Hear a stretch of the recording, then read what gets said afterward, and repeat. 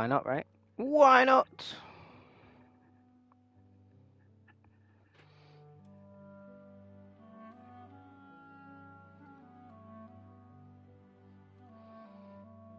Oh, gifts, eh? Gifts.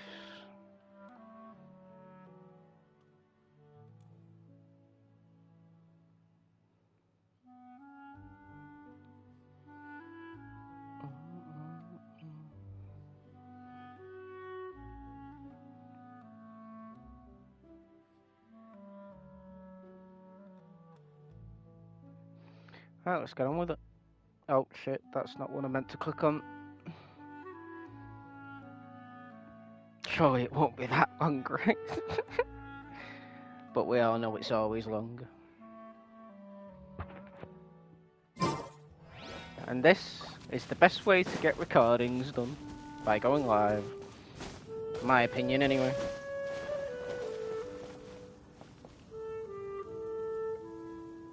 Right, does work. Oh, we're back to Mondstadt. Still can't believe that's the only one of that bird in the game.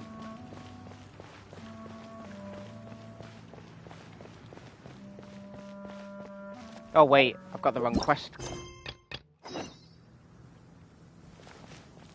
What is this?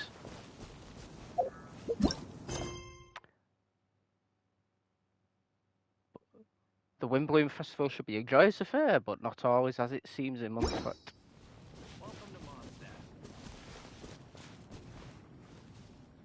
To special story mode. What does that mean? Well, this is new. Never seen it do it like this before.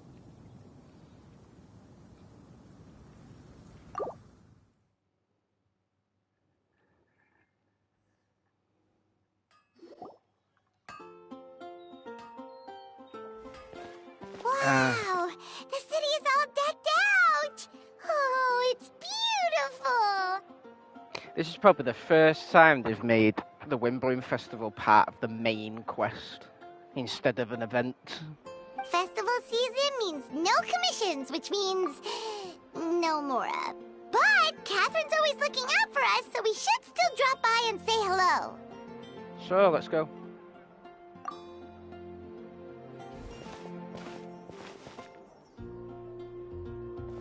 Greetings, traveler. Paimon. Hey, Catherine! Still doing the whole no commissions during Windbloom thing? In general, yes. The people of Mondstadt don't delegate their work to others this time of year. But...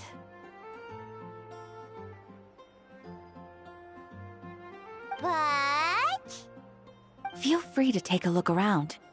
I think you'll pick up on something unusual. Take a look around, huh?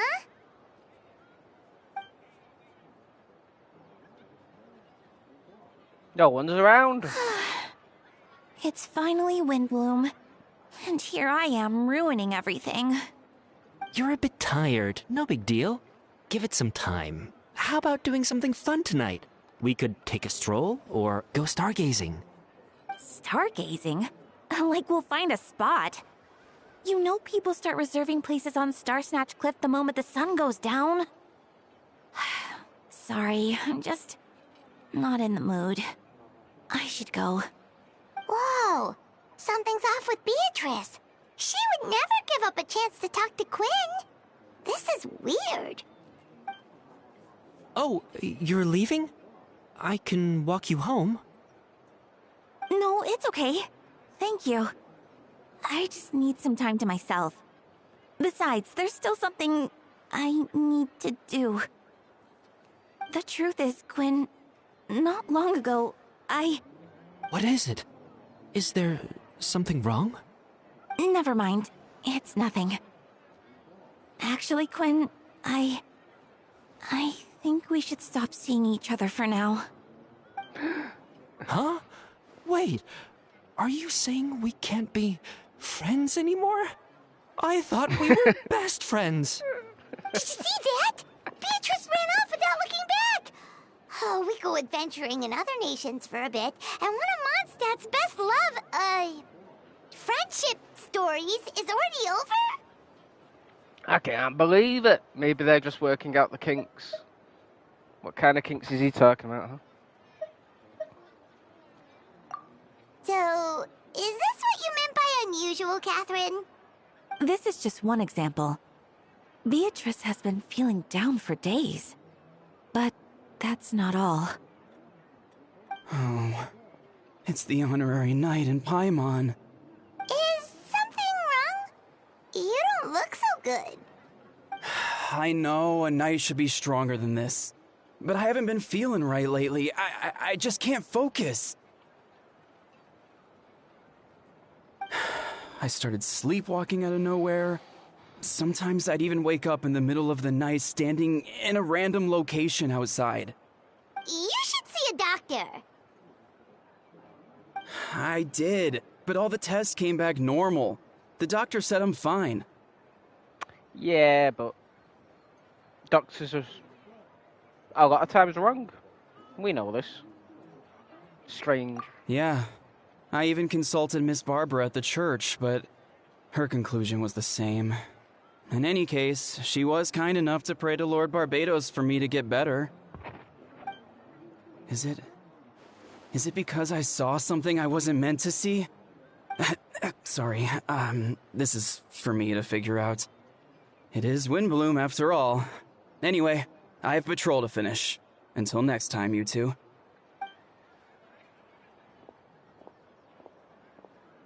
Huh. Is it something in the air, maybe? It is the nation of air. It appears Miss Donna is also out of sorts. Well, wind, but, you know. Same thing, right? Oh, where can I find a truly fascinating man? Wait, but Donna is the one who has a huge crush on Diluc, right? That's what I thought too. But she seems to have changed her mind. Is that Captain Kaya? Oh, God. Huh. Now that I look at him, he's exactly my type. How come I never felt this way before? Of course, we've got people not voiced again.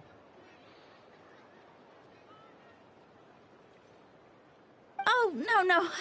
Of course not. I'm sorry, Captain. Just pretend I didn't say anything.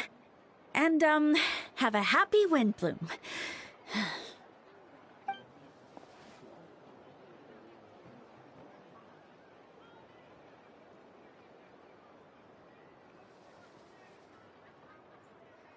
Good question, Kaya. So, you knew about that? Well, Master Diluc came into the city not too long ago, but when I saw him, it was like the butterflies just weren't there anymore. If I had to compare it to something, it would be like waking up and realizing you're married to a man you don't love. Damn. But then I saw you, and it wasn't that something was different about you. I can't really explain it. It was just a feeling.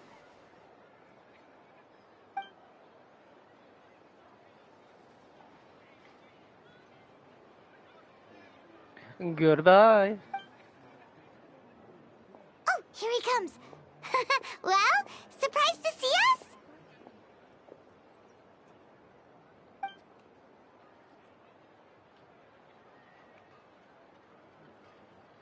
Oh, good. How about yourself and the rest of the Knights of Favonius? I can't speak. I got excited for Portal when I saw the live notification. Imagine my... I'll be doing Portal soon, don't you worry. For once. Most likely over the weekend. We'll welcome him. Oh, good. How about yourself and the rest of the Knights of Favonius?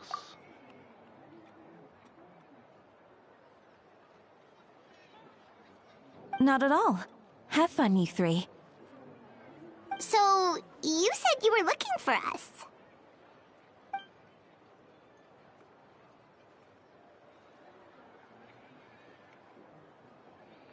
We need to read it. Yeah, well, that's gonna be a while after the bloody horse shit that happened when I tried going live with it. There's definitely a plan for it, but obviously I need to get some things sorted to get it to work. A womb raid. That's like the best misspelling I've ever seen. The best autocorrect I've ever seen.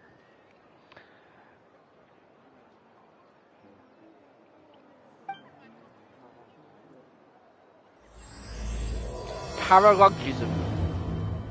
That is how you say that, right? Head to the headquarters!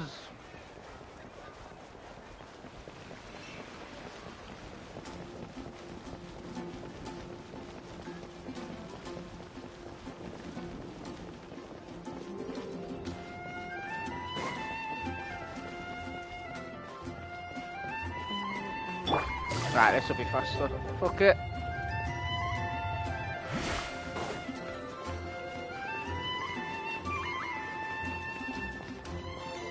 Wait, where? Oh, it's up here.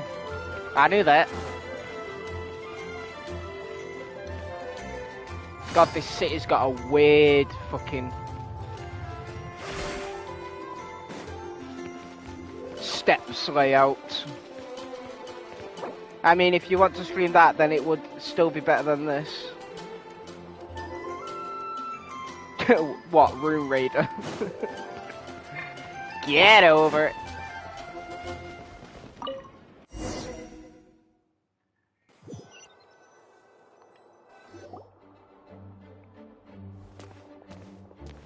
Ah, Kaya, you found them.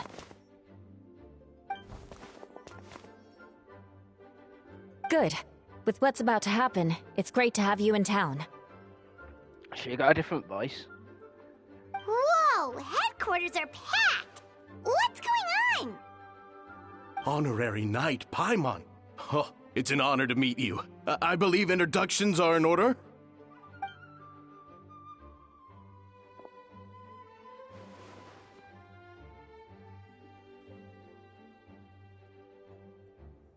Two generic NPCs with two actual characters. That's hilarious.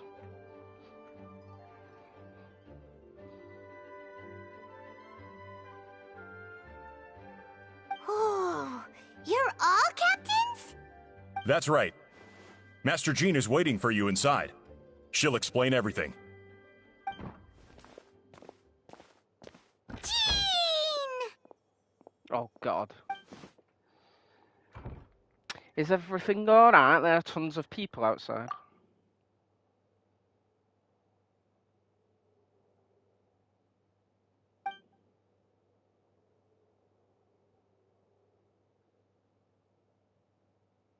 A trial? But this is Mondstadt, not Fontaine!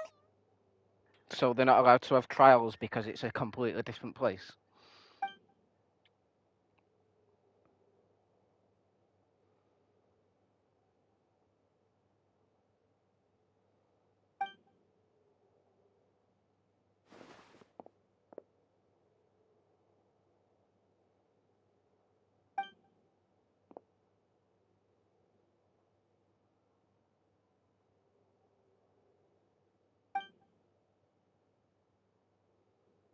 Of course. Which means it's a serious one. So, do you need our help?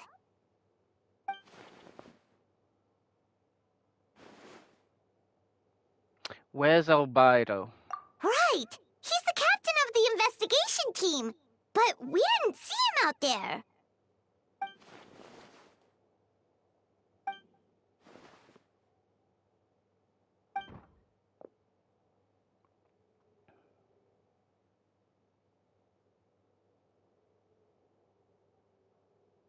Albedo is the one on trial? What did he do?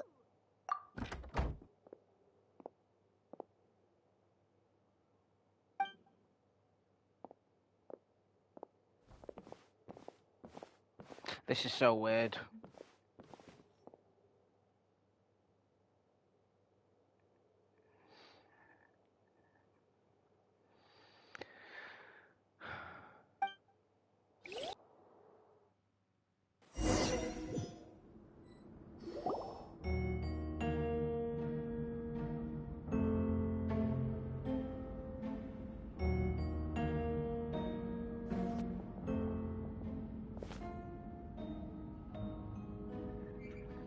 Oh look, we've got a new room we've never been in before.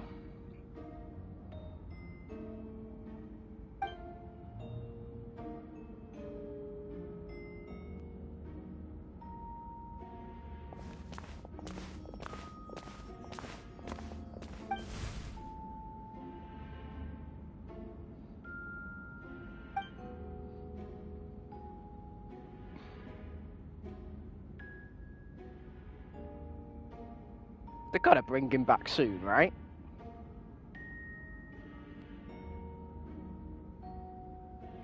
Why have I never seen her earrings before? Or never noticed them?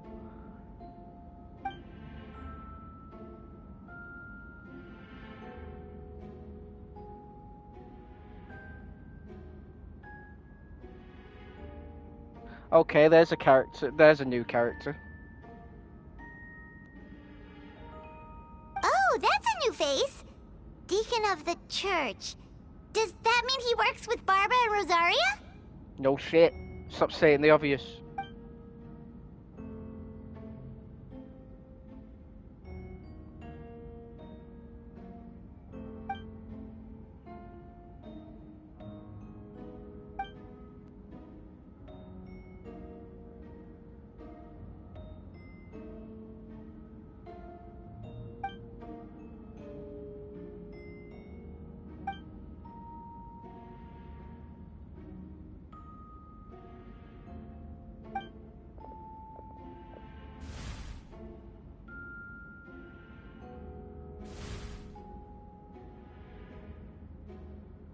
Apparently so. Ready to proceed. Prior to this trial, the Knights of Favonius, in conjunction with the Church, launched an investigation into Mr. Albedo for suspected murder and unlawful disposal of human remains. Damn. I was expecting it to go that deep. Murder? Murder! Hey, Abomination, welcome him. It's been a while. A witness stated that, 11 days ago, in the middle of the night, she saw the defendant southeast of the city gates, dragging a large object she later identified as a human body. Of course, they gotta do the glare scene. No. There's no way! There is a way! We now call that witness to the stand. Beatrice, please tell us what you saw.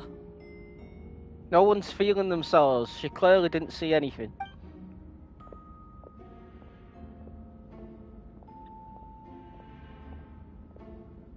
Well, I was out late that night on business. And when I came back, I saw someone in the moonlight that looked like Mr. Albedo. He was dragging a huge bag of some kind. I thought it was strange, so I followed him.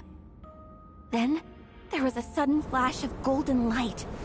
The bag opened, and inside there was a body! Mr. Albedo's vision allows him to manipulate the ground with ease. So he buried it, and then removed any traces on the ground. Before he left, it seemed like he looked in my direction.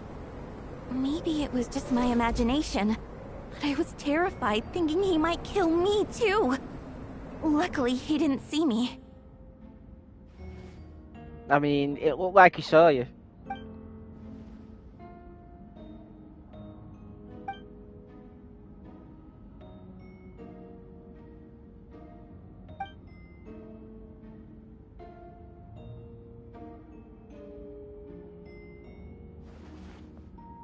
Apparently so.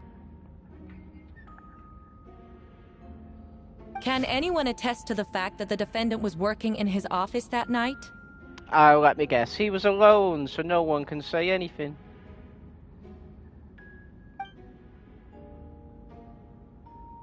Then the length of the report is not a sufficient alibi. This isn't looking good. He's gonna be a 4-star, isn't he?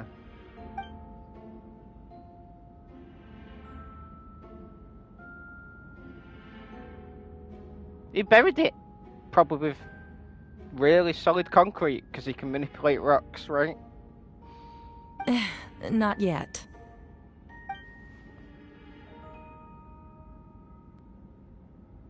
That is true. I know what I saw. I'm telling the truth, Miss Hertha, I swear. Also, didn't you say that speaking out would help protect the people of Mondstadt? Otherwise, I'd never put myself out here like this. You're doing the right thing. Besides, the investigation wasn't fruitless. A single man's shoe and a torn piece of fabric were found in the bushes near the crime scene. He disintegrated the body, eh? The same location the witness described.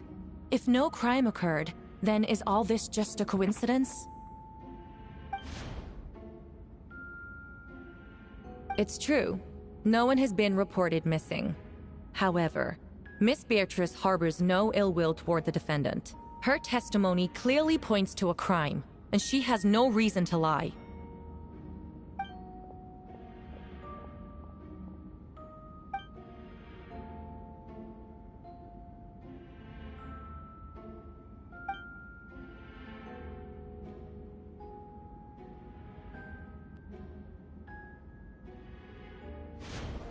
Interesting.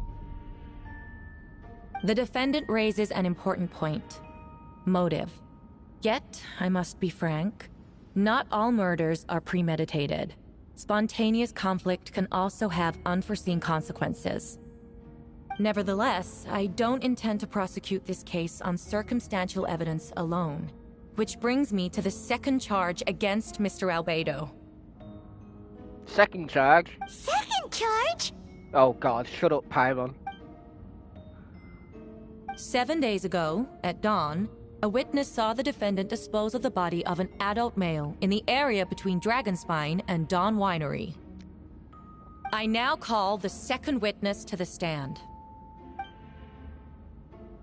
Wait, that's... Luke.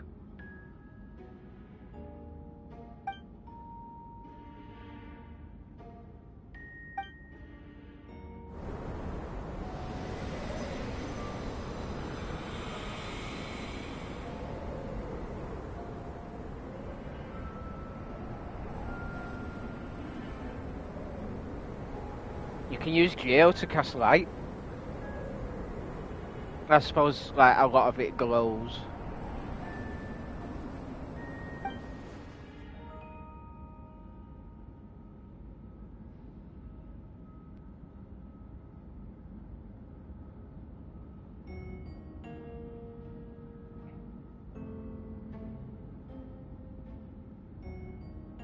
We now have accounts from 2 separate witnesses that describe the same modus operandi. Would you call that a coincidence? Yes.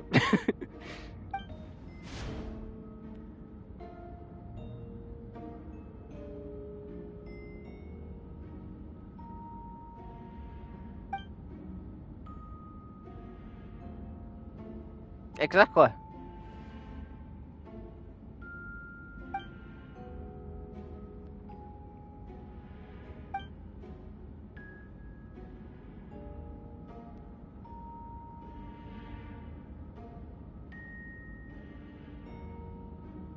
Before you suggest a lack of evidence, Mr. Kaya, you should know. After the defendant left that morning, the witness found this where the body was buried. A box! Not the box!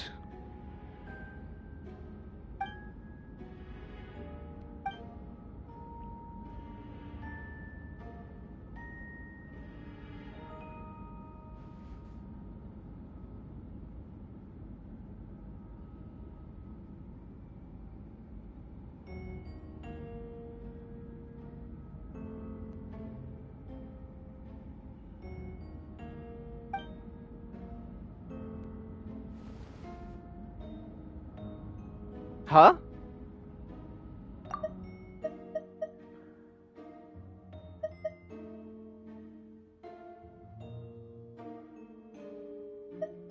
Oh, right, because he's the one that found it.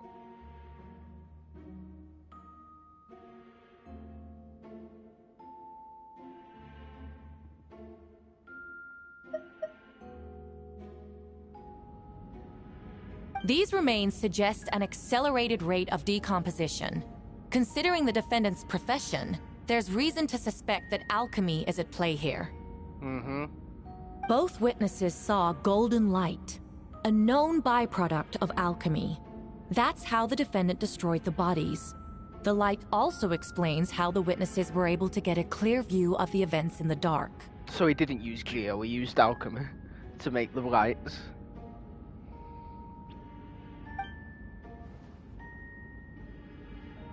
You are an alchemist after all.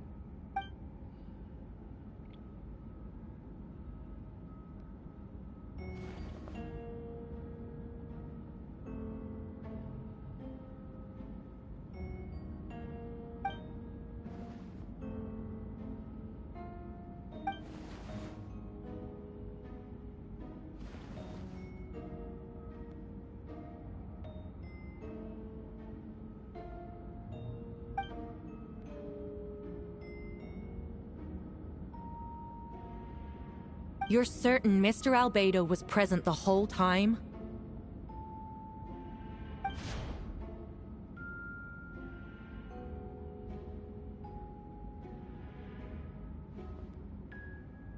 Nevertheless, the other witnesses have no reason to lie. Tell me, Miss Sucrose, that meeting in the library, were you awake the whole time? Sounds like a considerable duration to go without sleep. Oh. I do hope you can be truthful with us. It concerns the safety of countless Mondstadt citizens. A crime like this cannot go unpunished.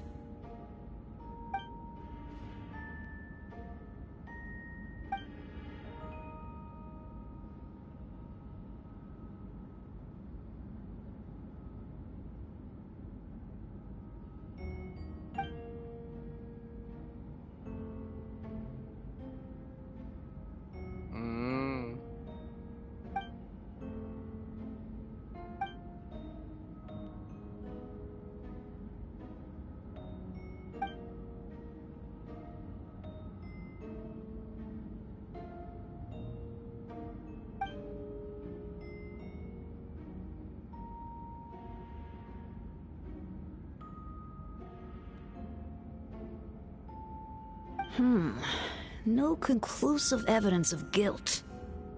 But the witness accounts do match to an extent that can't be dismissed. This is a tricky one. Allow me to submit another piece of evidence. The investigators intercepted one of Mr. Albedo's correspondences. I will now read the pertinent parts to the court.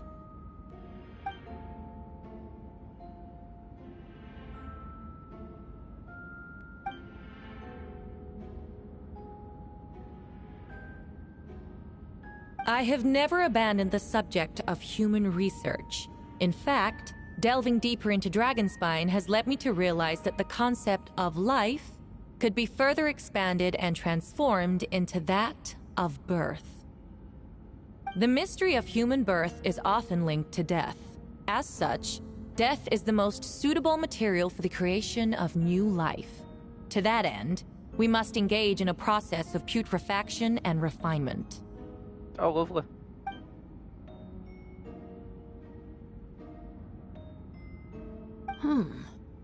Is that in reference to an alchemical process? The letter continues.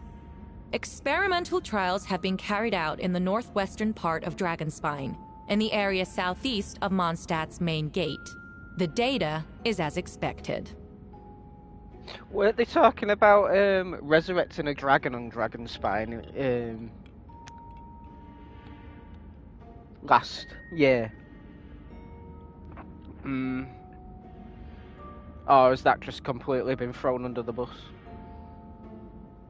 Just as you endeavored to do, I too shall take up the path of creation and break through current limitations to reach a new realm of living beings.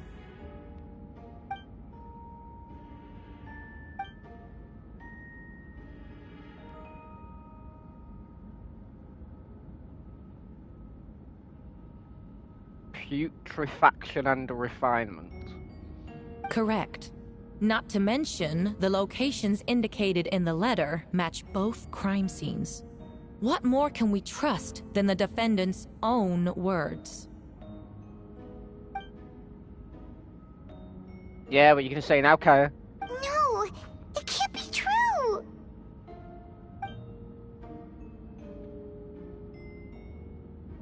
A guilty verdict cannot be delivered without sufficient evidence.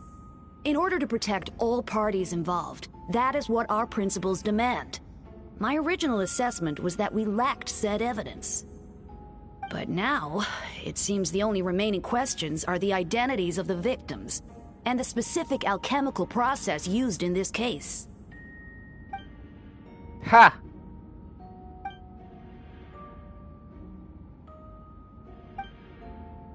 He's guilty, right?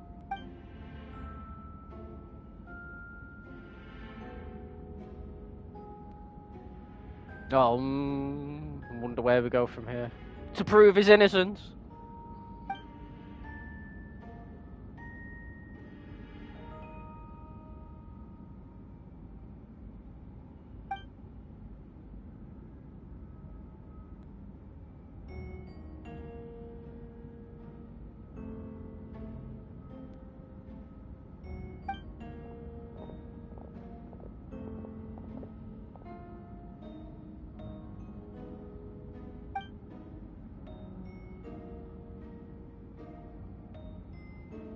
Wait, is that something to do with his quest?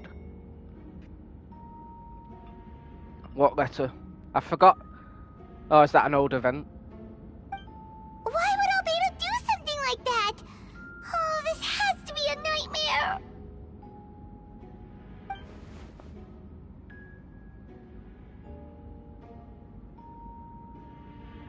That is, it must be an old event because I don't remember that. Unless I overlooked something in his character story. Because obviously, I think before his character story even came out, his event was before that. Luckily, they've stopped putting heavy story elements in the events for really serious things for story-related stuff.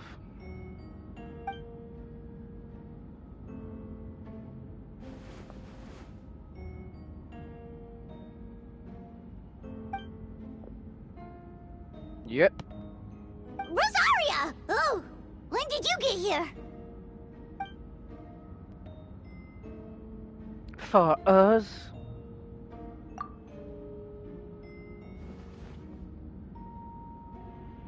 Who is he? Albedo. Actually, I don't know. Oh, Barbatos. Wait, do you know who he is?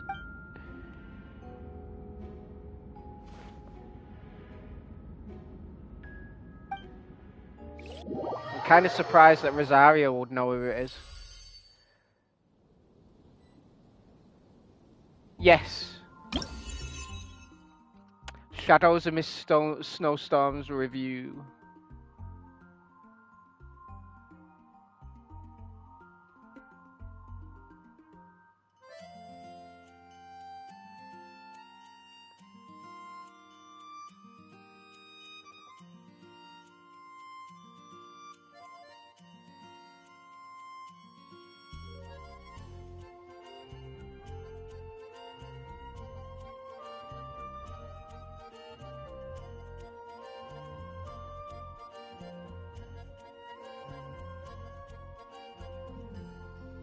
Shadows Amidst Snowstorms review.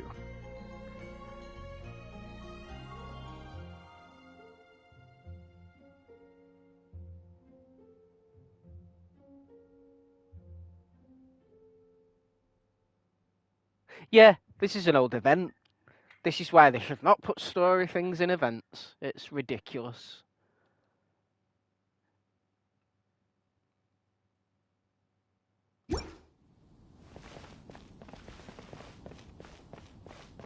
Hopefully they don't do it anymore, right? Or they at least let us, like, do them again.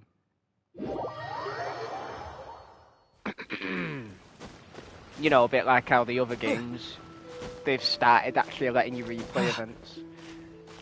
Except in those, the events have generally less impact on the story, whereas the ones in this that you can't do again have rather big impacts on the story, which is kind of annoying. It'll get resolved one day, right? I'll have a good climb. Apparently.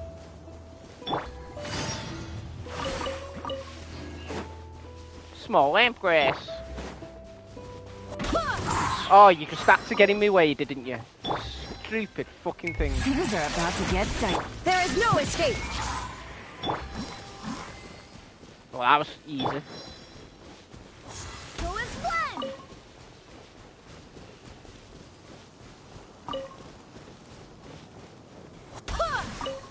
Alright. Off we pop!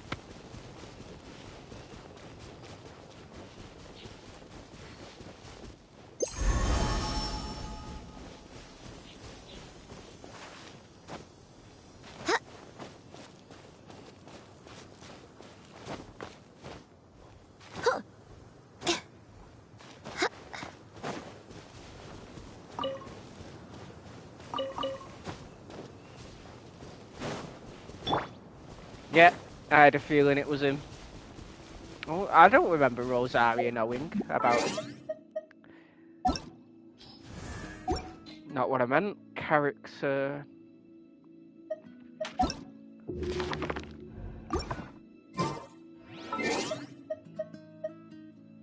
Yeah, 'cause his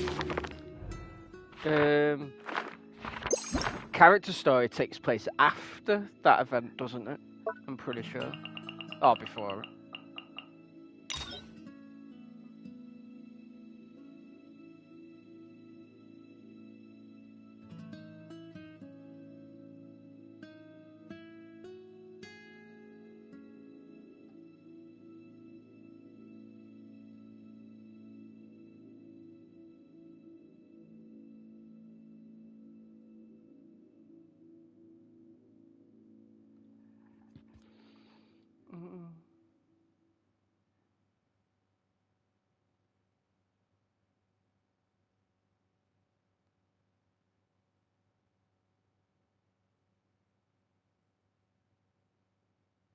Oh wait, it must be after. It must have been after his character story.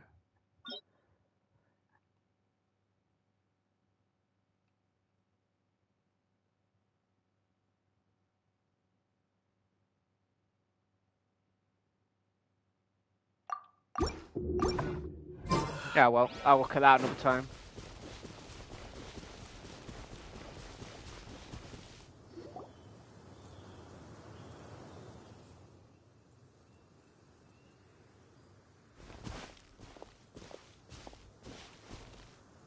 Venti, did you send us that message? No, I did. Oh. Whoa, where did you come from? Wait, Venti, do you know this guy? His name is, what is his name again? Didn't think I was that unmemorable. I'm Dahlia, Deacon of the Church of Favonius, and Herald of the Animo Archon Barbados. Not gonna forget next time, right? So you called us here so we could meet with Venti? That's right. I noticed you during the trial. The legendary honorary knight. You seem to have a lot of thoughts on your mind, so I thought we should have a chat. After all, I am the Herald of Barbados. If the people of Mondstadt are in danger, I should keep the Animo Archon in the loop. You know it's him? Wait then, you know about... About what? The fact that my tavern-hopping nomad of a friend is Barbados himself?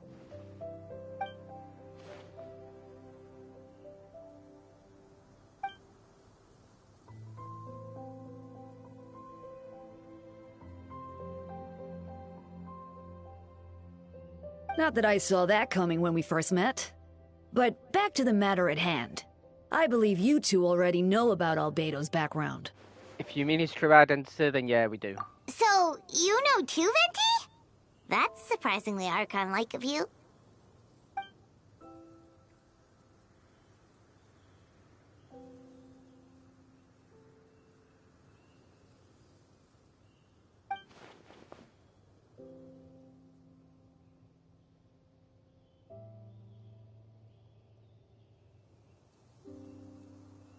A synthetic being loses control of their sanity and goes on a killing spree. That's how a novel would frame the story, and people are inclined to agree. Albedo has told us before that humans often value the ordinary over the transcendent and miraculous. Yo, why does that character have to have no voice? Oh, it's some... There's an ongoing voice actors strike thing, but it's all complicated and it's been going on for like a year now, but it's hopefully coming to a close in the next few updates and shit. But welcome in, Nico. How are you? And the slightest difference is perceived as other. A very common phenomenon. Is it really a common phenomenon? What do you know about the situation, Venta?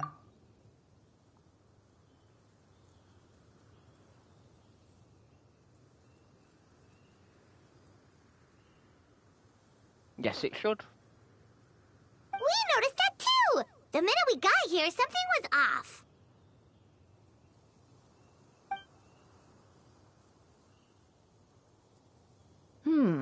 I've picked up on most of those too. Miles is out of sorts. Beatrice seems anxious. Although I didn't know Donna stopped being interested in Master Diluc.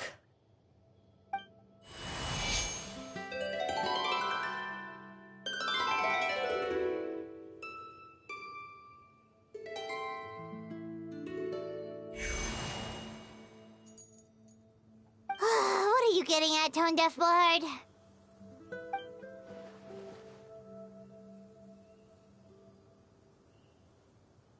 You are Barbatos, shut up.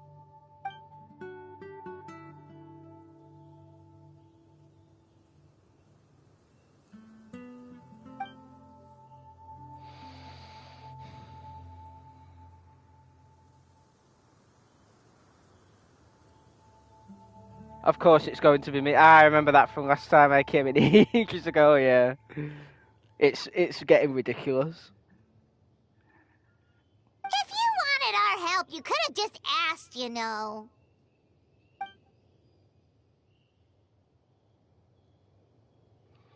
I remember it got so bad that in Zone Zero they've replaced all the ones that stopped working.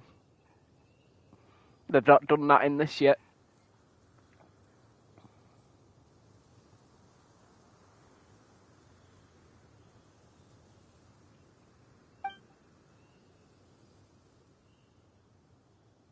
Behold! Ooh! Hyman remembers that Jumpy Dumpty!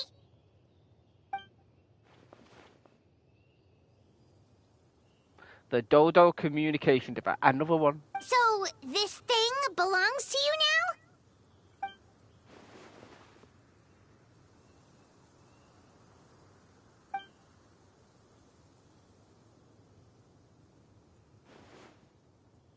We'll do our best to uncover the truth.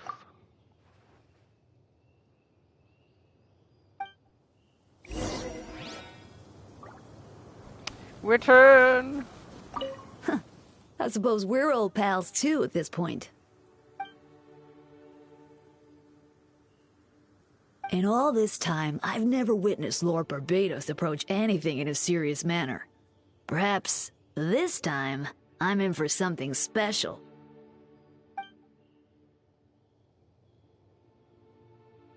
Hardly. It's not blind faith, you know.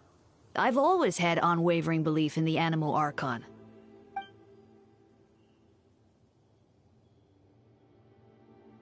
Good idea.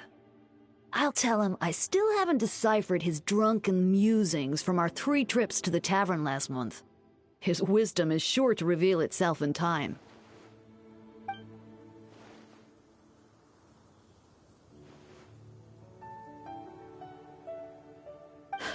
A dear friend like you? Never. I'll have a drink too. He has no voice to ask. I know it's so like disoriented and like oh my god, the views are getting better every update. Right, where were we going? Back to headquarters, I guess. So what are you up to, Nico? What brings you here today?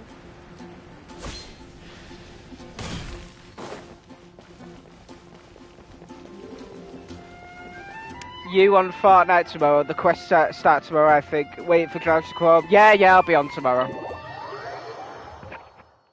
I will be on tomorrow. I shall be doing Portal 2 this weekend as well. Who the fuck am I?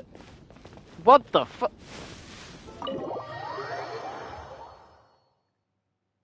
That was weird. Why is it doing it like that?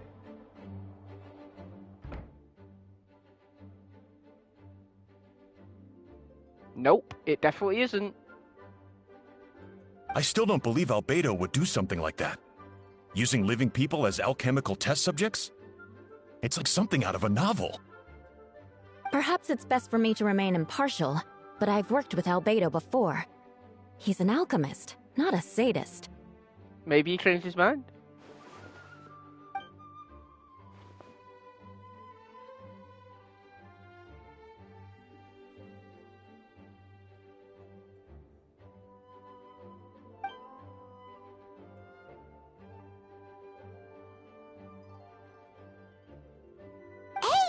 Jean!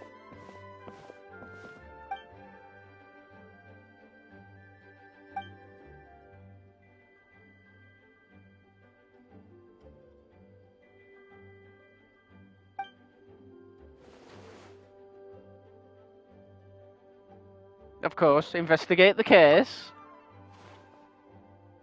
Do you want us to join the joint investigation? Are you sure? We're just adventurers after all. Yeah, but we do everything. We're the main character.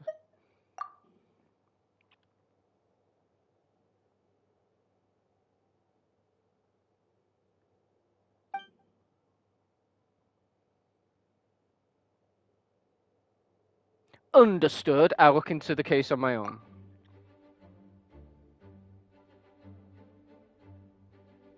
But what if the accusations turn out to be true?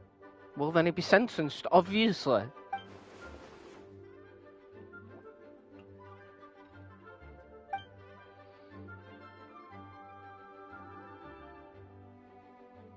Oh my god, we can finally go up to the second floor. Oh!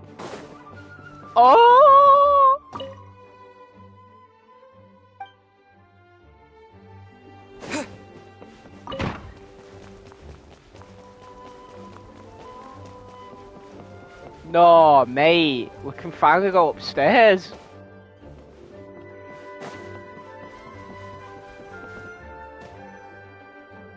Wait, Captain Kaya! Surely I can't just...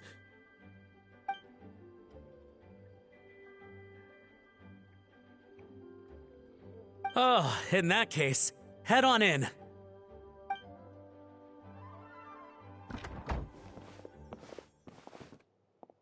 So this is Albedo's office. Pretty much exactly how Paimon pictured it.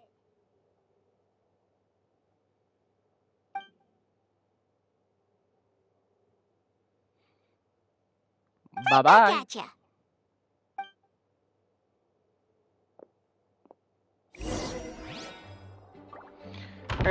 I'm busy this week, so I'll see you sadly going city centre for a day out Saturday and Sunday watching film with Drag. Ooh, what you watching?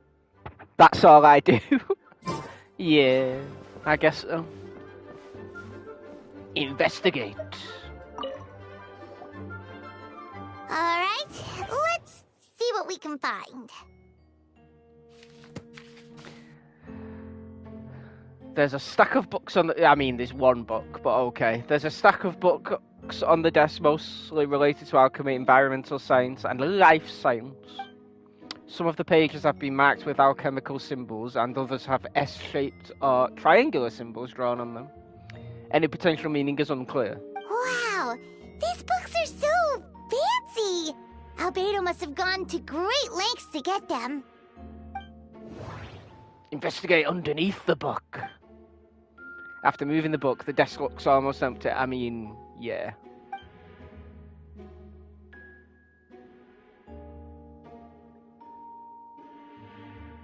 The resulting noise is a bit unusual.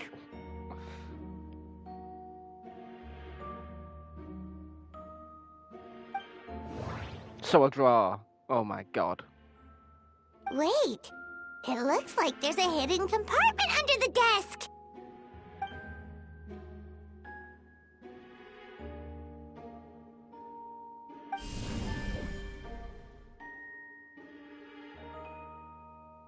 The power of Geo.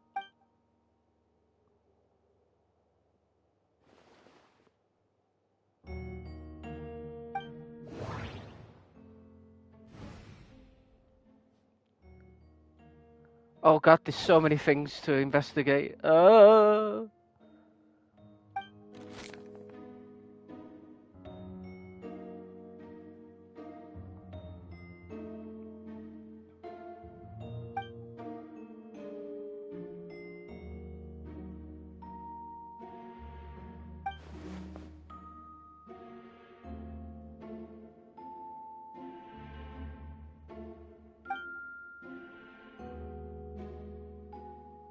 In addition, I do happen to have some information on the subject of our last discussion, the materials and arcane formation required for human transmutation.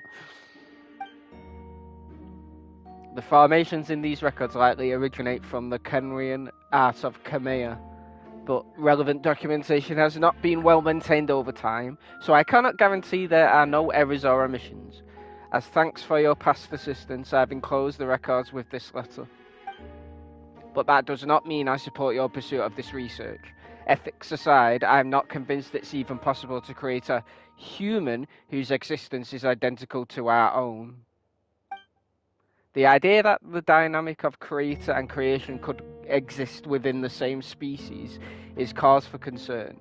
Even with a talent like yours, I must urge you to proceed with caution.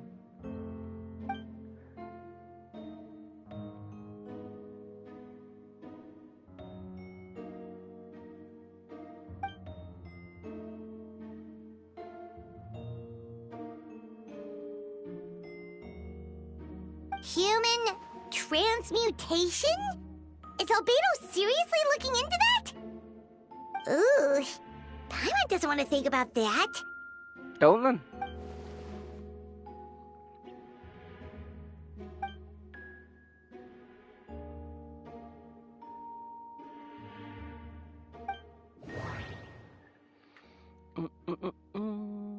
Right.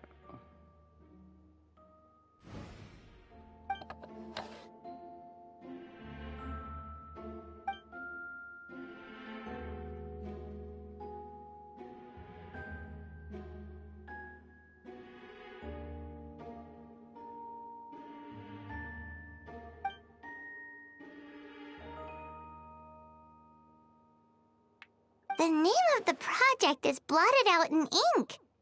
What could it be?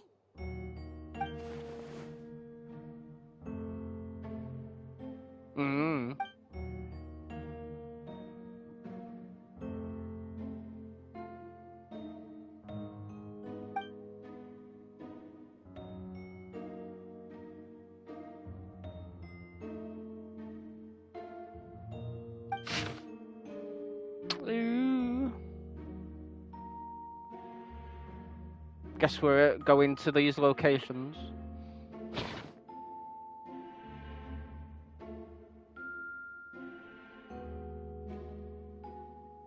Huh. What does this mean? Oh, do you think something might also be buried at the last location? Alright, that seems to be it for this place. Oh, the first two locations were already the ones mentioned on the trial, I'm guessing. We should go tell Jean what we found. Whoa, I wanna look at the test tubes.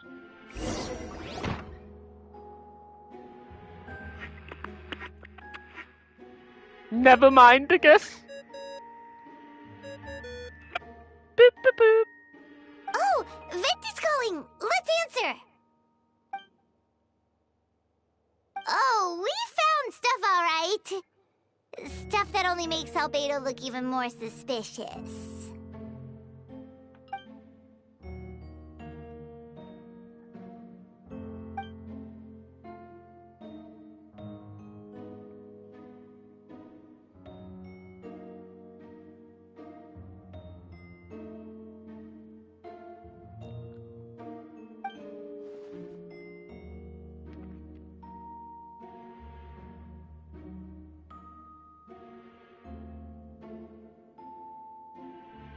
I don't think the hand raising was faked, and the notes also sounded like him.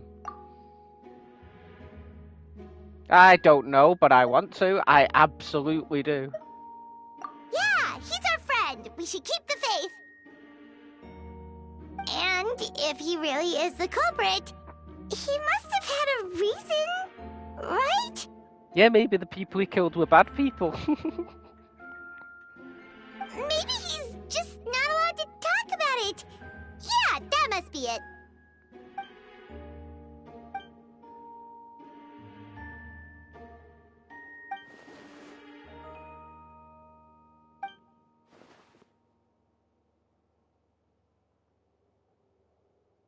Yeah. Well, let's go find Jean and tell her what we learned. Wait, that's Miles. What's he doing here?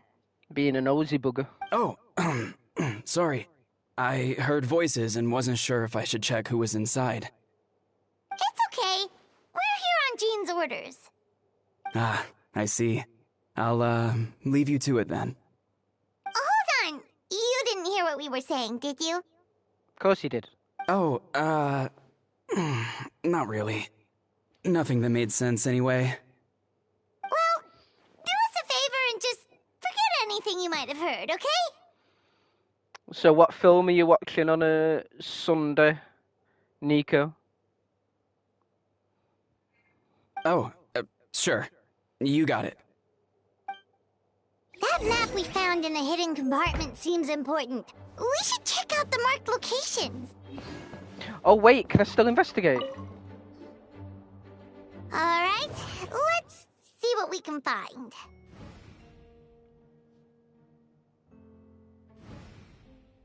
Oh god, there's a lot of stuff.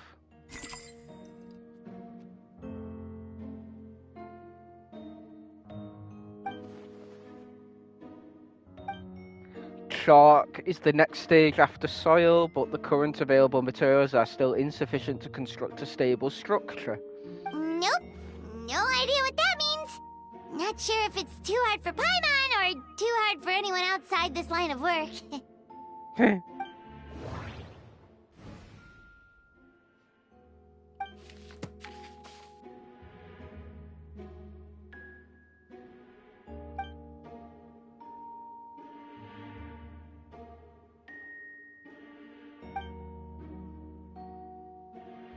Putrefaction.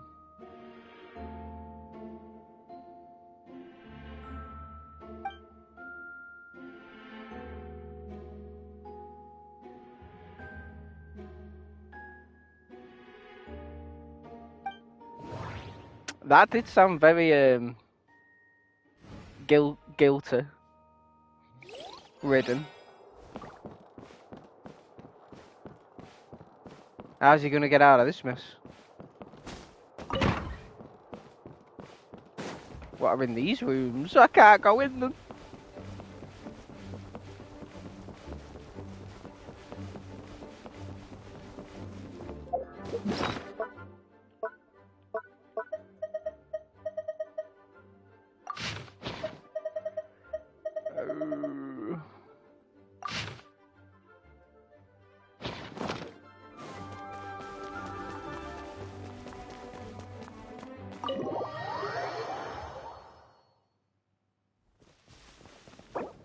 Oh, why do I keep pressing that bloody button?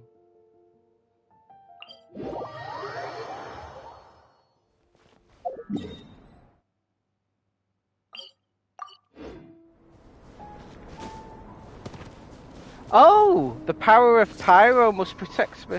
No, never mind. No, it doesn't.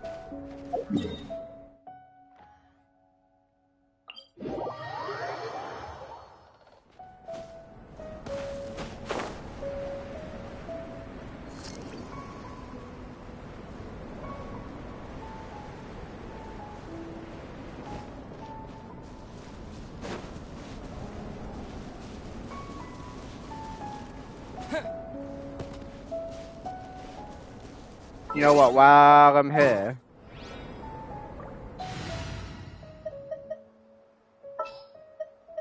The Spina's on the case!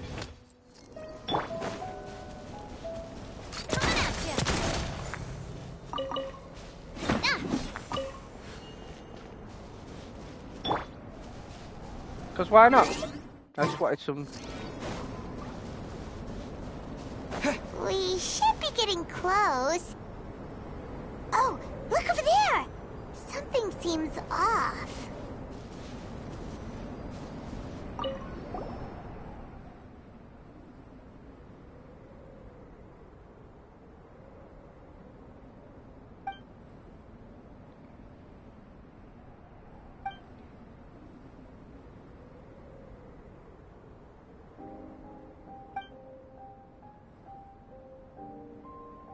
Weird.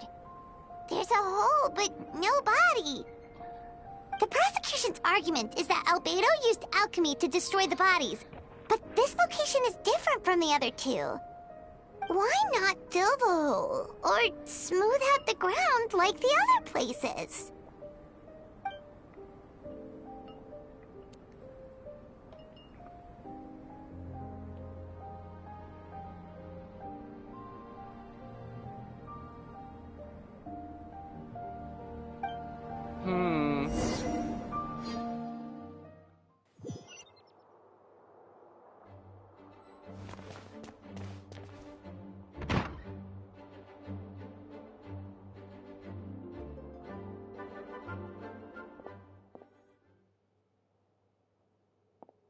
Lots of things. Yeah, but none of it helps Albedo's case.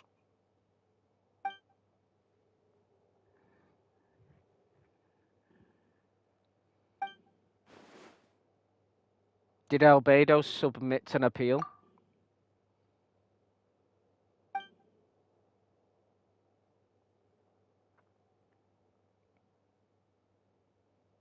Maybe he found the bodies inside the holes and wasn't actually burying them.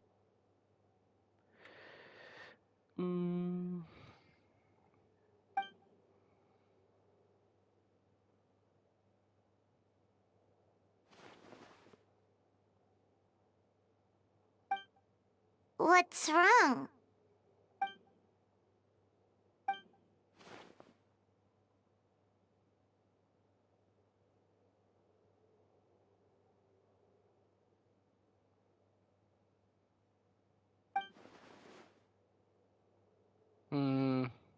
Yeah, not when the charges are so serious.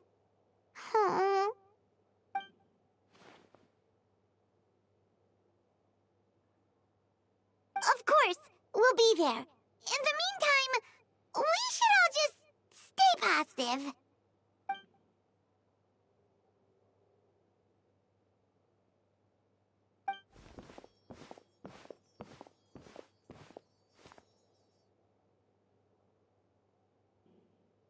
What is he doing? It's Miles. Miles is the culprit.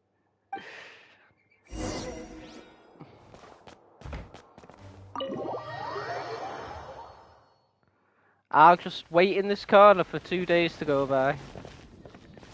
Yep, that's what I'll do.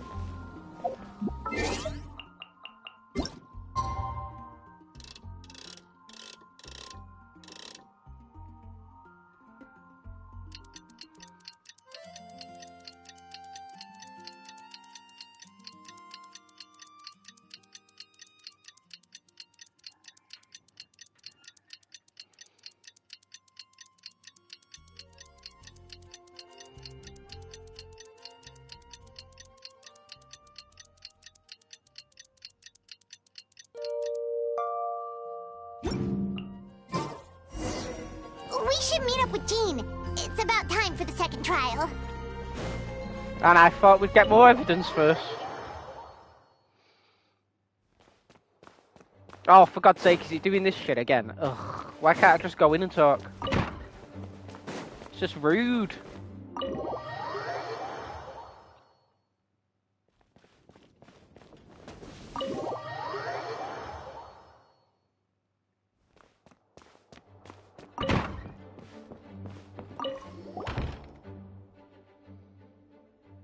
I have something to take care of first and ready.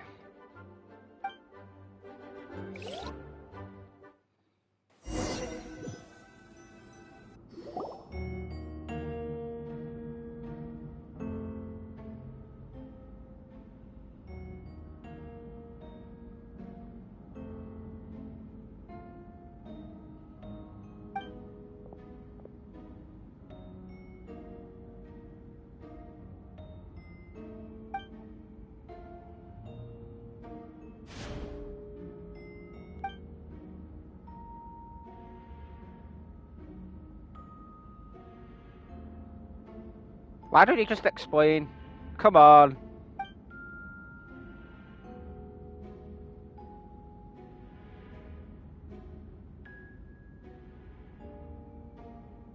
Yes, we sent the teeth and the femur bone found at the scene to the church's medical office, and were able to conclude that these are, in fact, human remains. I mean, yeah. In addition, the investigators were able to identify several Mondstadt citizens who appear to have been missing for quite some time. Forensic analysis of the remains allowed us to pinpoint the age and gender of the deceased. Interestingly, one of the missing individuals matches that profile to a T.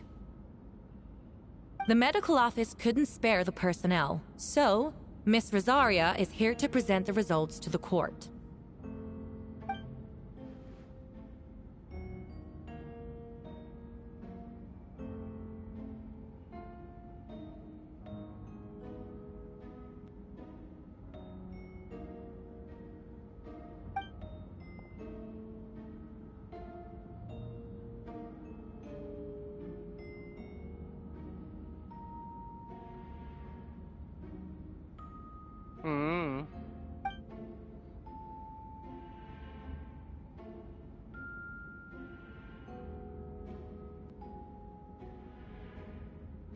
Is it reasonable to assume this technique to be alchemical in nature?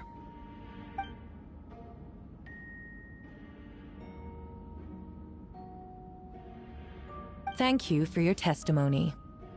The identity of one of the victims is now confirmed. But what about the defendant's motive? Considering what he wrote in the letter, we can deduce that the defendant needed subjects for an alchemy experiment. Who better than individuals whose disappearance would go unnoticed? True. In other words, he sacrificed the good people of Mondstadt for his own gain. A truly vile act. In addition, another witness has agreed to testify. Miss Donna, if you would. Wait, Donna from the flower shop? I'm sorry it took so long for me to come forward. But the night Master Diluc saw Mr. Albedo, I was there too. Oh, is this why she's gone off him? I was camping with a friend and we decided to stop near Dragonspine. I couldn't really get comfortable that night, so around dawn, I decided to go for a walk. And that's when I saw Master Diluc. I thought it might be nice to, chat. So I headed in his direction and then I saw it.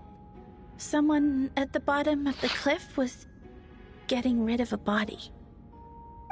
I was terrified the person might see me. Even after I fled, I couldn't shake that fear. And I started to wish I never had a crush on Master Diluc in the first place.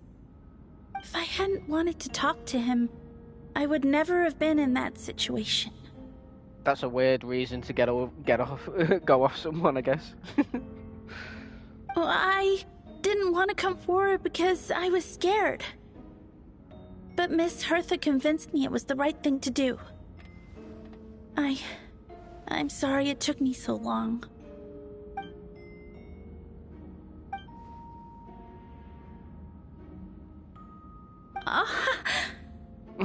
Maybe she's not completely over it.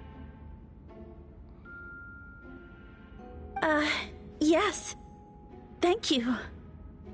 The two witnesses corroborate the same sequence of events. That just leaves the question of how the defendant disposed of the bodies. I believe the answer lies in the alchemical technique mentioned in the letter. The defendant is the most accomplished alchemist in Mondstadt. He has the skill, no question.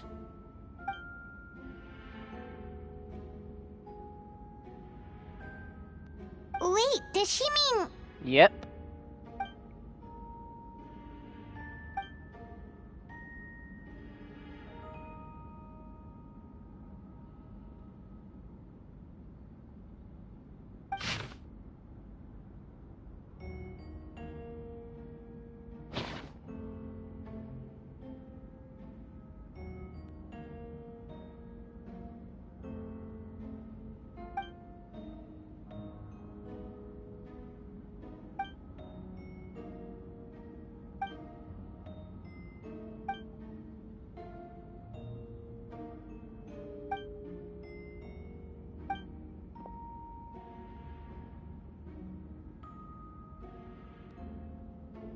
Why don't you just explain what's going on? No! We have witnesses and physical evidence. What could you possibly say in your defense? Is that all you're gonna say? Ugh, you have some nerve. Saying that when the evidence is stacked against you?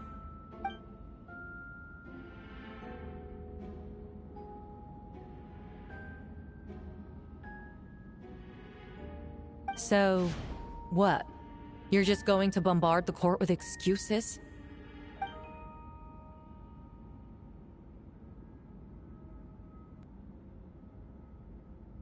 Patience. That won't make the charges against you disappear, Mr. Albedo.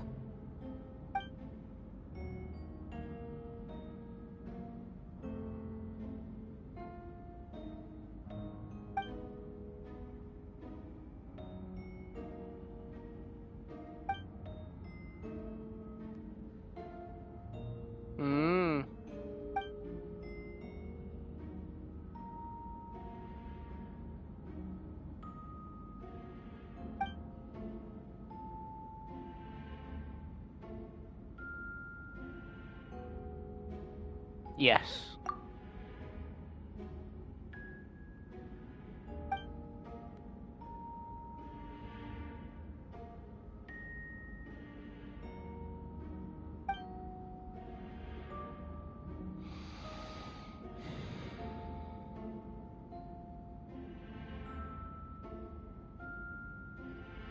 Then, there must also have been a body.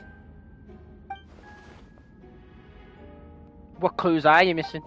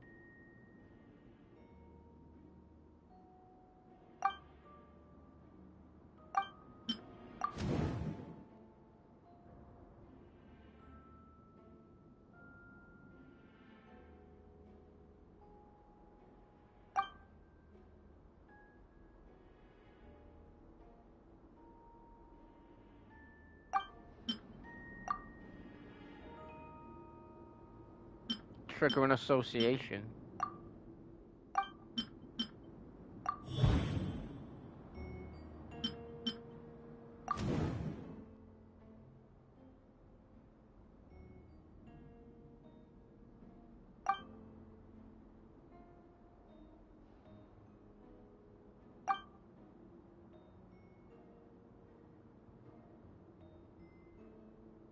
Well, no one goes to Dragonspine. What do you expect?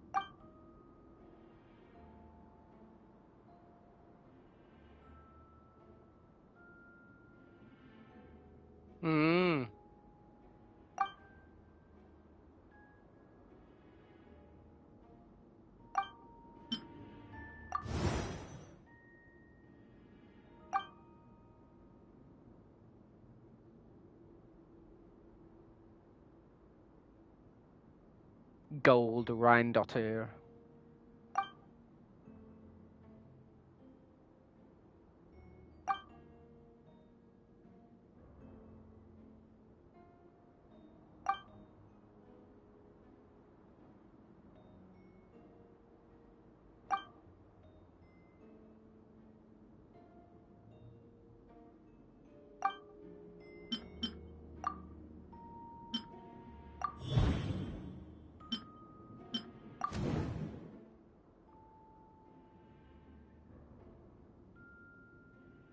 Yeah, that must have been an event.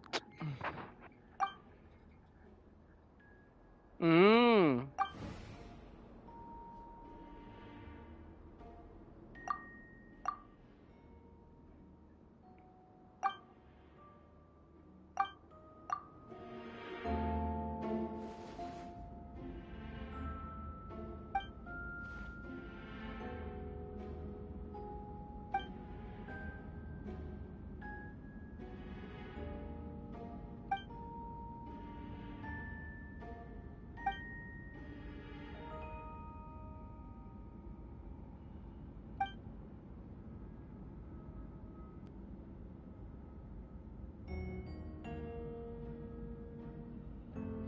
Used alchemy to restore the ground to its original state.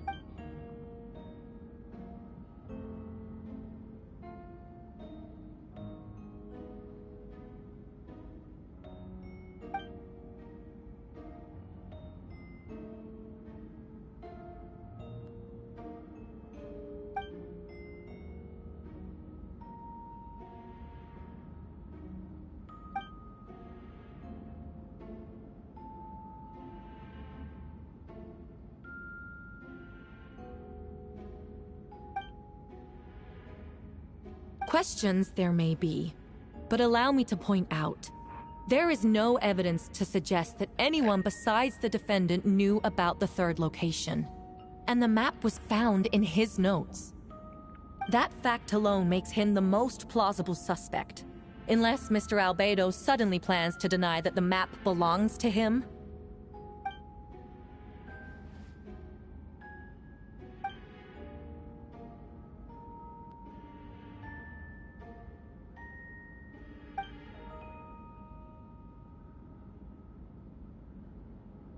Oh. What? What?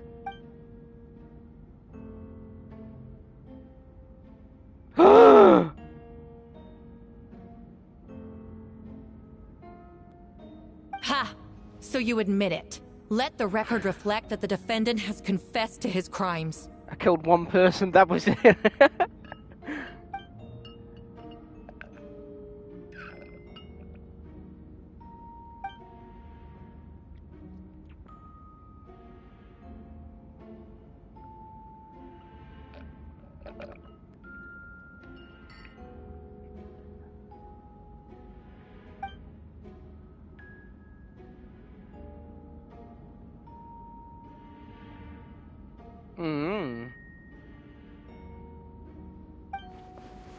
Actually, the traveler Amber Bennett and I were with Albedo that day.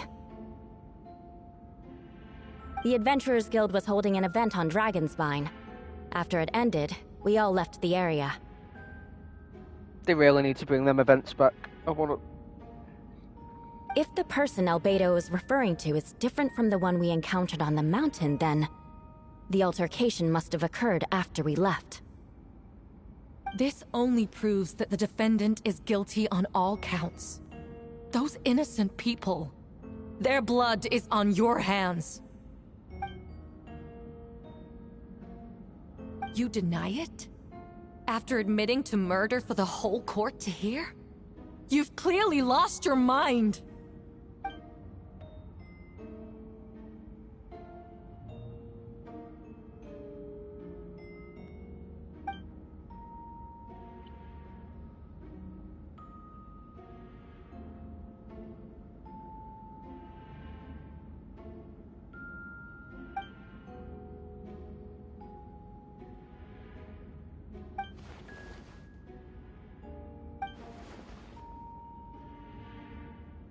It's one thing to look similar, but for the clothes to be the same?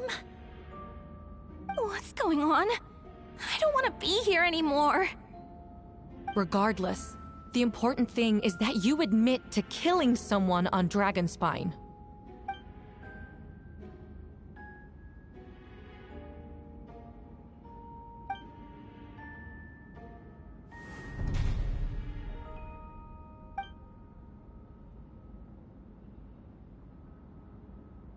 What? What? Everyone! I brought her! Her? Wait, you... The person who just came in. Isn't that Hertha? Who are you? Why do you wear my face? Hello to you, too.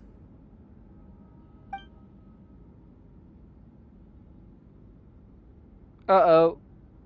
I see what's going on here. It's all been leading up to this, hasn't it? Your confession. It was all an elaborate stunt to set me up. Well, you've revealed yourself now, haven't you? You want to undermine my credibility? Fine.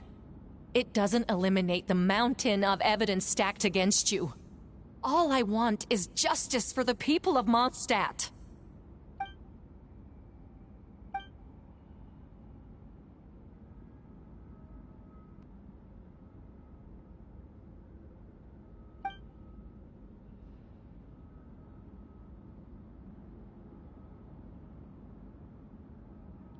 Oh, okay.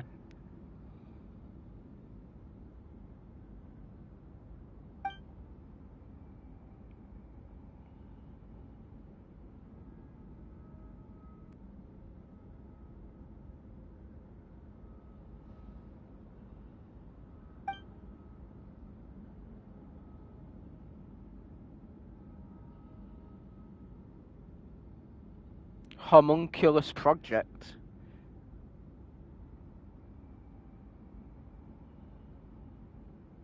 Homunculus?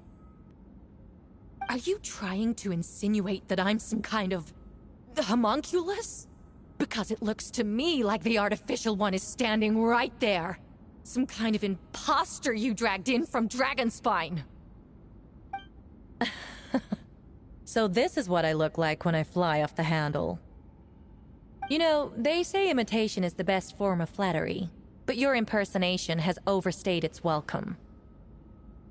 Master Jean, what are you waiting for? We've known each other for so long. You recognize the real me, don't you? No.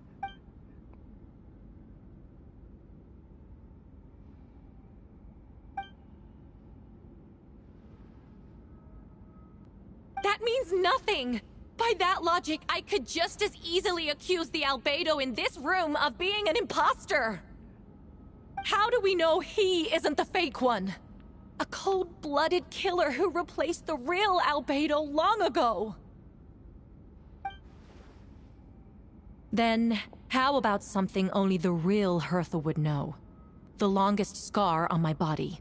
The knights who fought alongside me that day should remember where it is. I remember. Let's hear your answer. I'd like to hear Miles' answer first. Huh? You don't know? Or you don't remember? I heard you've been acting strange these days. Disoriented? Confused? You were closer to me than anyone during that battle. And yet you don't remember a thing. Strange indeed. No, my head. It hurts. It hurts so bad. The scar is right here. Oh, it's just an arm scar. I was expecting it to be like down her back or something.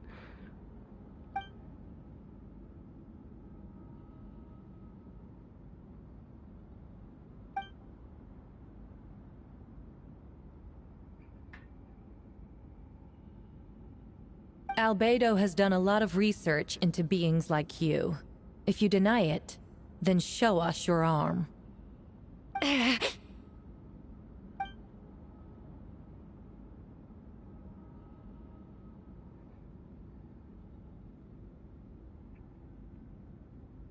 Spawn of Durin's life force.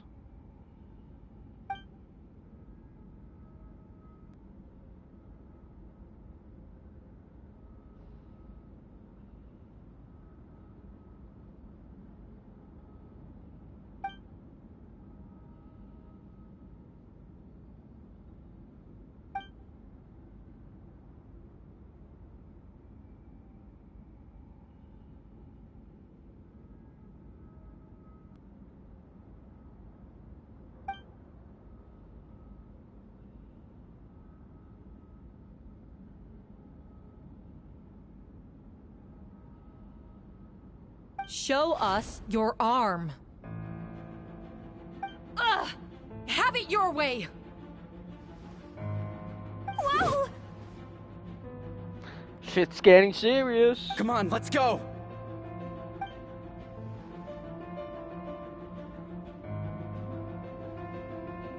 Hey, they're shielding the imposter!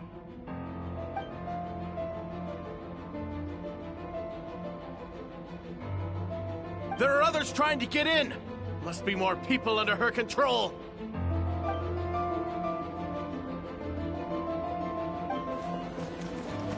Whoa! She just leaped across the room! After her!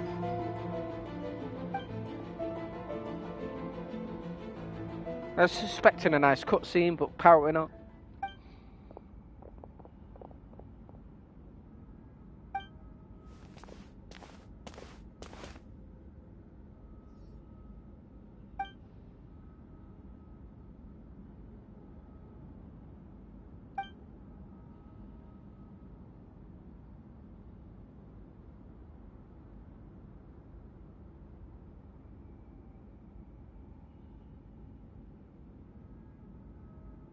That's quite wow. That's quite an involved plan.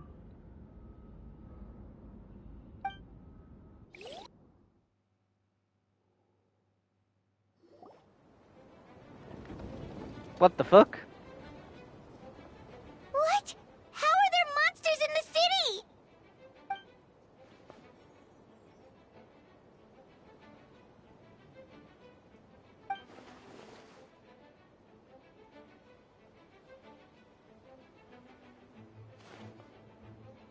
So he is actually going to resurrect at some point.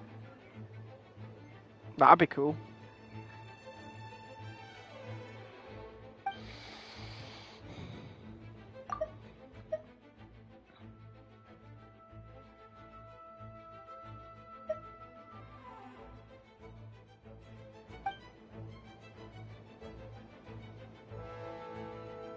Of course. Where's our first stop?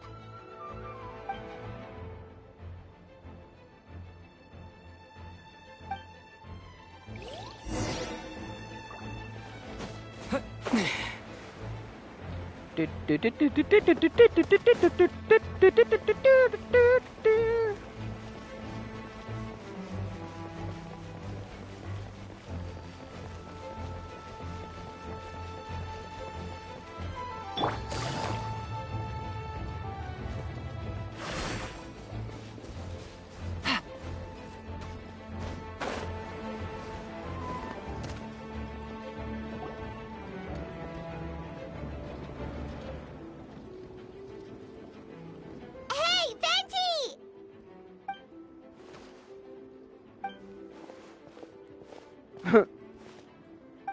What's with the freak out? It's just us.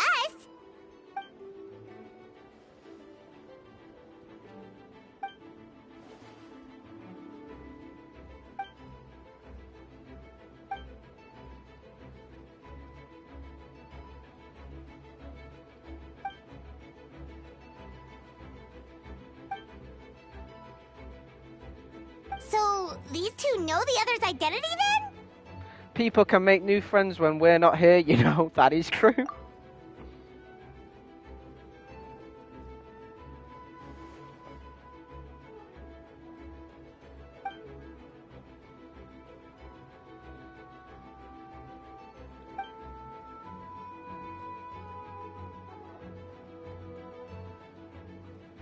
Wait, so what about the map? And the missing bodies?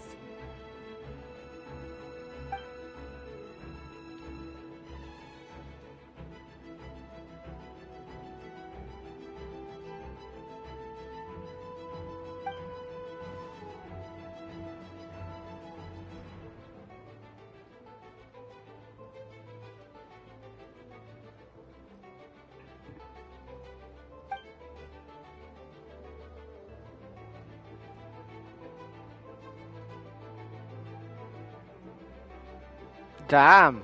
So they're actually dead?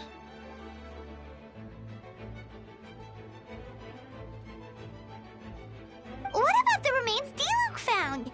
Did they belong to one of the victims?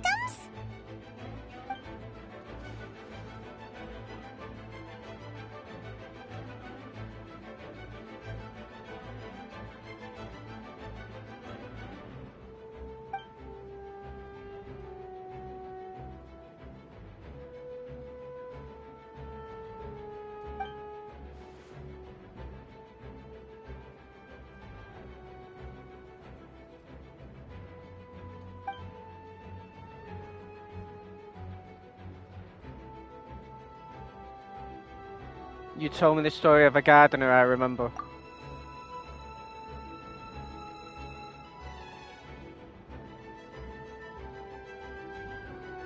So there was another imposter on Dragonspine that day?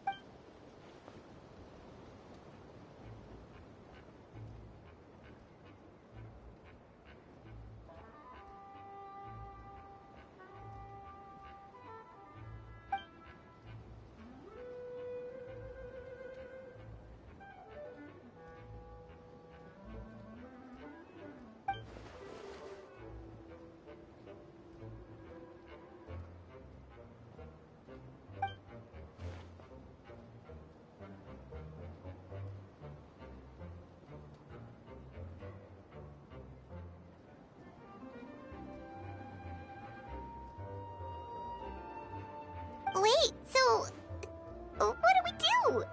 We can't go around hurting innocent people. Oh, so some of them are under influence and not actually dead.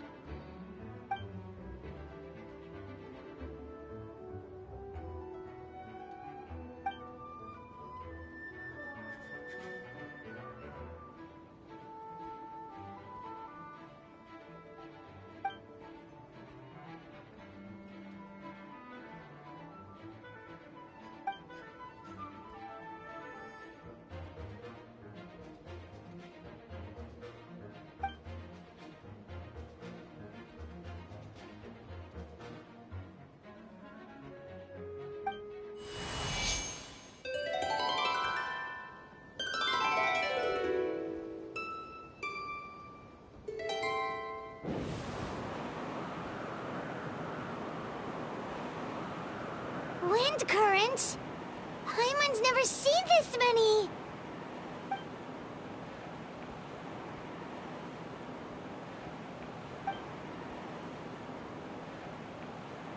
All good. We have enough manpower to provide support. Requesting assistance at the side gate. Heading over now. Whoa! It's long-distance wind communication! How is that even possible?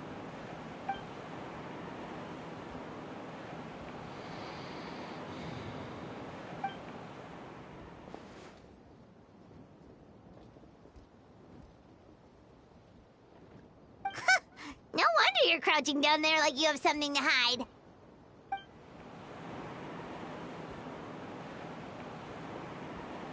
Huh? That voice. Venti? Is that you? Yep. Oops.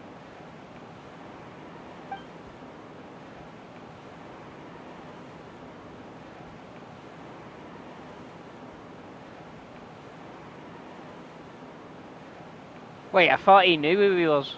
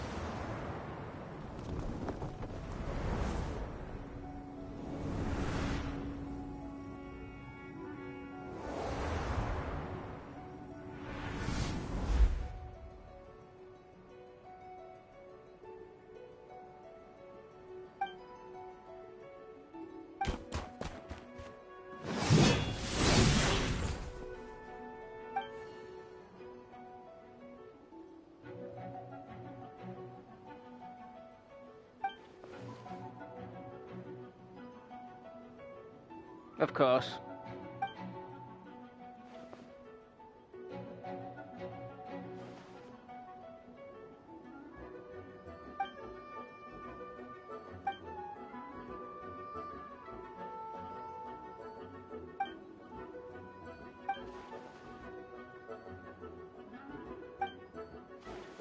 Because of you.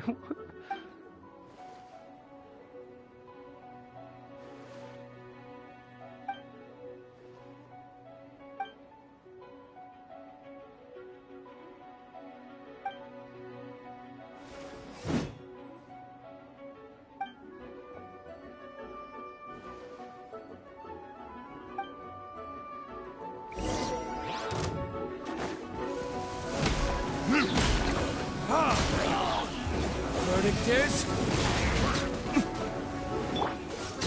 Don't get frostbite.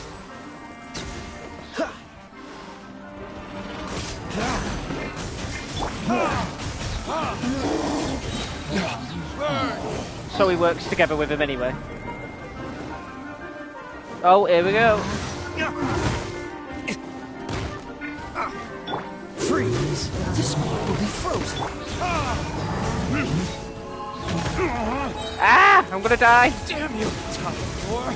Retribution!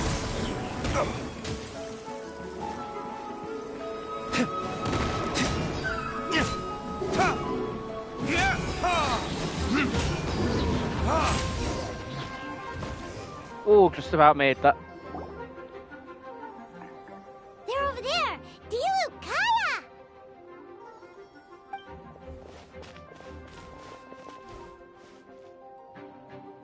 What? We can't be here because we care? Nope. Maybe this was just the closest spot to the city gate.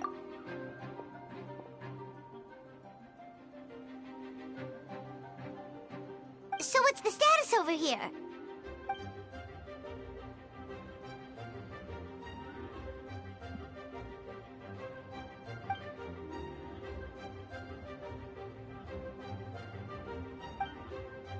We don't have to bring that up.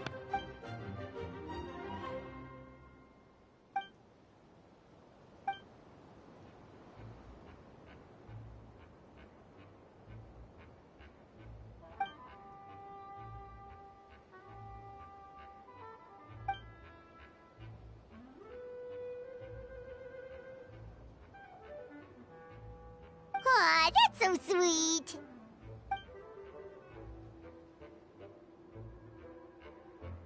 We'll see you soon.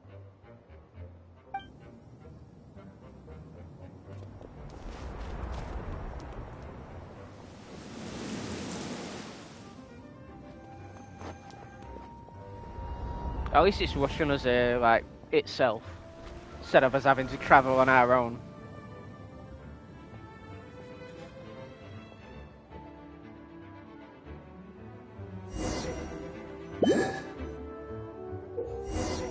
Get close to the injured Knights of Favonius and use Barbara's elemental skill to heal them.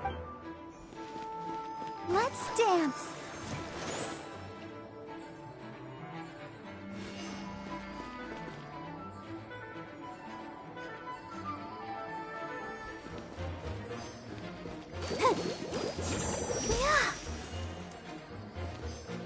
Oh, for God's sake, now I've got to wait.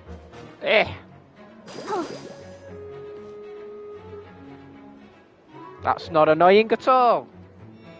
Let the show begin.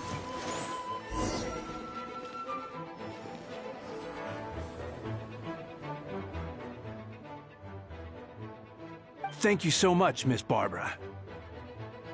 Things are still quite chaotic outside. It's best if you all remain inside the cathedral for now.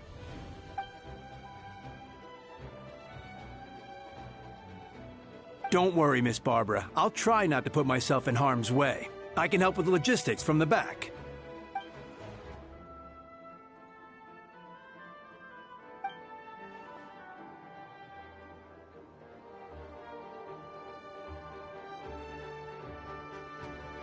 Of course. Thank you, Miss Rosaria.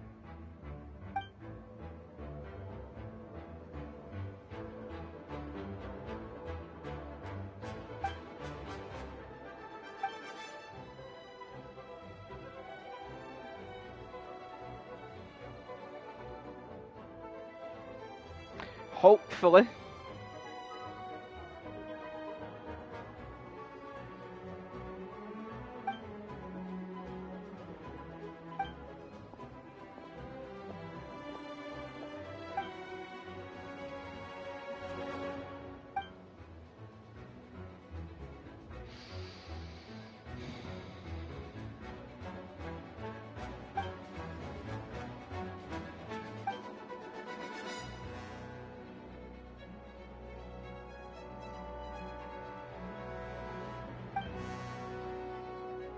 things are gonna be happening.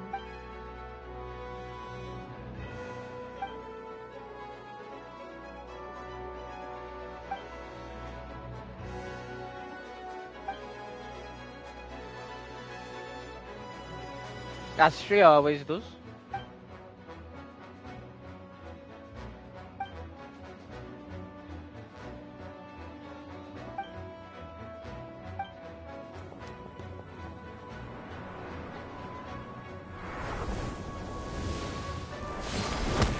Oh, everyone's getting involved.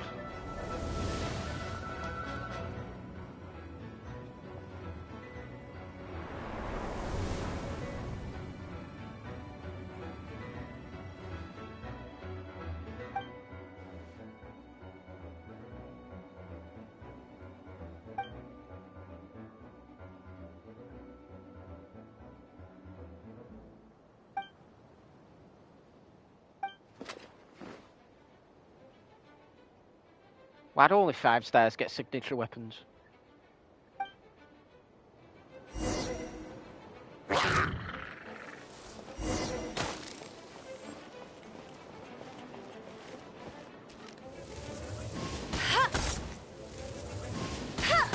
I kind of like this whole, like, getting to use everybody.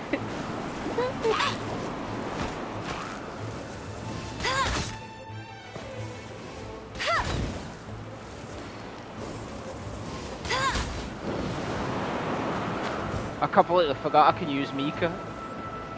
Oops. Hey! Precision strike!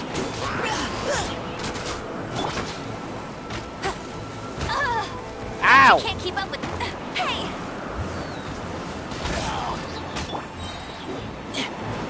Now's our chance! No escape!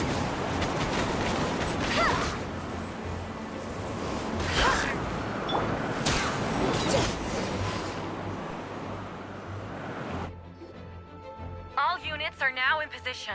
I didn't even see what weapon she even had. Hertha! Oh, jeez, your voice scared me just now. What?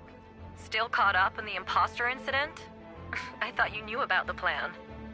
Well, after you up and disappeared one day, all Master Jean told me was that you'd be gone for a while on an important mission, and that it'd be better if people thought you were dead. And then, what do you know? Someone who looks exactly like you appears out of nowhere 2 days later. If Master Jean hadn't told me about your mission, I would have fallen for it hook, line, and sinker.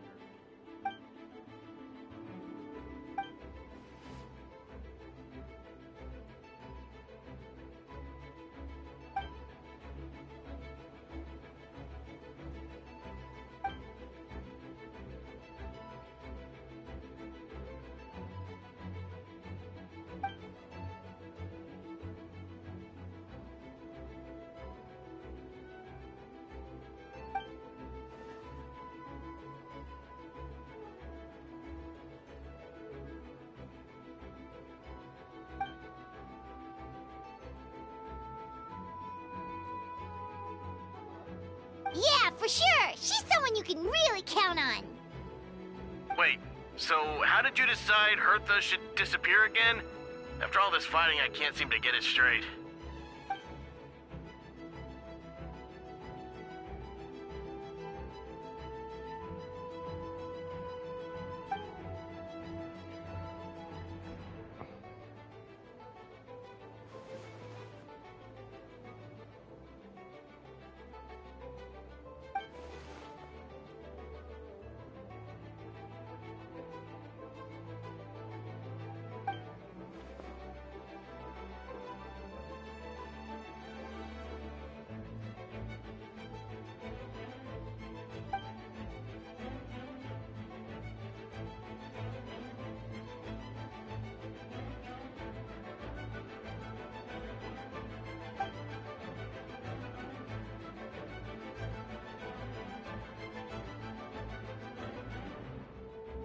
When did that happen?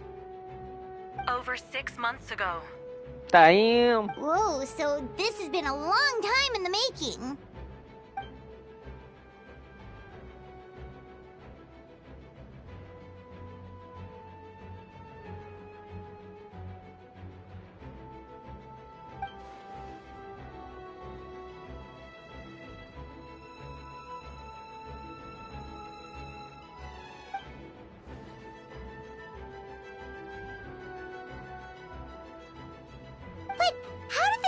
internal information even reached Durin and his monsters? There's an informant among our ranks.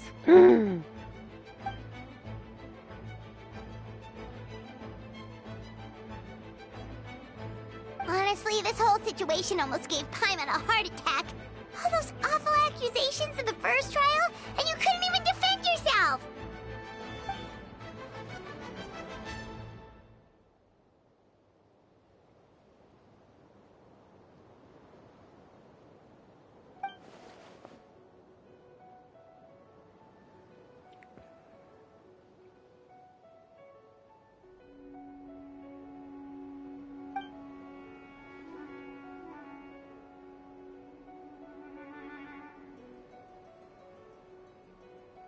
Yeah, thank goodness we were able to back her into a corner.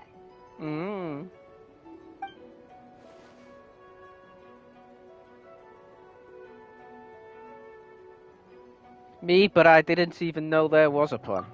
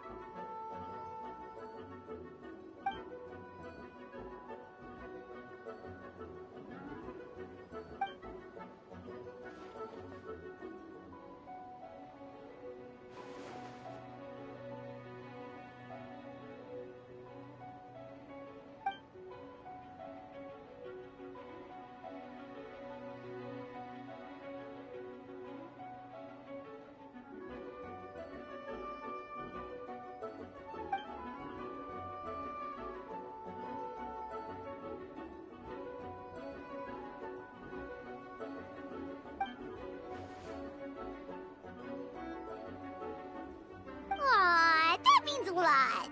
In that case, thank you for thinking of me. It was an honor to take part.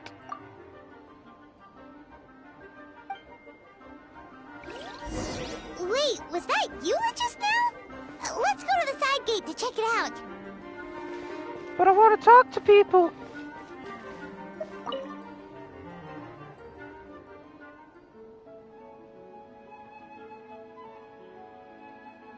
Huh. I think you should give yourself more credit.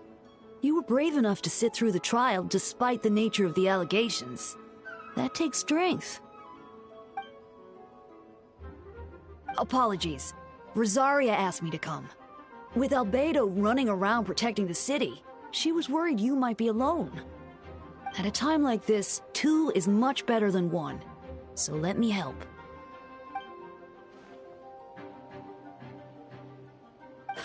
Of course she does.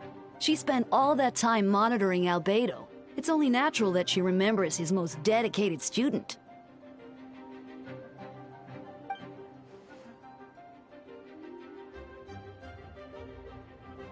As far as I know, he shared that information with close members of his order long before these events. Huh? Perhaps I spoke too soon. You do scare easily. I'm sure he felt the time was right. Besides, you know the truth, I know the truth. It doesn't change anything, right?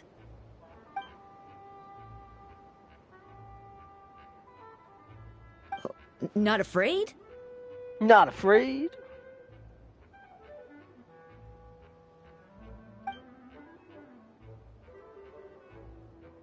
We lucked out on that front. Otherwise, that conversation would have been for the whole city to hear.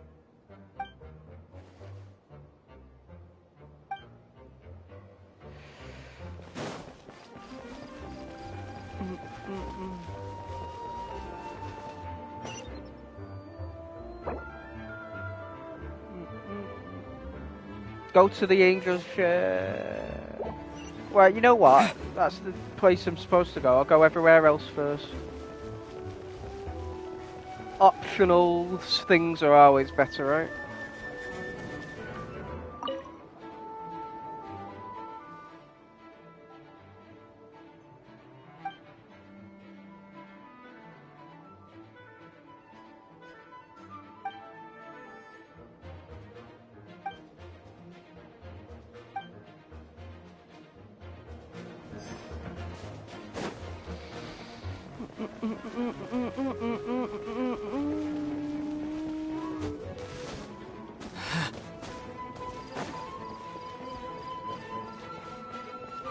Oh no, everything's getting broke.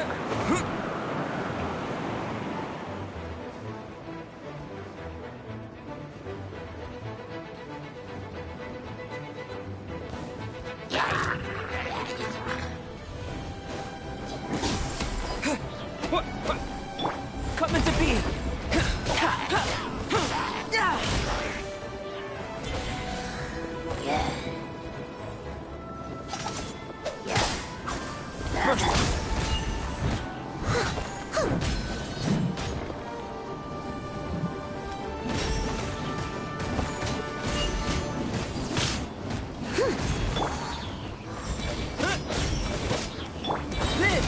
Feel this ancient power.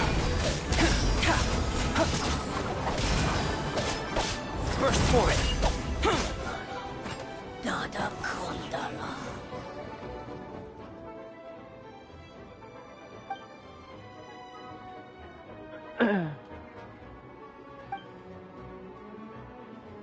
Of course it will. Right, who's next?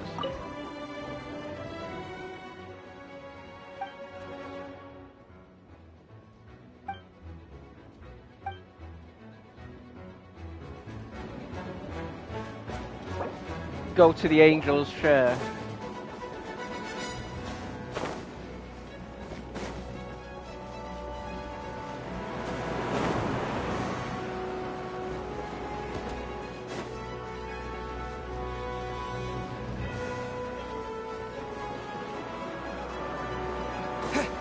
Okay, it's Lisa.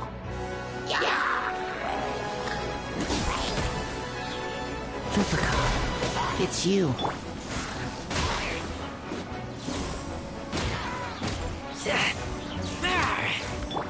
Coming to be.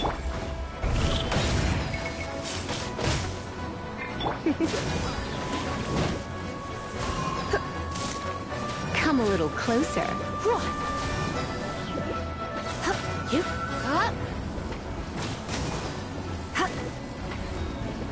You've been a naughty boy. You? She really has to say that every time, doesn't she?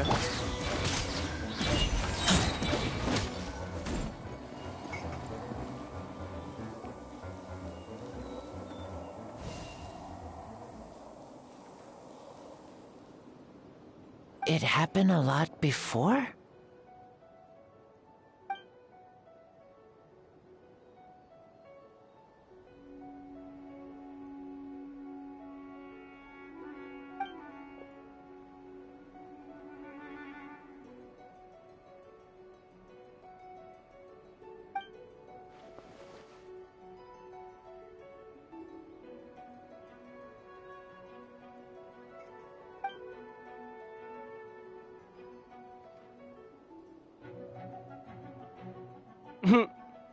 Huh.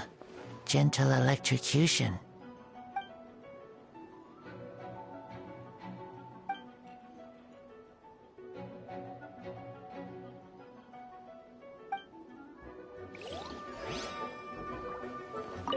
Huh. Gentle electrocution.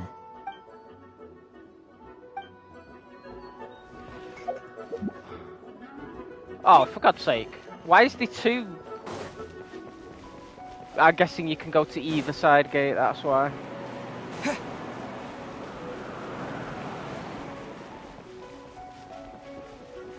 Well, what's on the other? Oh, you know what? I'll just do this one. Check beneath the windmill. Oh, okay. So it is up.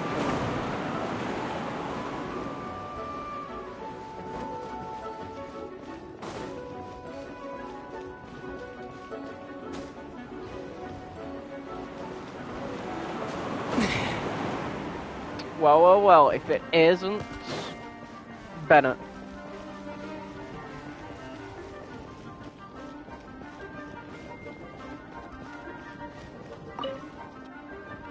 Gotta say, when I saw you on the side of the road, I thought you were hurt. Not about to whack me in the head. Oh gosh, I'm so sorry about that. I was trying to run away, but I just couldn't keep going, so I pretended to be unconscious. Thought I could at least land a surprise hit on a monster that way. I get it. That's a pretty common tactic. Oh, Traveler, Albedo, you're here.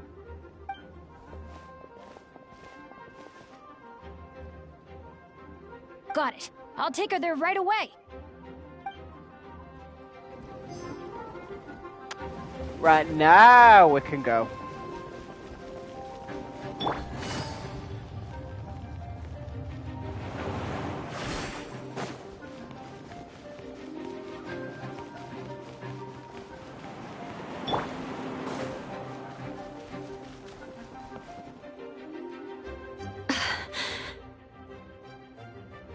It's all my fault. I knew Clea was fast, but disappearing like this? I only lost sight of her for 1 second. How am I going to explain this to Albedo? Explain what? Nothing. Albedo, Traveler, Paimon, what brings you here?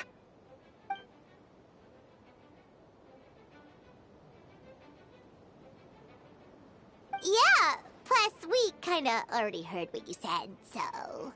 Just tell us there's nothing to be afraid of. Clea, she disappeared right under my nose. I'm sorry. I'm doing all I can to find her. Wait! Something's coming this way, and it doesn't look pretty!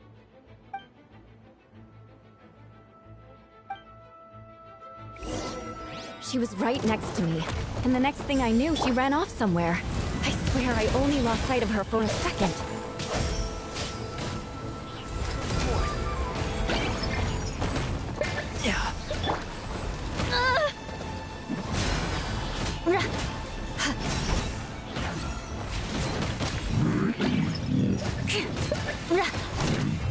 Those bombs. I see what you mean. She is not to be underestimated.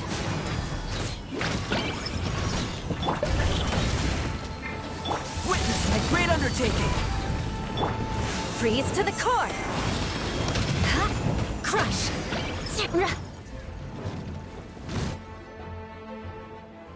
We won!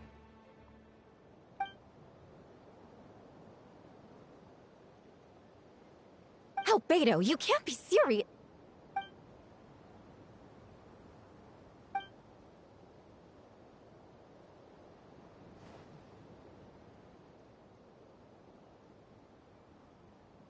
Camping.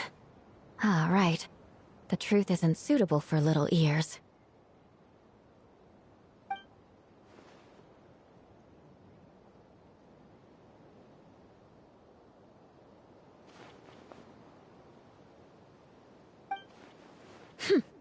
Of course.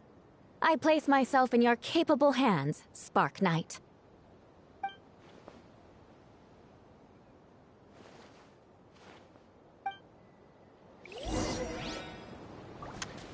Return to the center.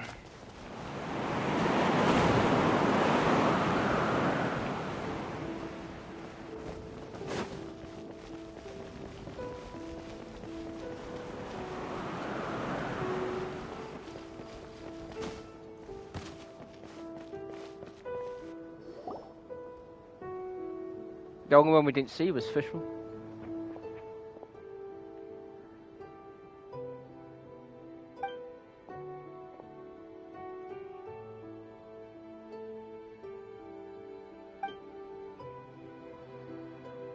We're back!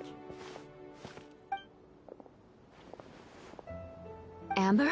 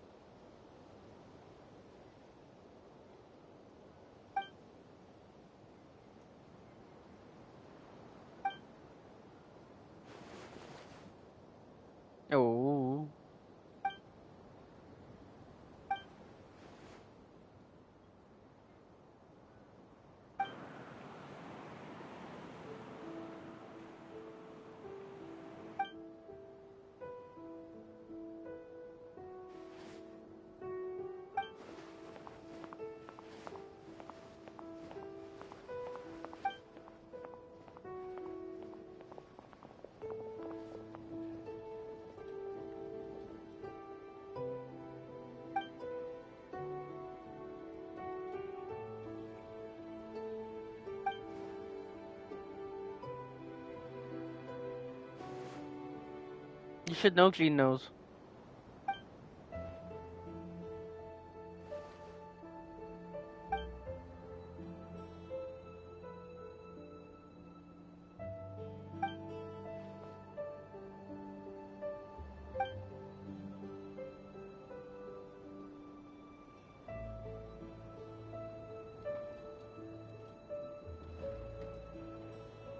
Oh.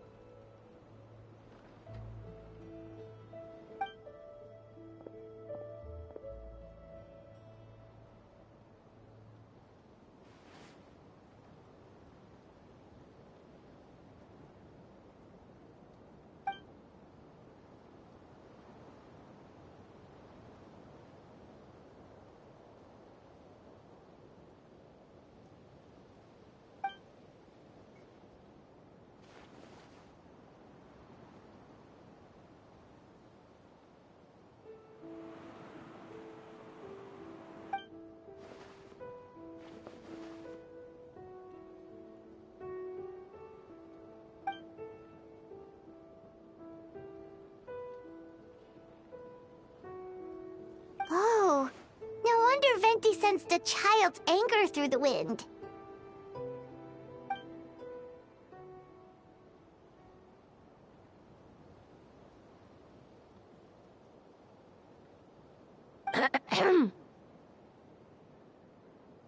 Uh-oh. Oh, nothing much to report, actually.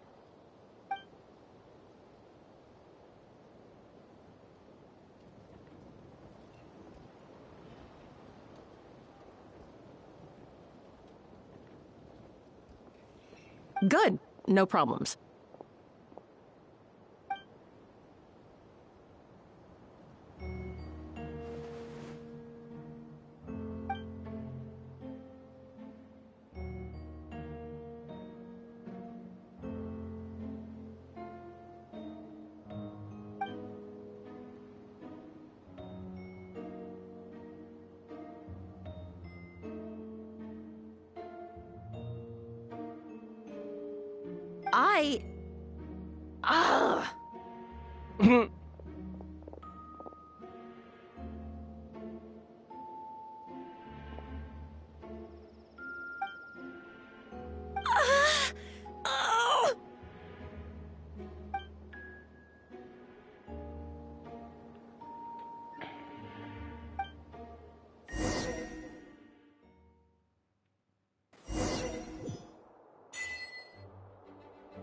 Restless child.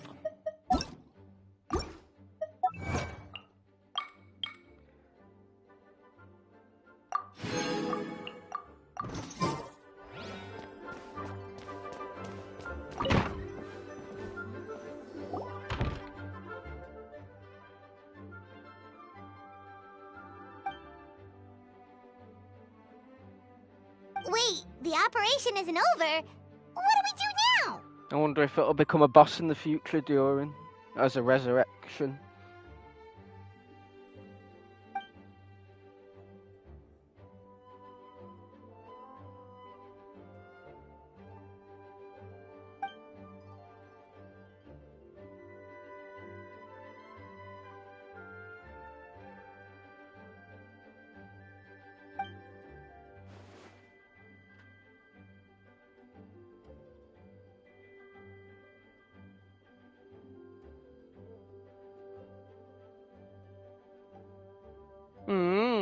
Older sisters? Is Varka really young or something?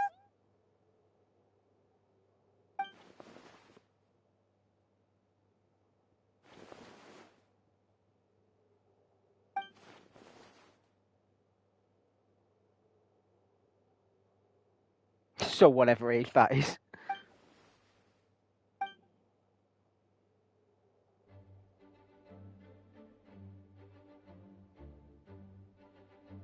Oh, things are heating up for the next update, I'm guessing.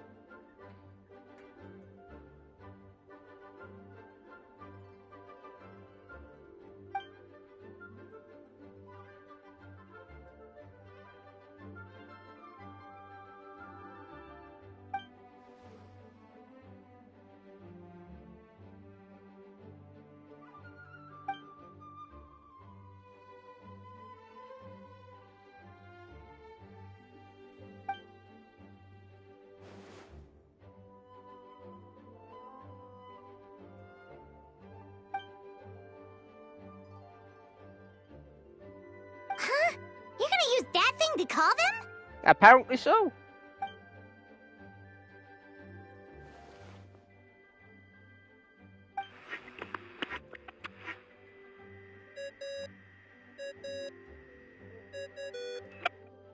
What's that ringing? Is it the wind or something? Wait.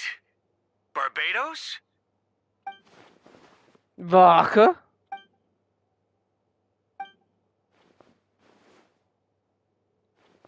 Well, considering I'm surrounded on both sides with a group on my tail looking to turn me into mincemeat, yeah, I'd say so. All right, pass along my regards. Oh, and I still owe you for those drinks, don't I? Just take it from my stash. I keep it in... Hey!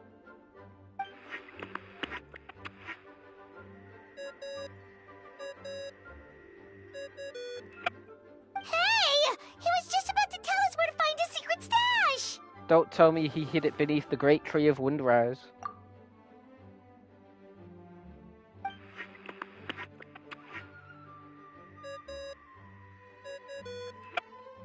Hello? Who is this? Oh, Alice is back. Venti? No, it doesn't ring a bell.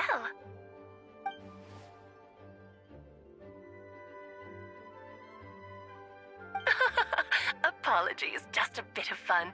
What can I do for you, dear Barbados?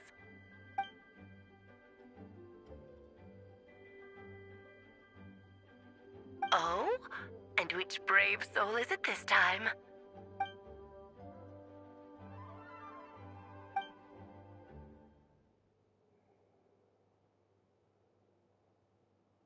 And what is your wish, dear Albedo?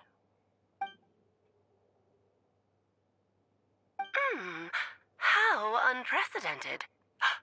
Something even your mother Rhine-daughter never accomplished?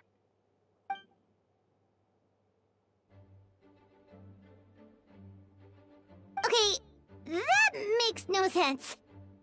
Doesn't it? You've piqued my interest. I'll be right there.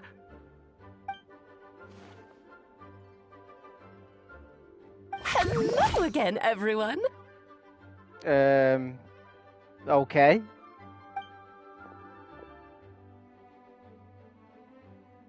Darling, isn't it? It even has its own hat. Wow, the attention to detail. Pleasure to see you all again. It's been a while. On behalf of the Hexen Circle, I hereby grant Albedo's request. I hope we get Alice as a character in the future, because that'd be cool. I'm guessing you still need to prepare. Take your time. Just come find me at the long table when you're ready. Aw, that's nice of you. I suppose it's just my nature, darling.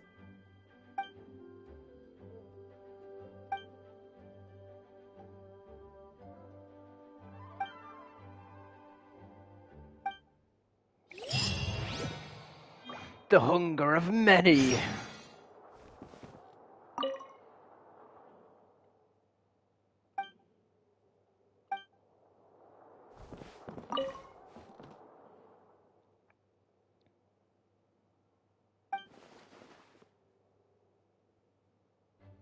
Ha ha ha.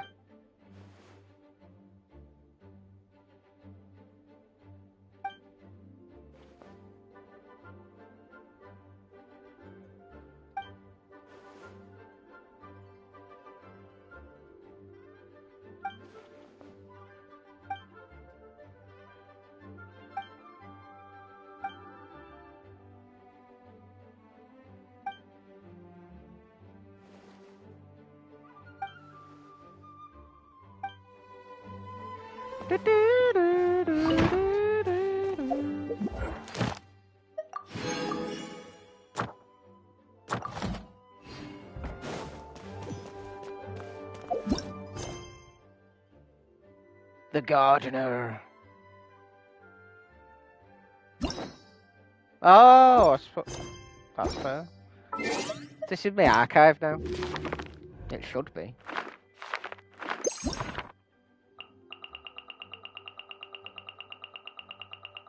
Yep, Guess it is. Interlude chapter.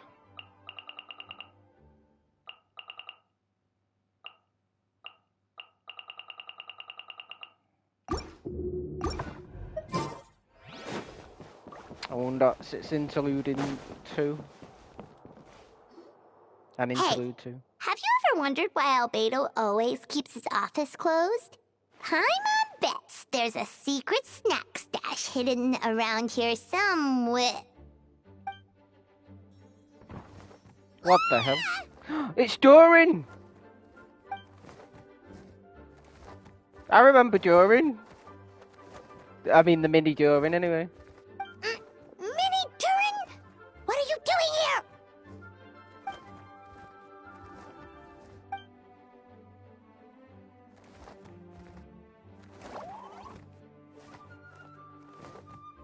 You were there?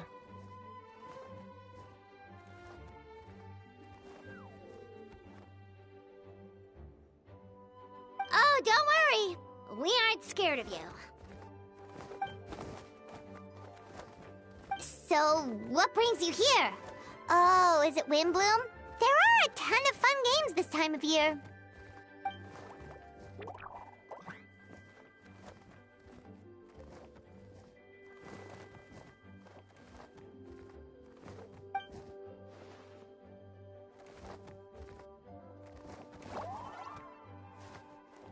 What do you mean?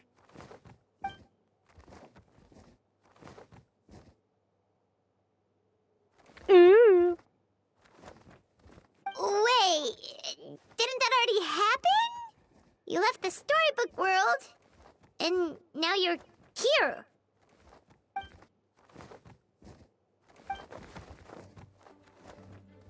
Into a human. Oh god. What? Human transmutation, so you're Albedo's intended subject. Yeah, this was another character that turned up in an event, so for those who are like confused, yeah, you will be. And that's what you want, Mini Durin? To become human?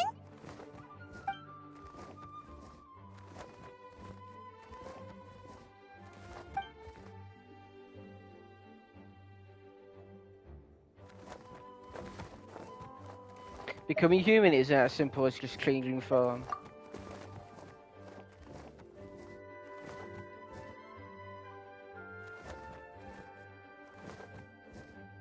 I thought it was the same Durin. I didn't know it was a different one. I'll have to look at the video again.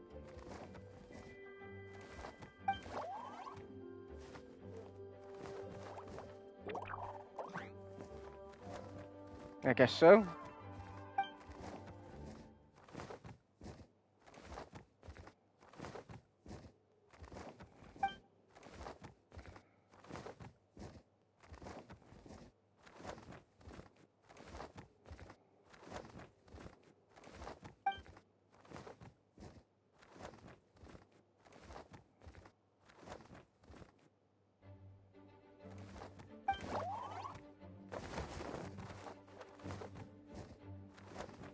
Well, turning you into a human sounds like a huge project. No wonder Albedo wants to get the mage's approval.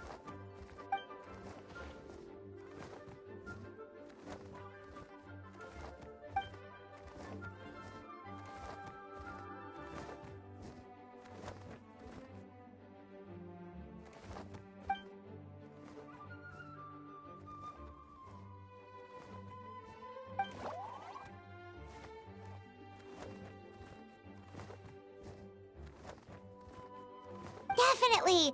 You've just gotta trust one another! Actually, while we're on the subject, does your friend Hack Guy know about this?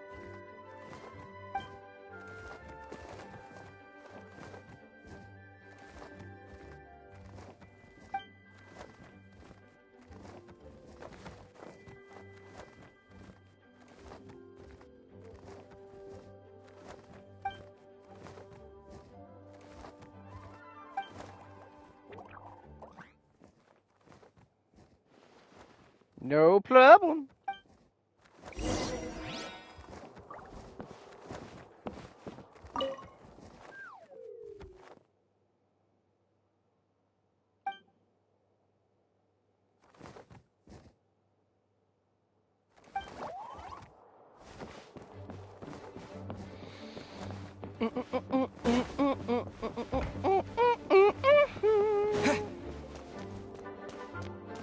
Oh, we're going in the library, of course.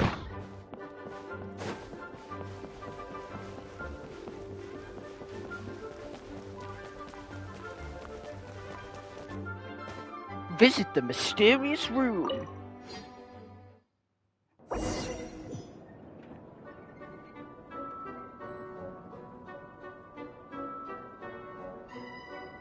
Oh. Water and ice. That is not what I meant to click on.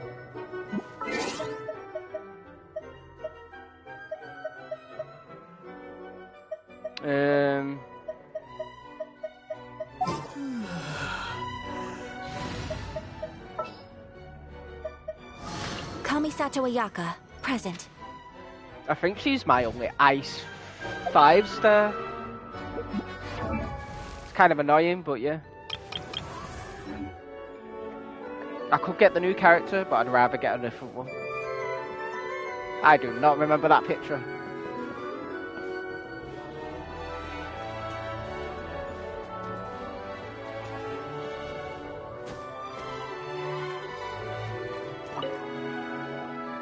Welcome, one and all.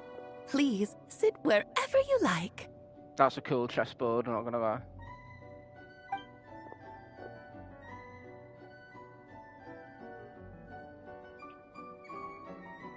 I highly doubt anyone's going to mind where you sit, Lord Barbados.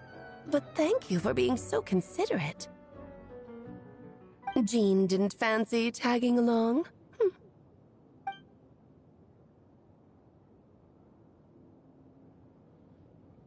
All right, never mind. I was just hoping to treat her to some tea. So, tell me, Albedo, what is this outrageous and audacious plan of yours that I've been hearing murmurings about?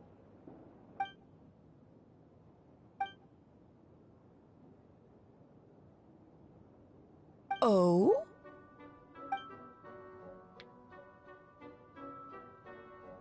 Which ones? I'm all ears.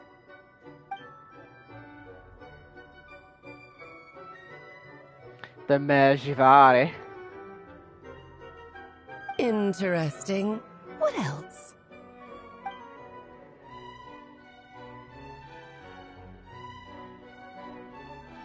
Ah, the raw material from which she created her monsters in the past. There's not much of it left. Dragon blood, monster flesh, and embryo. Sounds to me like a formula for creating life.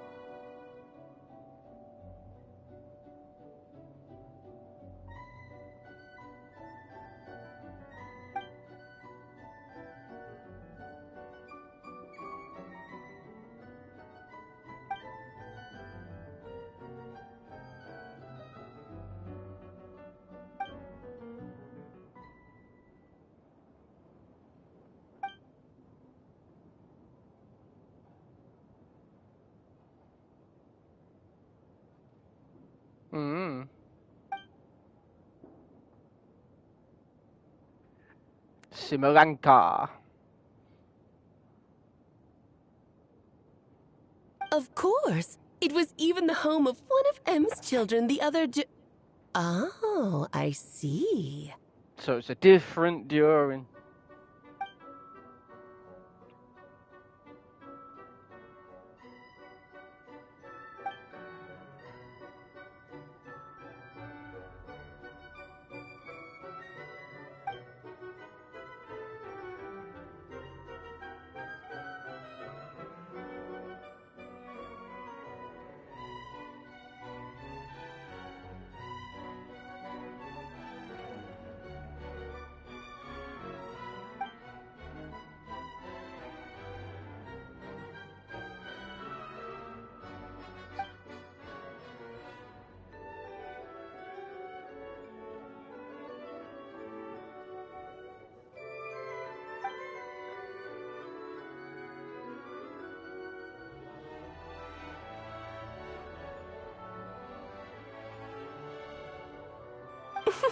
the glint in your eye when you talk about these ideas. You really are your mother's child. Of course not. To me, you're both extraordinary individuals. I find you fascinating. In any case, now I see why you asked Venti for help. The raw materials you seek are extremely valuable. The misuse of even the tiniest amount could cause unimaginable chaos. That said, we're happy to give you what you need. But there is one condition. You need to prove you can wield them. And so, you must pass the Hexenzirkel's trial.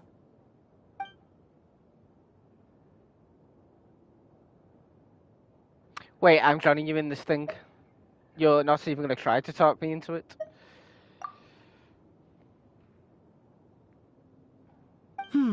So you know our tricks, huh?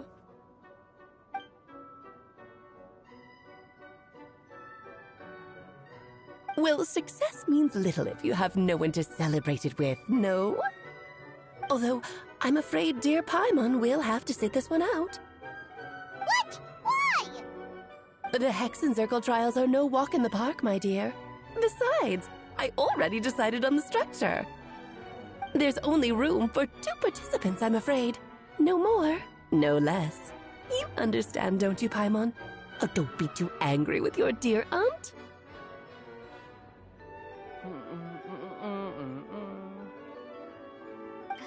Okay. You can turn off the charm. Paimon will stay behind. Thank you for being so understanding. Then, whenever you two are ready, interact with the chessboard on the table. It will guide you through the trial.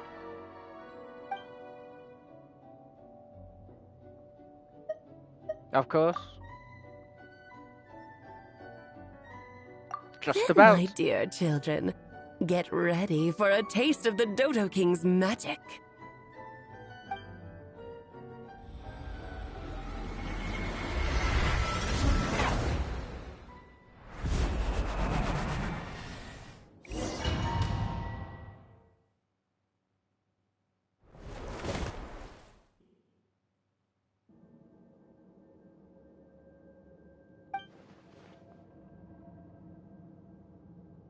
Whoa, you're so tiny now!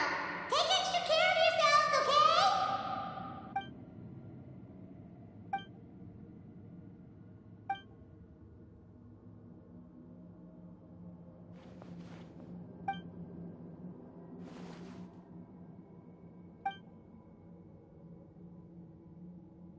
You sound pretty confident, Albedo. Well, since your mother has to recuse herself, who better than I to put your abilities to the test? I have prepared quite a riveting new performance just for you two. See? Defeat them in battle. Prove to me that you have what it takes to achieve your goal.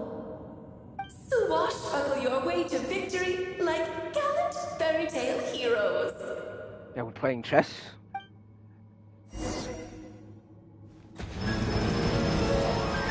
What the hell?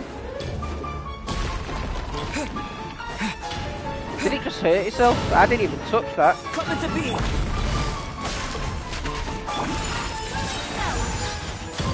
Witness my great undertaking.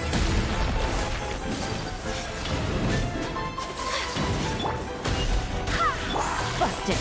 What surge time is far too slow. Ramming speed. Ah! Feel this ancient power. Yes, this is more like it.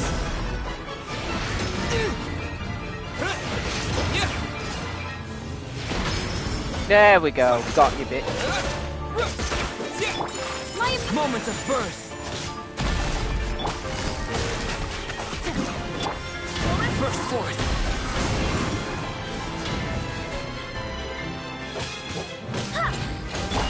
Whirling snow! Ah! Moment of birth. Well, actually, I sort of playing a game with you. You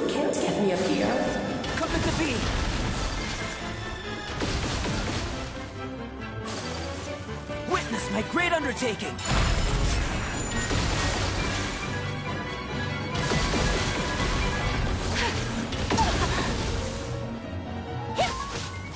Live!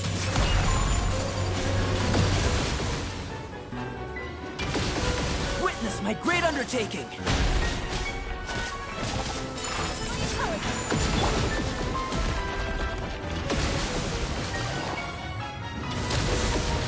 Coming to be!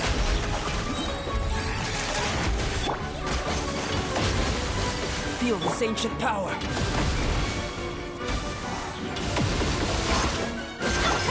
Take flight! Burst forth!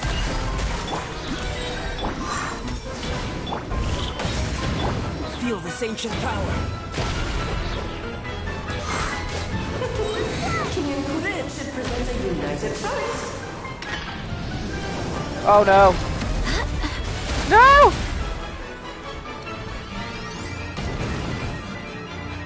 Feel this ancient power! Well, that's the king. Oh shit! This is a kind of a cool fight, actually. Let's have a ball! Any fun? Coming to be!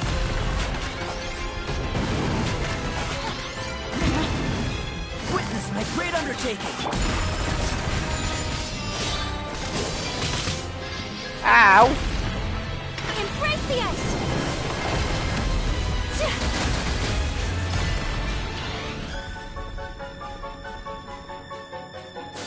Witness my great undertaking!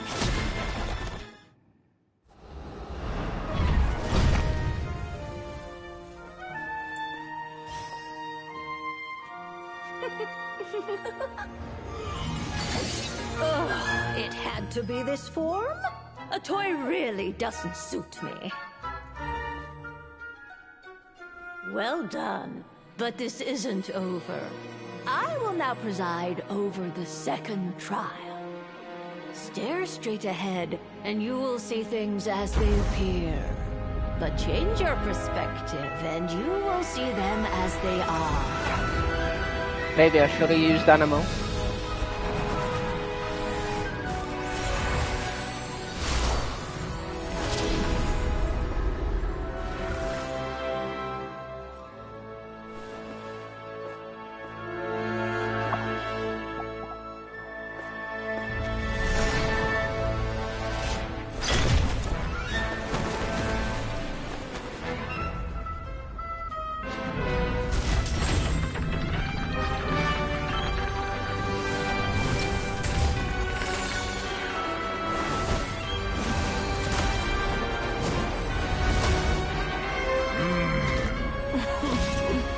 The trial awaits.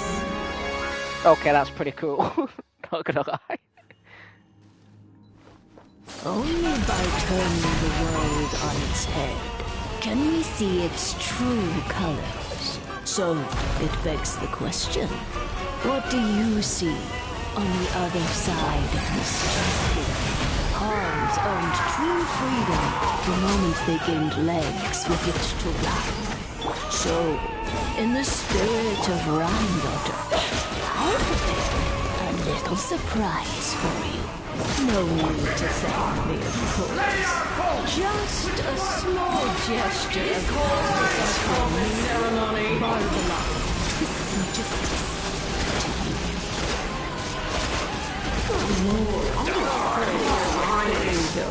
you're always so charming and delightful. Unlike my own student, she can be so full of herself. I do wish she'd take a leaf out of the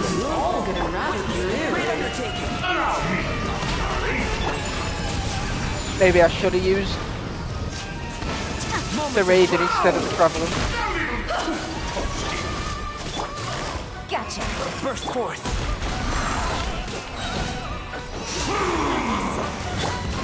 Here comes the catch. My apologies. Feel this ancient power.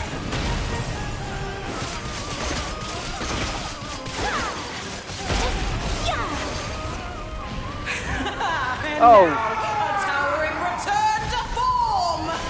Take flight. Busted. Moments of birth.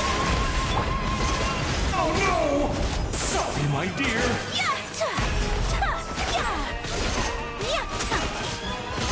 Whirling snow! Burst forth. Oh, you're ruining the show! Witness my great undertaking.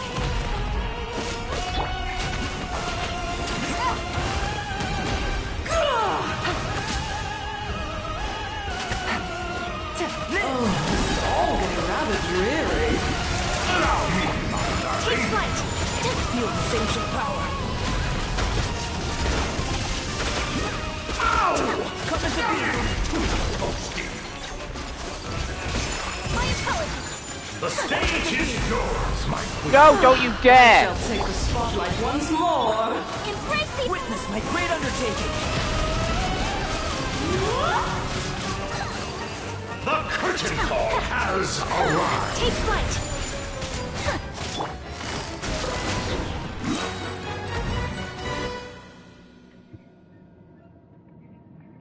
That's fun. Yes, very well done. We did it! Oh, they've grown up so fast. I'm so proud. Really?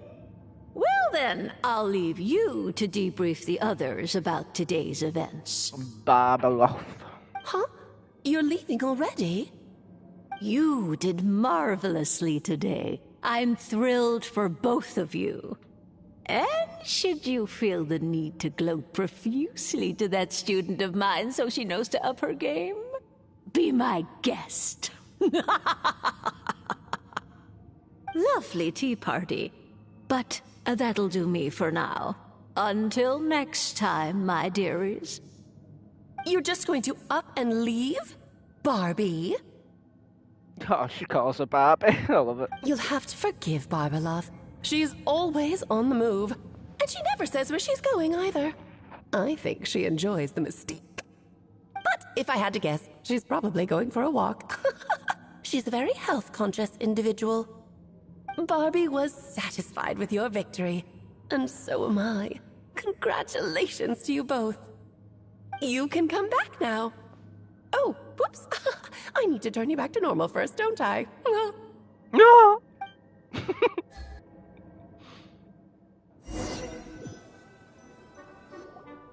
You're finally back! Great job! You made it all look so easy! Nice to have you back safe and sound. Now time to relax and switch off. You've earned it. Felt pretty good to beat the trial.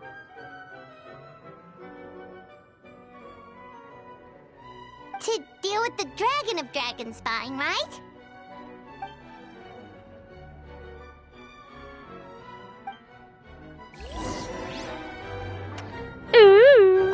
Nice to have you back safe and sound. Now time to relax and switch off. You've earned it. So is that an actual enemy that gets put in it?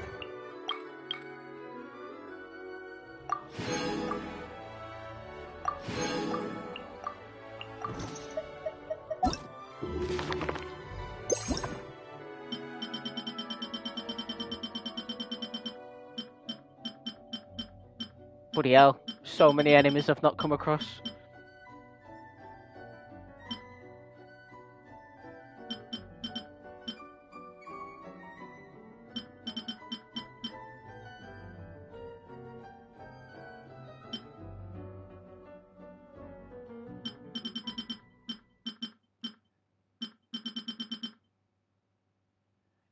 Furnace Shell Mountain Weasel.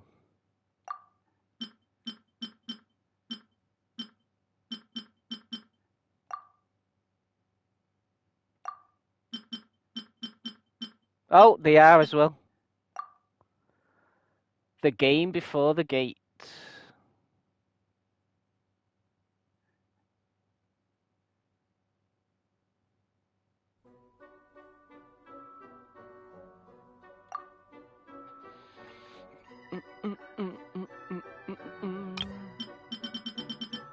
God, there's so many creatures I've not come across yet.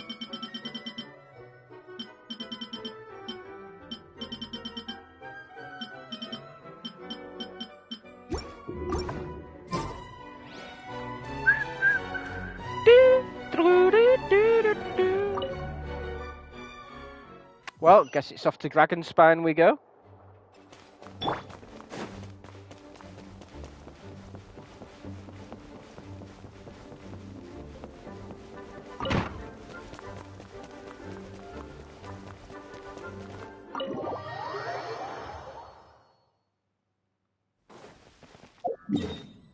Shall we actually use his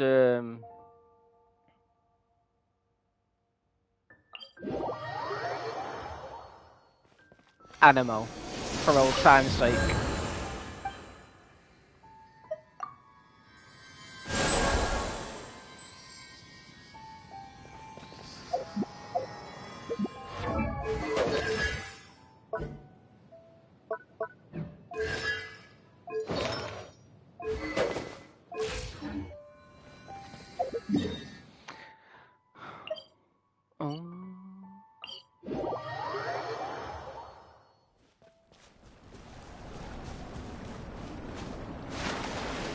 Oh, because the cutscene implies that we've gone back to our Animo while we're in Monster. Well, there's his old remains.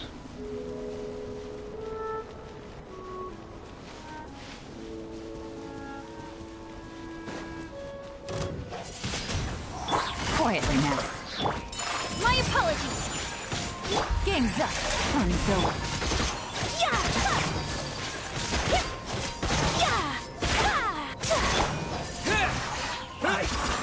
Miscalculated.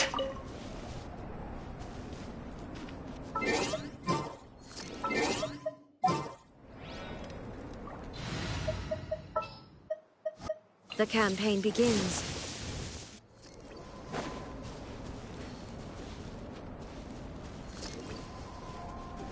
Another problem. Gotcha. Illusion shattered.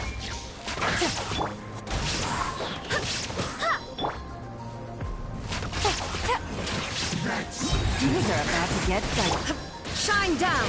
Inazuma shines eternal. Quiet.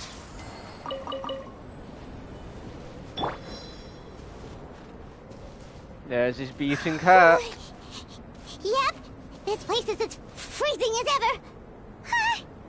Paimon's hands are turning to ice.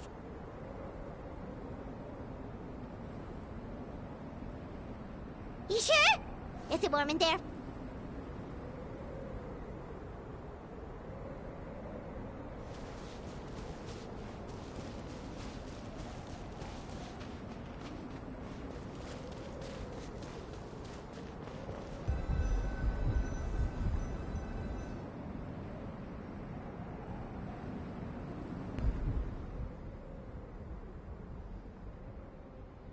Still beating away after all this time.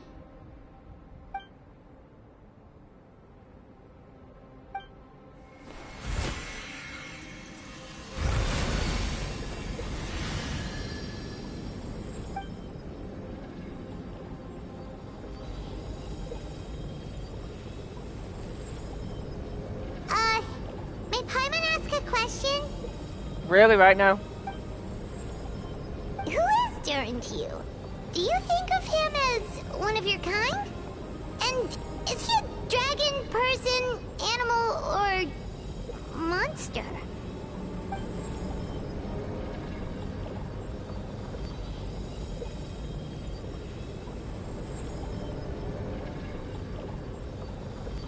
Sounds like you prefer humans to dragons, then.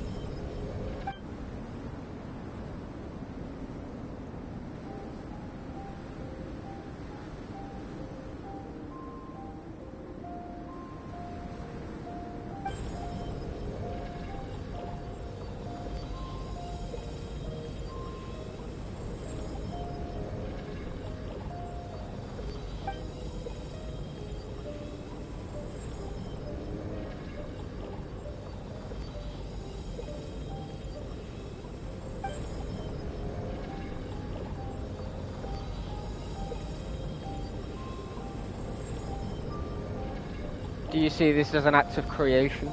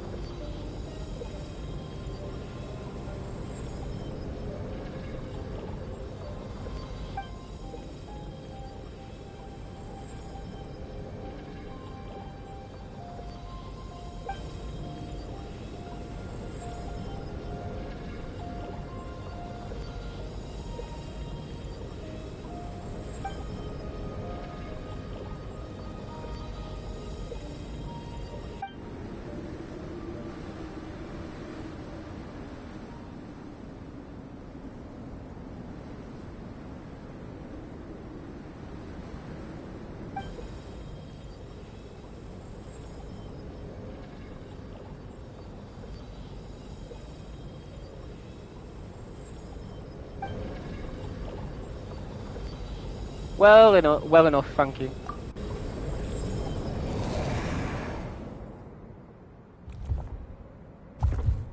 Finished. Looks like a golden energy has encased the dragon's heart. That's Geo, probably.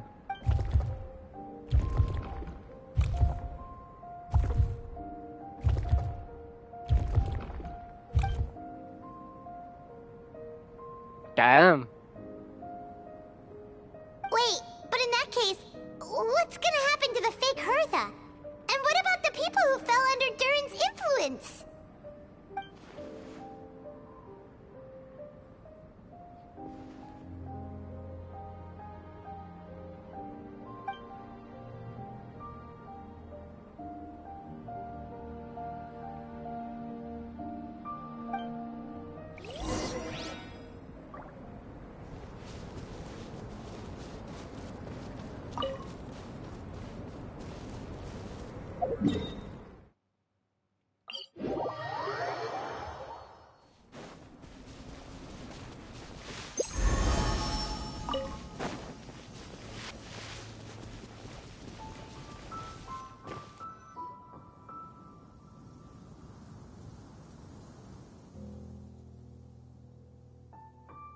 Pleasure! We sure learned a lot.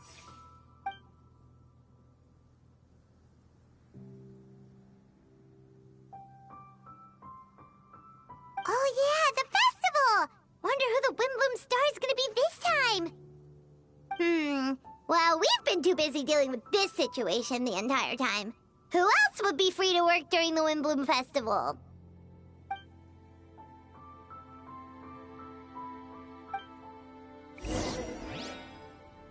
Wait until 2 days later, as usual.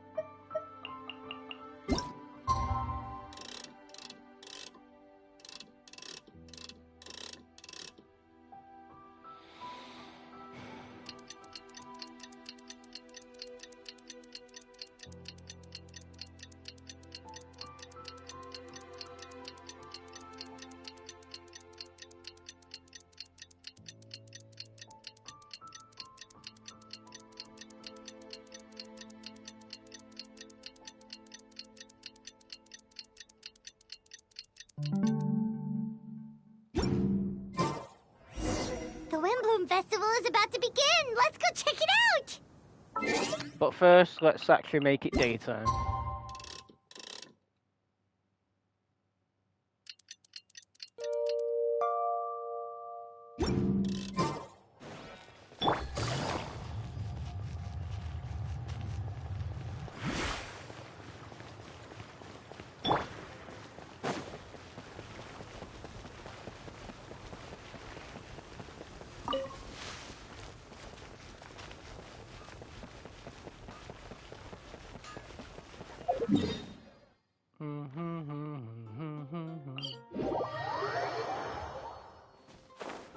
Why the hell they put the bloody teleport thing at the top? Weird place to put it.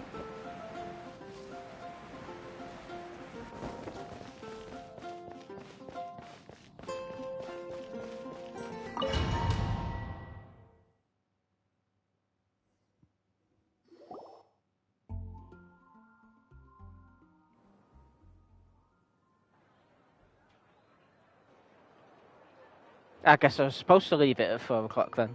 Whoops. Oh, at least night time. It happens anyway.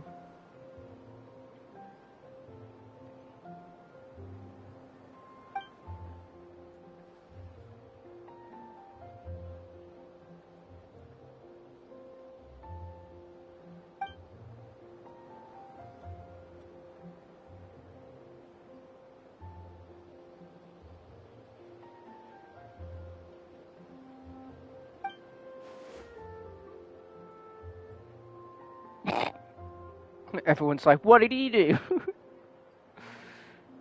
Wow! Amazing! Venti! Amazing!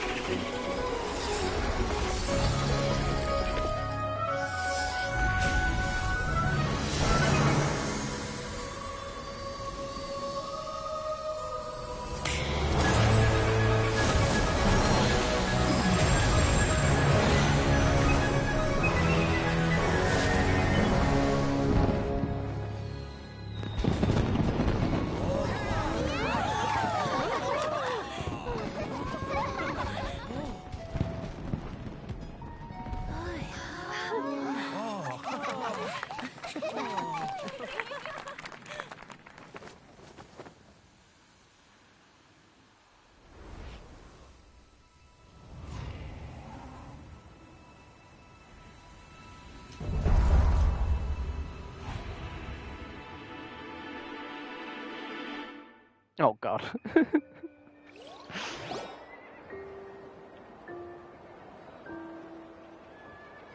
Albedo, how did everything go? Really? So Mini Durin looks like a human now?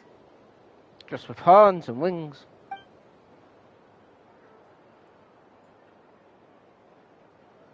Incredible work, Albedo.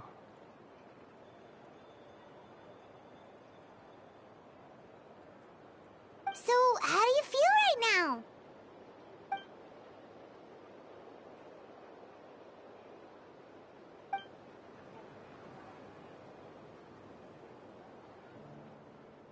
She?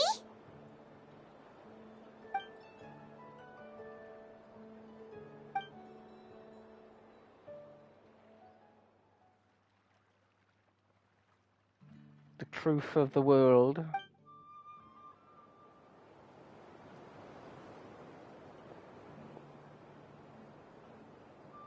Getting alive.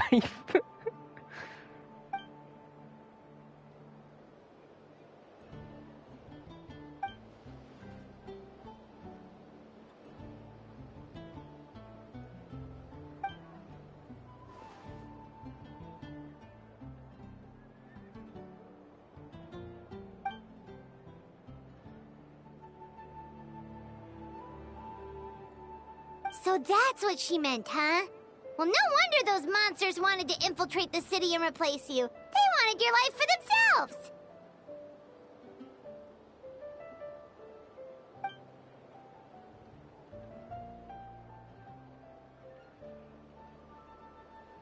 Hang on a minute. Oh god.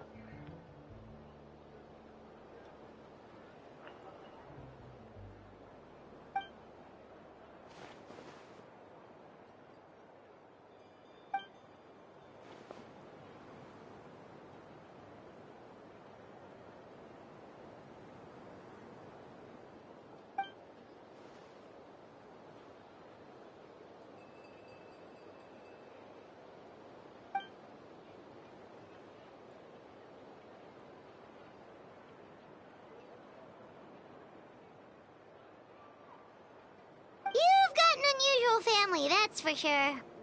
Mm-hmm.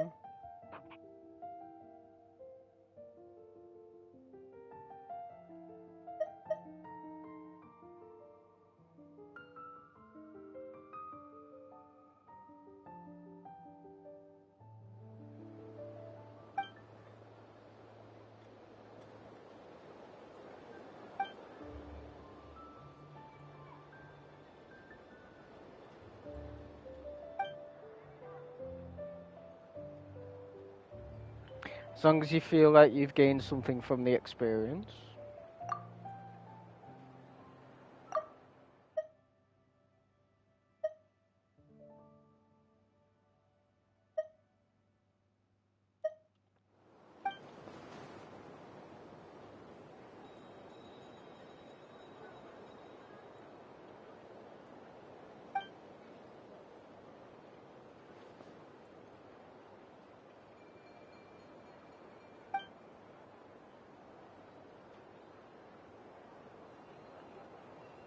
Devouring Nefarious?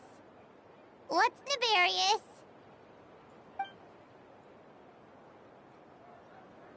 What?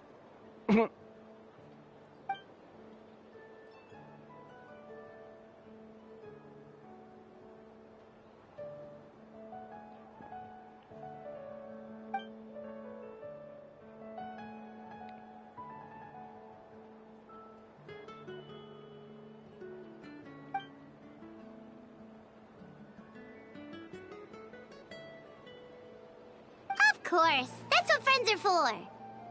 Palmer took the words right out of my mouth.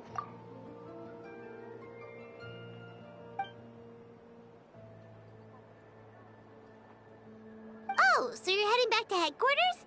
Well, good luck with the report.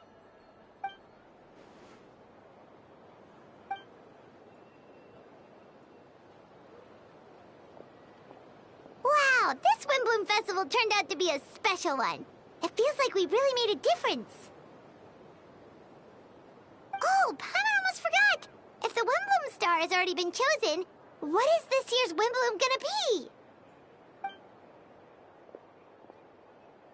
Venti! You're back!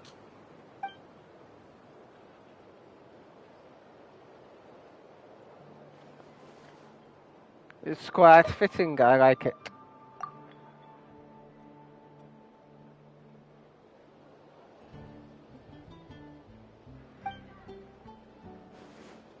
Oh.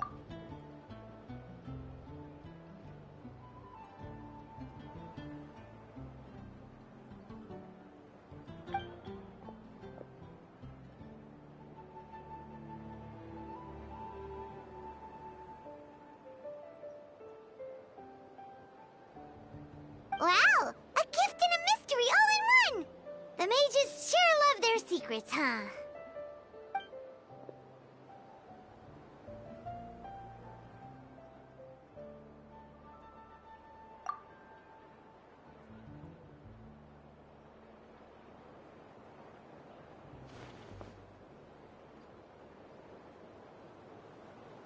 You've helped a lot, Venti.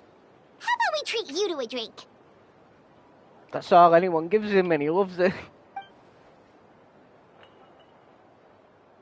course, Dad! Let's go to the tavern right now!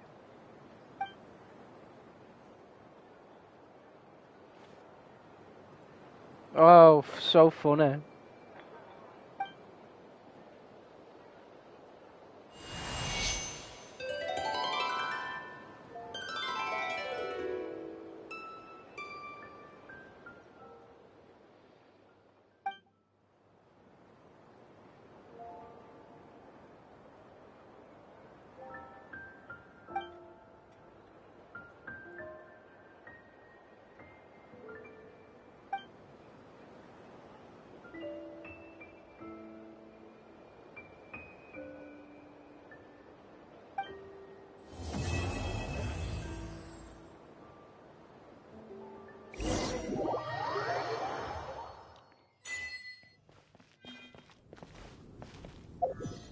Oh, that's that finally out the way with.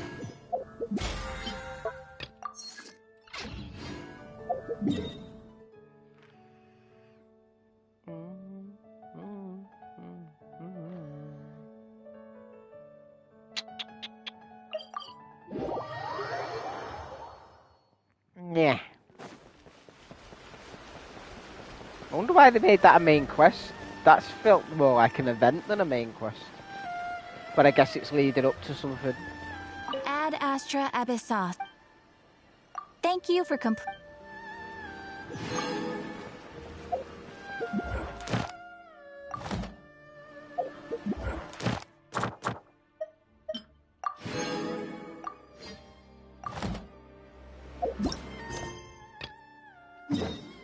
Suppose we can do the beginning of this, right?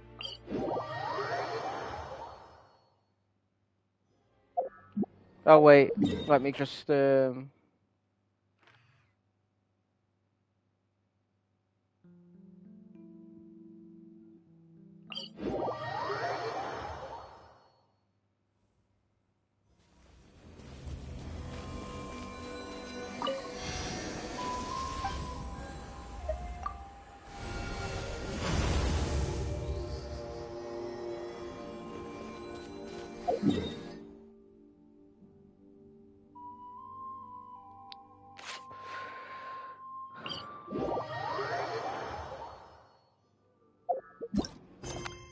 an overnight Fantasyland. Out of a mixture of curiosity and concern, you and Pyron head back to the Court of Fontaine for a stroll around.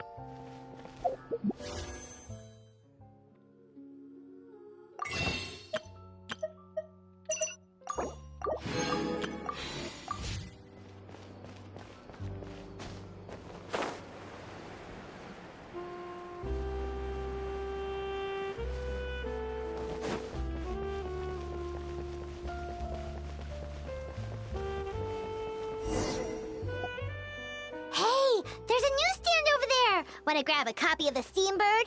Sure, why not? We know our Fontanian friends love a little drama. There's no way they've let their readers down. Isn't that Charlotte? And Standing next to her, surely that can't be... Kinich? I mean, they can leave now, can't they? How about... Lost treasure resurfaces at last. Behold the beauty of the Remurian teacup.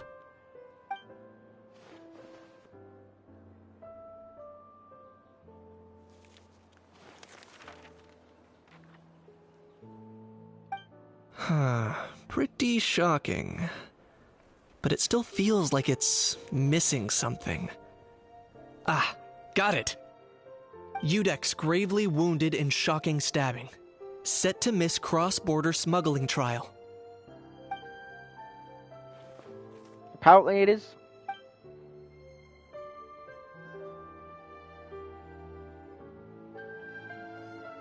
Huh? What? Did Paimon hear that right? Neuvillette was stabbed and gravely wounded? Wait, is that what they said? Hang on. Oh, Udex, yeah. Udex Neuvillette.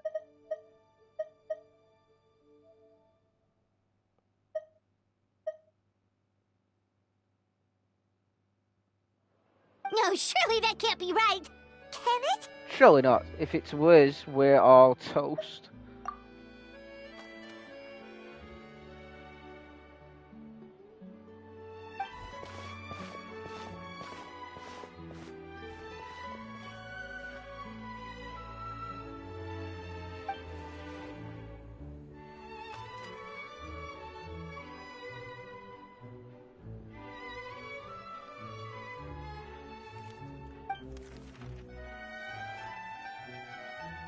No, it was a team effort.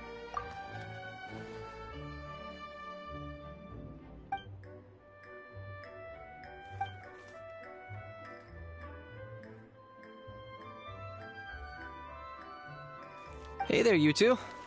Fancy running into you here. What a pleasant surprise! Yeah, that, and also a less than pleasant shock!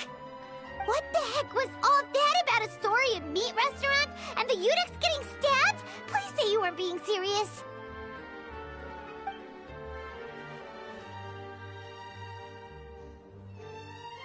Trading tabloid headlines? Yeah.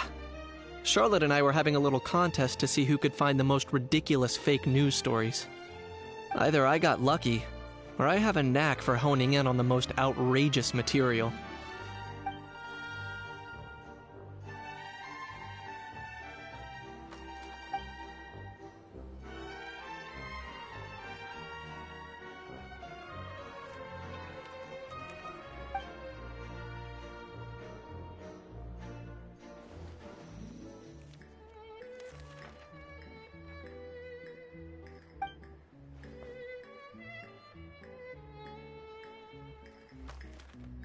If I had to quantify it, I'd say about 1% of what they write is the truth.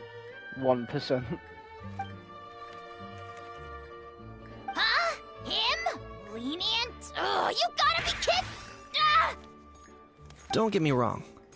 I'm not trying to give credit to these so-called news stories for occasionally including a grain of truth. All I'm saying is, even the wildest leaps of the human imagination are always rooted in reality.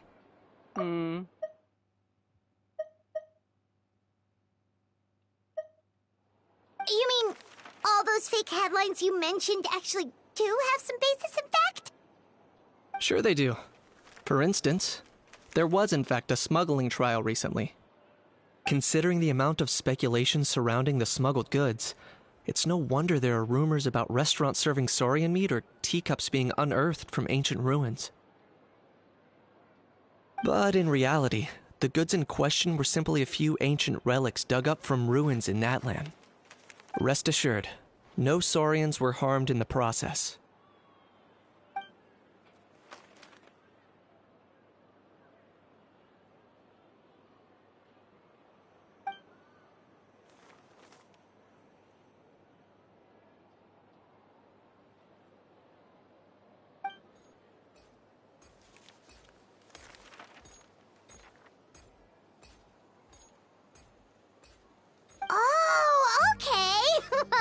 Paimon was so busy freaking out about those headlines that she totally forgot to ask why you're here in Fontaine, Kinich. Phew. It was all a misunderstanding. The world's not going to end.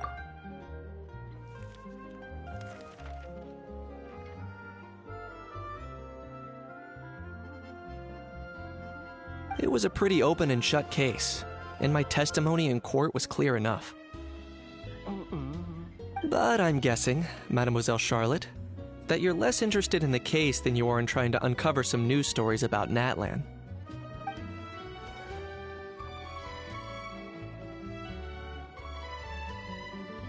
I appreciate your kind invitation, but like I said, storytelling isn't really my forte. Kaniche the speechless! Kaniche the tongue-tied! Huh?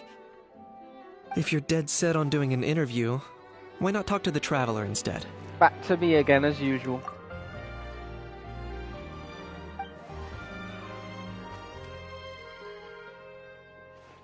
Sounds like I'm not allowed to refuse.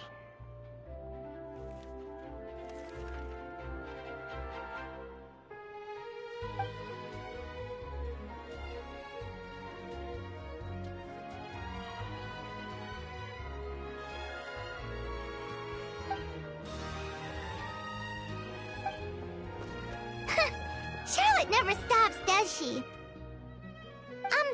Anyway, Paimon just has to ask. That how thing that popped out before, or was it a how? It kind of looked like a how, but at the same time... Oh, that thing. Yeah, that was a how. Huh? Huh? What's up with him? Like, he's still noisy, but he's way quieter than before. It's like he's trying to hide or something.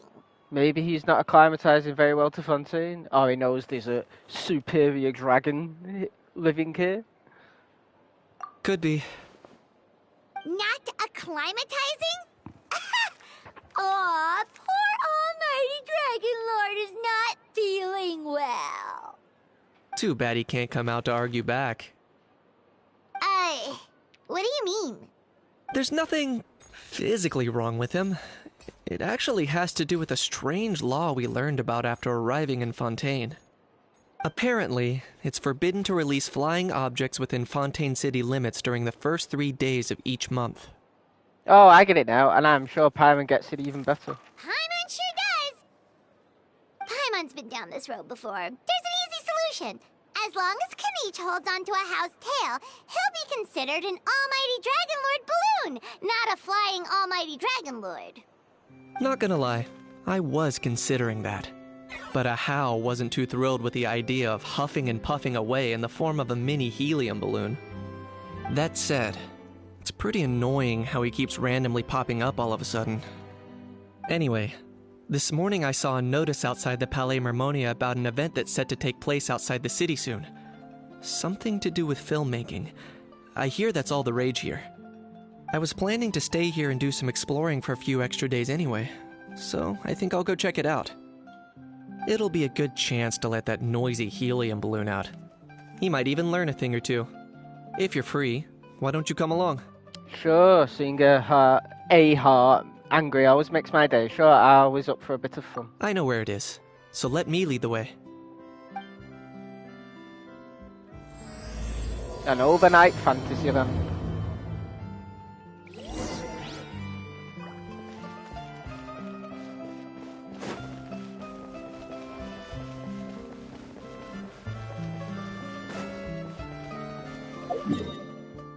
Wait, where am I going? Oh. I knew that.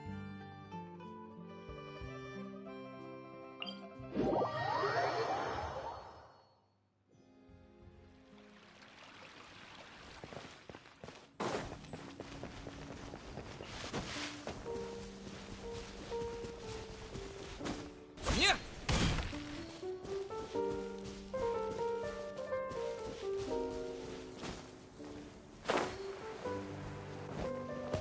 Well, this is new. Or has it always been a... I can't freaking remember.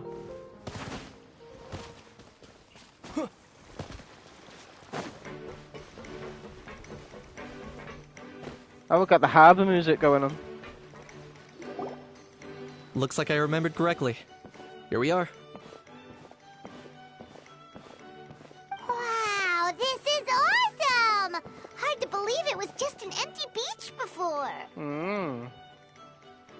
Yeah. It was still completely deserted only a few days ago when I passed by on my way to testify at the Opera House. Right, so it is new.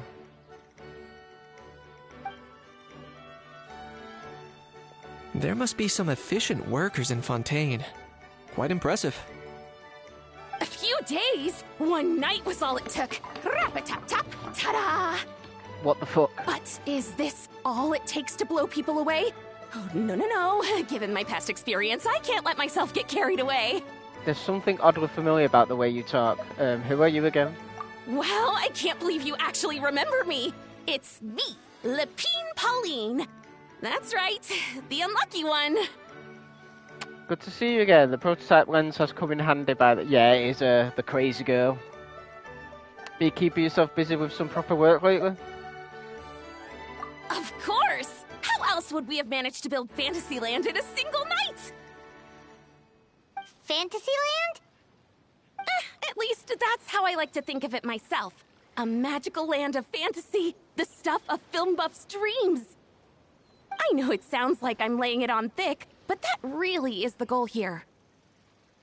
As you can see, the theme of this amusement park is Fontainian filmmaking, a place for all film lovers to come together and co-construct a world of dreams. Co-construct? Well, that's a relief. Sounds like you're sharing the cost this time rather than pouring your entire life savings into a single project. Nope! I might be inviting others to help fund this, but that doesn't mean I haven't thrown all my life savings into it, too! Huh? You've got to be kidding. Ha! Look at you, puny little humans. Recklessly betting your entire future against some stupid vanity project. If you're expecting even an ounce of sympathy from the almighty Dragon Lord, dream on! Mockery is all you shall get, straight from the heart! Sorry, just ignore that little gizmoid. He likes to butt in occasionally. Do go on. Gizmoid? Who you calling Gizmoid? You're the Gizmoid! Wow! That's quite a nifty mecha you've got yourself there. Is it some sort of smart personal assistant? You ought to let Miss Charlotte see your cool gadget. Who knows? Maybe you could even look into mass production. Mass production? Ugh, insolent, vulgar, and disrespectful! I, the almighty Dragon Lord, am one of a kind! There has never been another like me, nor will there ever be! And another thing, smart is the understatement of the century! I shall have you know that I am Kahulahau, forebear of ancient wisdom! I lived for eons long before any of you were born! What? Heavens above! I beg your pardon, forebear of ancient wisdom. Please, I meant no offense. Idiot meets idiot. What's all the fuss? Making some new friends, are we?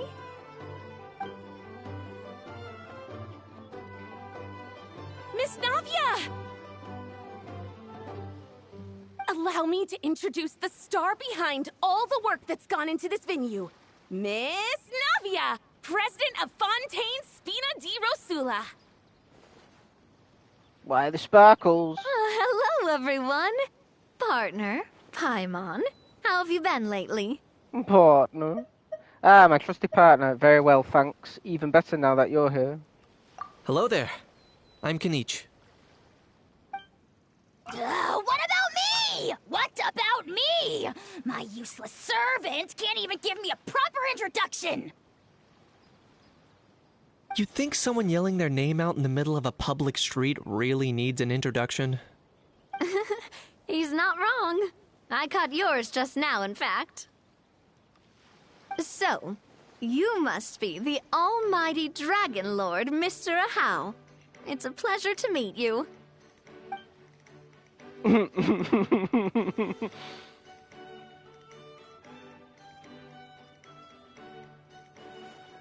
Oh, see that? That's what I call proper manners. Well, it's not every day you meet a well-mannered human. Navia, was it? Excellent. You may address the almighty Dragon Lord by his name. Navia, don't you think the title Almighty Dragon Lord is a bit silly?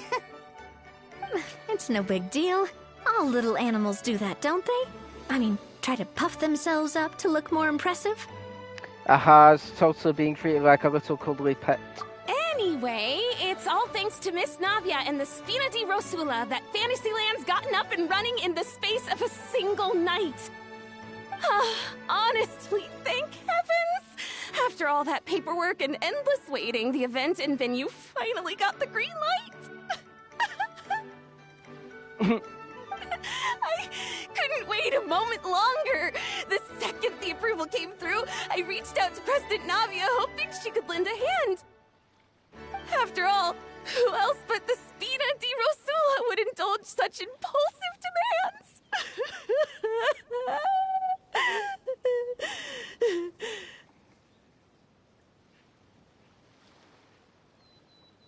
Sorry, Traveler.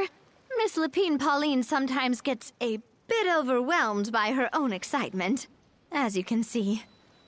I'm guessing she hasn't gone into much detail about the event yet, so let me fill you in. In short, the Cheval Moran Film Fantasyland is a fan convention that's open to film enthusiasts from all over Teyvat.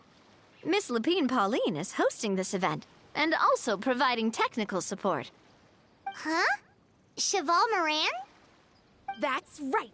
The one and only Sir Intendant Cheval Moran!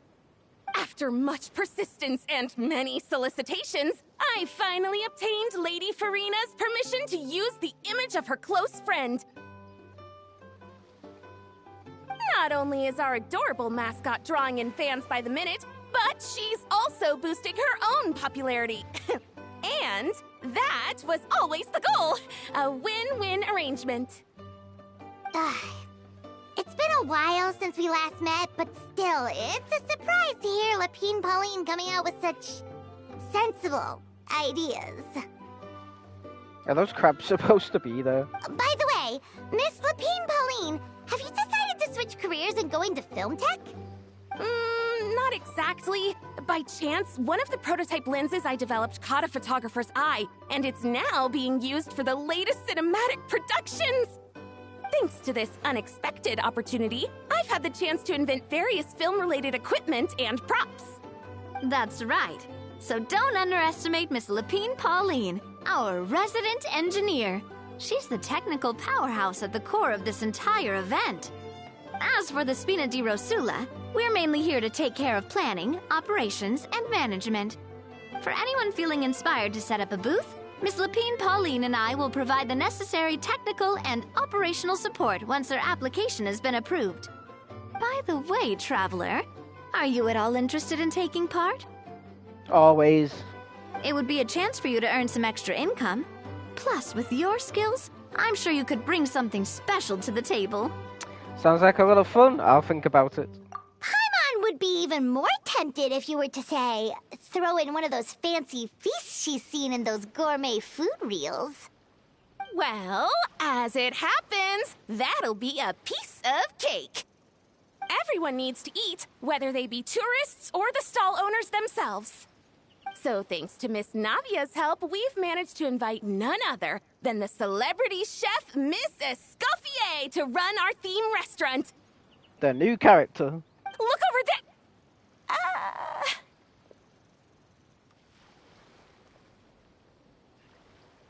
there! You! Yes, you! For the last time, the ingredients have to be in the right ratio! Get it right next time, or you might as well just lie down on the chopping board yourself. Okay, I wasn't expecting that kind of voice or personality. Escoffier!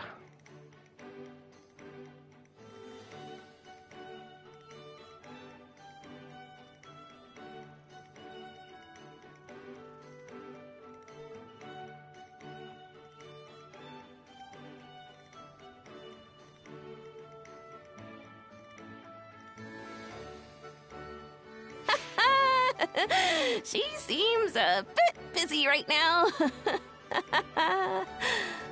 Well, I'm sold. I think I'll make a How go be her assistant. You little... What's your game here? Demoiselle, sorry to bother you, but there's an issue over here that requires your personal attention. Apologies. Looks like it's back to work with me. Please feel free to take a gander at what we've got. Anyway, if you're interested in taking part, come find me later. Sure thing.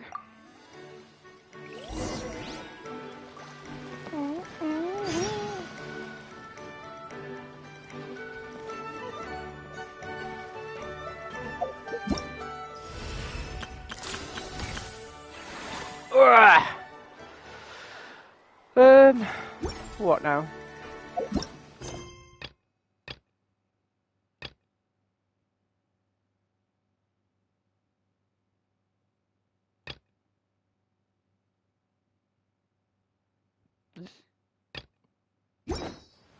I suppose I can talk to her first.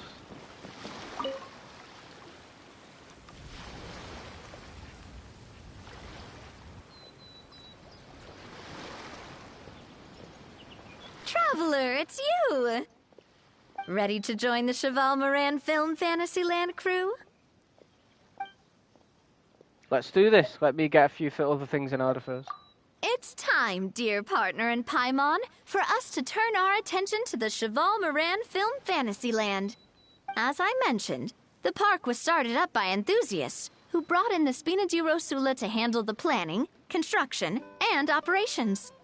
Of course, enthusiasts aren't typically all-around experts. They usually stick to designing the event booths.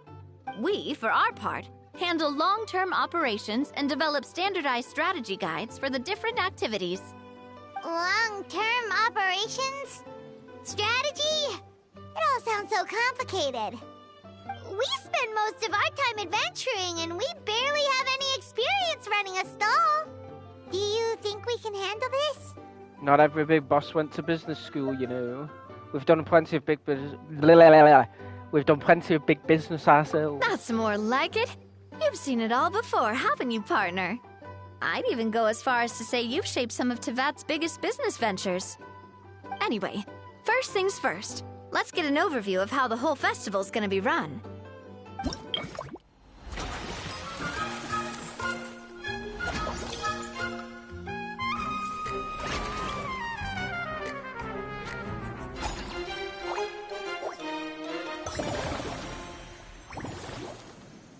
Can be unlocked. As you can see, our Fantasyland's a bit like a sugar-free macaron right now.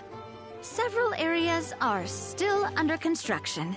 This looks like the same fucking mini-game they put in Honkai not that long ago. Well, this just ended. The anniversary one. The Spina's only been able to hire a limited number of craftsmen. Besides, we don't have enough experience to handle multiple projects simultaneously. That's why I chose to adopt a time slot-based planning method, so we can focus on specific tasks during each designated period. Upgrading facilities, expanding the venue, hiring staff. All of this requires funds and time slots to accomplish. So, it's our job to allocate precious time slots in each business cycle to the most worthwhile tasks. As we attract more guests and earn money to add to our funds, we'll also be able to work more efficiently, which will allow us to divide each cycle into finer time slots, which will let us get more done.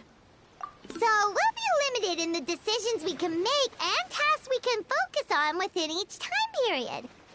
Which means we have to use our limited actions and Mora to earn even more Mora.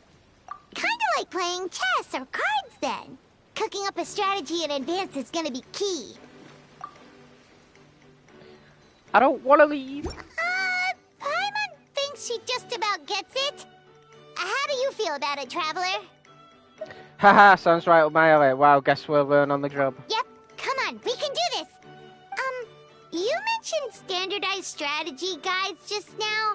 Does that mean there are non-standard ways to take part too? Of course. Film and entertainment mean different things to different people. And there's gonna be a wide range of exciting activities for people to try out. If we're not careful, some visitors might wander off and end up getting in trouble. And others might pick up dangerous props by mistake. To avoid confusion, we need to create a standardized strategy guide for each activity. Just think of it like a walkthrough. I see, you want me to be your test player. I get it, you want me to set the benchmark. Wow, if we're the first ones to test out the activities, who knows what surprises there could be waiting for us. But if we hit a tough spot, we'll just have to rely on our skills to carry us through. Hopefully it goes without saying that I'd never put you in danger, partner. I carefully checked all the existing activities before you arrived, and I can assure you that they're all perfectly safe. I also wanted you to experience the activities before anyone else gets to. It'll be fun. Plus, we'd like to hear your thoughts and suggestions. Oh, those are two things Navia is best at. Making people feel safe and having fun. Great! Well, I can't wait to hear what you think. Your input is super important to us.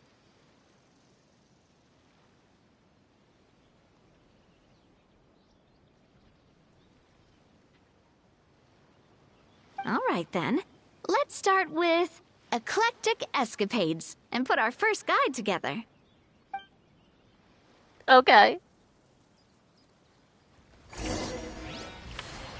Cycle 1. All right, then. Time to try out eclectic escapades. I'll leave the strategy guide to you guys.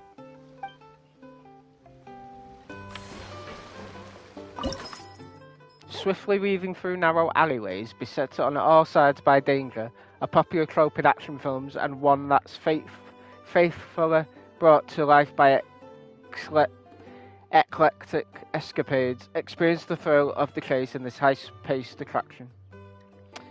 Okay.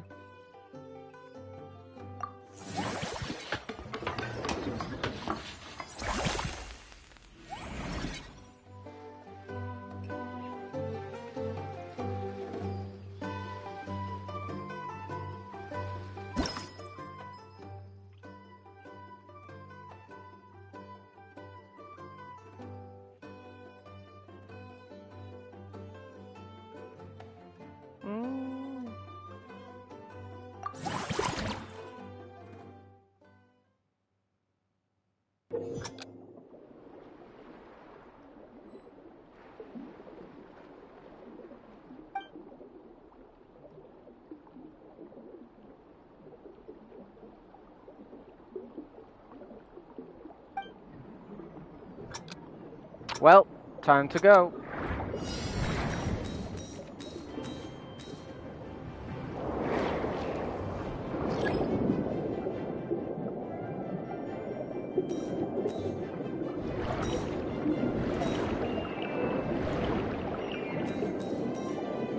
Can't believe I missed some already.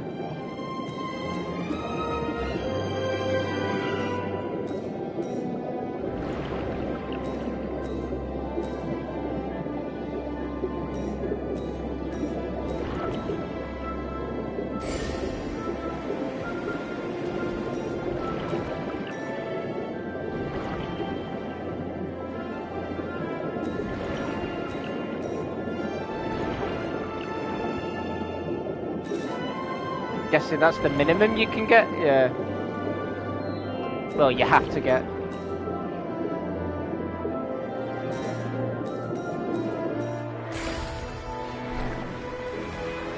Oh shit.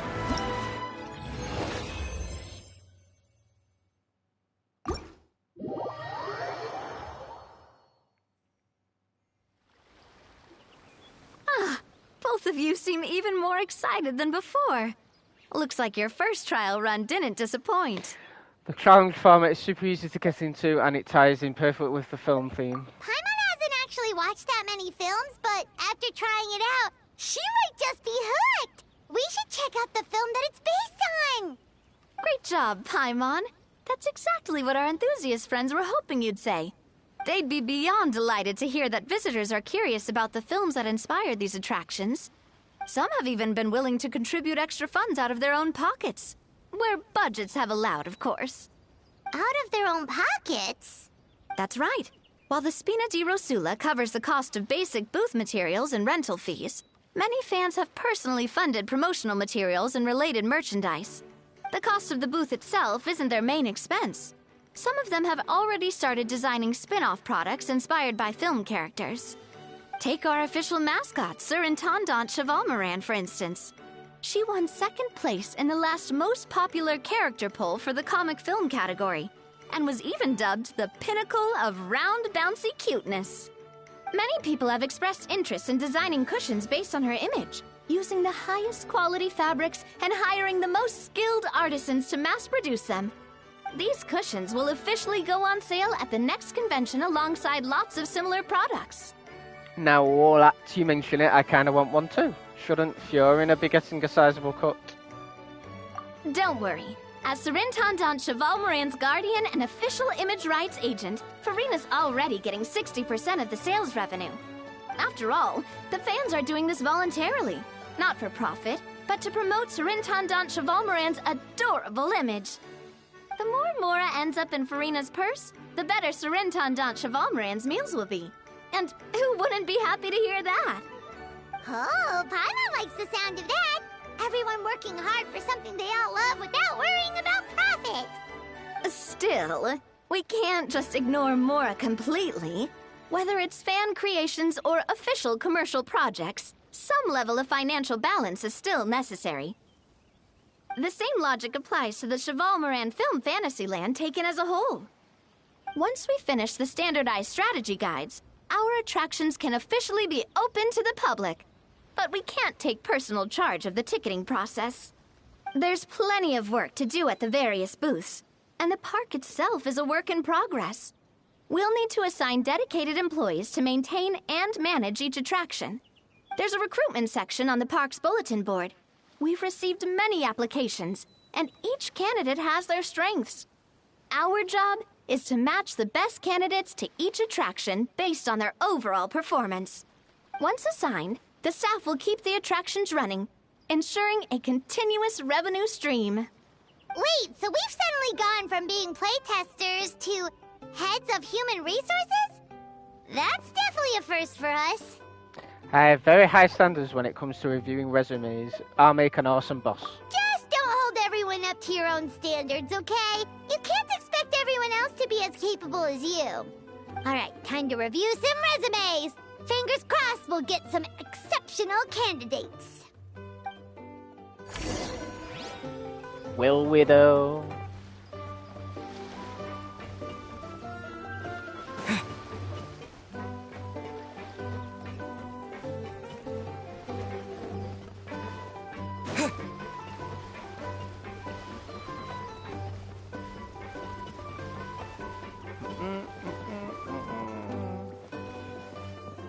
Can I not run anymore?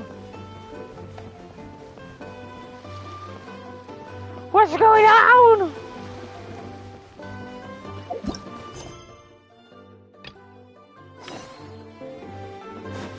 Oh, right. When reviewing resumes, pay attention to each applicant's area of expertise. I got loot drops for this. Oh, I bet you will. That's good then. For when you play it in a year or 5 years.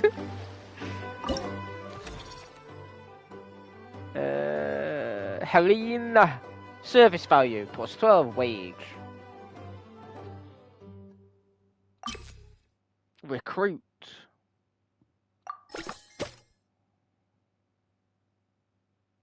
I am not reading all that.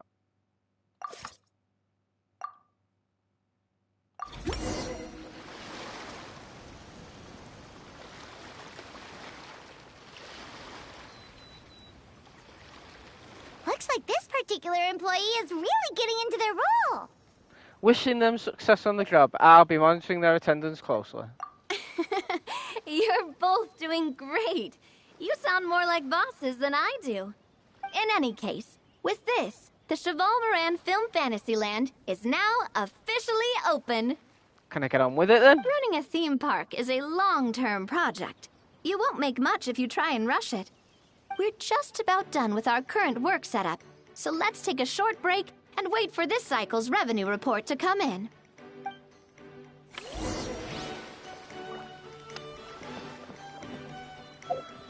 How do I end it? Do I use this? No? Oh, there we go.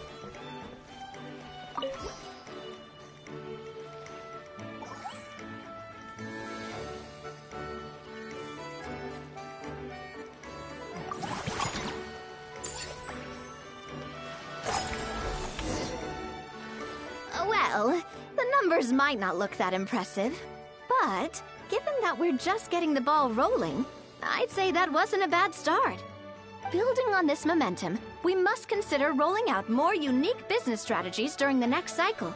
To draw in the crowds, I've invited one of Fontaine's very own celebrity chefs, my good friend Escoffier. She'll be performing right here in the amusement park's restaurant. On that note, let's go catch up with her. So, is the restaurant part of our business strategy too? There are so many layers to this operation.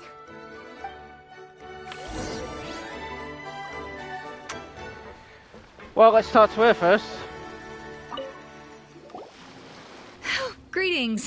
Apologies if you overheard my harsh words just now, but I assure you it is entirely necessary.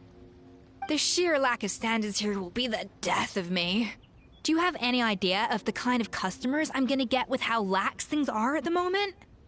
The ones that leave their guns behind by accident, and then come back to collect them later, bringing ammunition with them.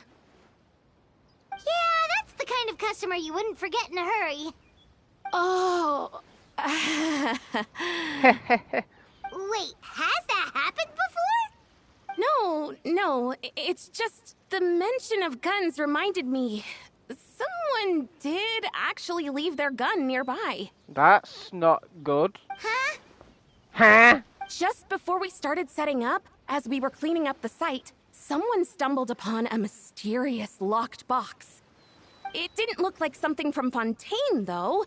It had more of a Natlanese vibe. What's in the box? Oh? Oh. Do you think a foreign tourist might have left it behind? That's what I assumed at first. But the box was buried beneath a pile of wooden planks, rocks, and whatnot, so it seemed like someone deliberately hid it there. But I didn't see much point in speculating, so the best thing I could think of was to hand it over to the authorities. I trekked all the way over to the Palais Mermonia just to hand it in. Ugh, it was exhausting. What did the authorities make of it? Oh, they made a mountain out of a molehill, as usual. Before even addressing the question of what was actually inside the box, they had several heated discussions about whose responsibility it was to write the lost and found notice. Thankfully, the ever-reliable Officer Sedine stepped up and immediately called in the Marechaussee Phantom to crack the lock and check if there were any dangerous items inside. And, as it turned out, there was a gun. A gun! Oh no! Wow, that's a dangerous item, all right. Mind if I ask what kind of gun it was? Is that really relevant? Oh yeah, Mr. Kanich, you're from Natlan, aren't you? Do you know a lot about guns? You could say it comes with the job. I have an interest in weaponry and the like. Ugh, such a spoiled brat. What, are the toys I gave you not good enough for you anymore? Yep, got sick of those long ago. You little... How dare you turn your nose up at my gifts! Why, Time for a timeout, old-timer. Sorry, where were we? Oh yeah, do you recall what the gun looked like? Enjoy your gifts. It's a bit hard to describe. If you ask me, it didn't even really look like a gun. Give me a second. I'll knock out a quick sketch.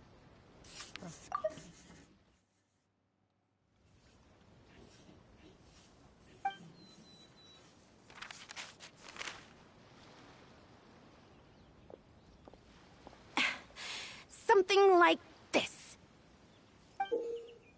Huh. I mean, it looks like a cannon of some kind, like an arm cannon. Whoa, it's so neat and precise.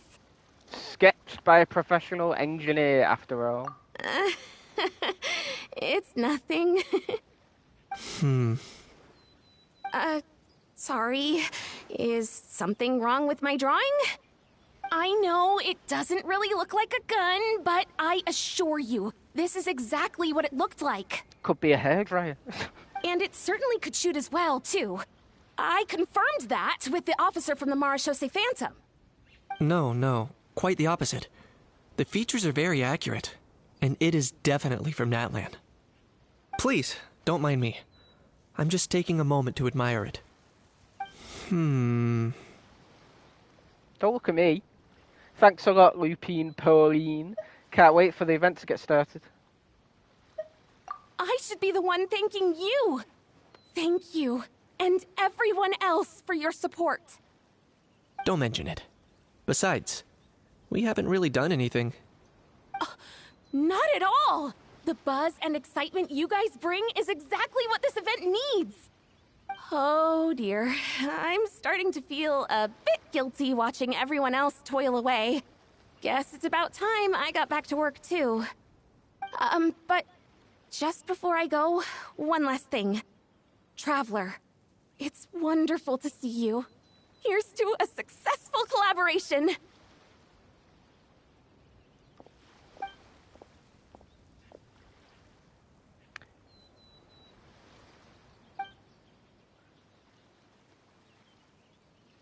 I'm sure you noticed that there was something unusual about that gun. It looked ancient. Correct. It's most likely an old weapon dug up from some ancient dragon ruins. Based on my experience, it might be more accurate to refer to it as a hand cannon. But in Fontaine terms, it's not wrong to call it a gun. I was right about it being an arm cannon, an arm cannon. Given why I came here, don't you think it's curious that an ancient dragon relic of unknown origin would turn up like this, out of the blue? I suspect this gun might have something to do with that smuggling case. It might have slipped through the cracks. Called it. Time is of the essence, so I'd like to head over to the Palais Mermonia to verify my suspicions. I think I'll join you. Perfect. Then we can head out right away. Or, if you want to catch up with your friends first, I can wait. Can you wait?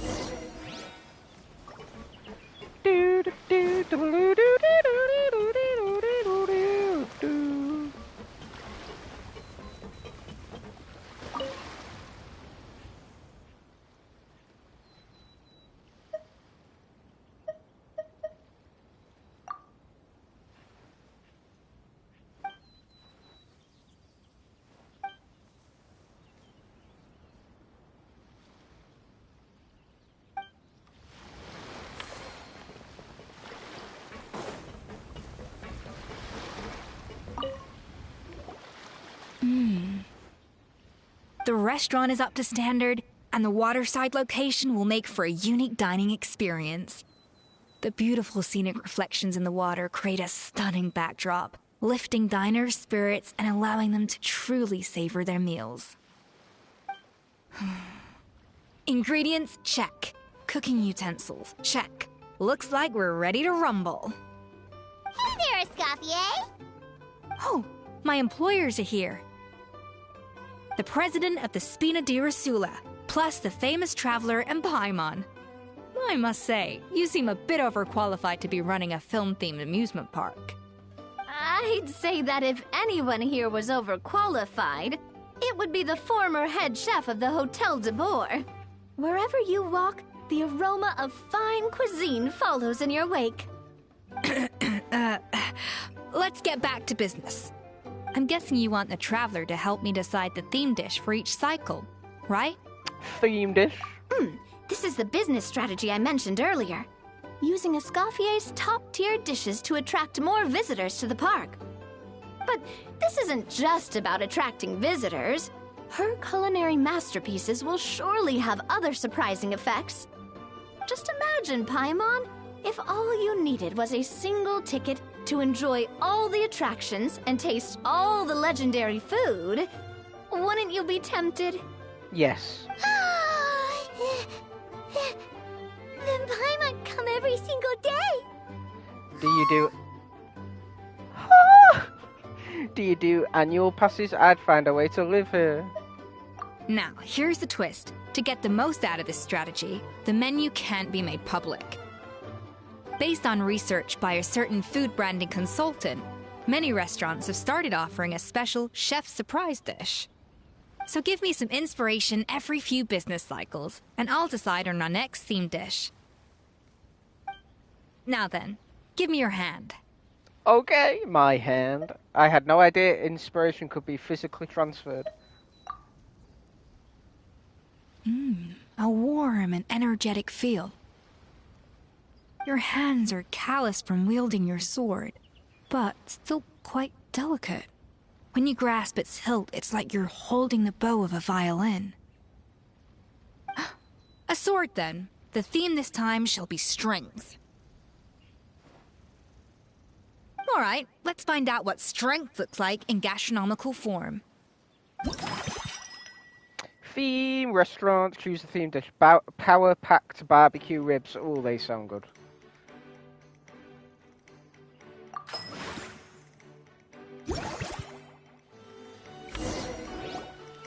I've refined the sauce for these barbecue ribs. It's a richer flavor than the classic version, but not at all greasy. The mint extract in the seasoning leaves a refreshing aftertaste, perfect for indulging yourself after a fun-filled day. But if you ask me, I'd say the artisans need these more than the guests. The artisans? As I'm sure you've noticed, this park isn't quite finished. A serving of these barbecue ribs should help the artisans replenish their strength much more quickly. As their bosses, you have an obligation to provide meals for them. So why not invite them to dine here? Who knows? The morale boost might even improve their productivity. Oh? If I recall correctly, you once served up some special fish and chips for the porters over at the Fleuve Cendra. For several days after, the workers were all incredibly efficient. They'd finish 8 hours of work in just 5. And then, because they clocked out early, they'd come back completely refreshed the next day. Then there's no time to lose. Go invite the artisans over while these ribs are still hot. I'll prepare some side dishes and desserts too. That's a great idea! You really live up to your reputation, Escoffier. Looks like these themed dishes are gonna make a huge difference after all. We'll have to make sure we check in with you regularly. The artisans are pumped and ready to roll thanks to that themed dish. And perfect timing, too. Let's take this chance to take the facilities of our eclectic escapades to the next level. Okay, buddy, how much teaching do we need? Upgrade.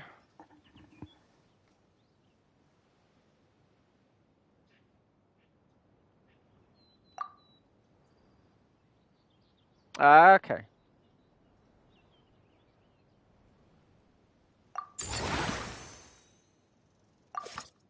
We should be able to attract more customers by upgrading the stall, don't you think? Hey you, hope you are good. Just lurking. Yeah, I'm doing great. Thanks, McTakeaway. Hope you are good too. I'm kind of getting hungry now, to be fair. That's right.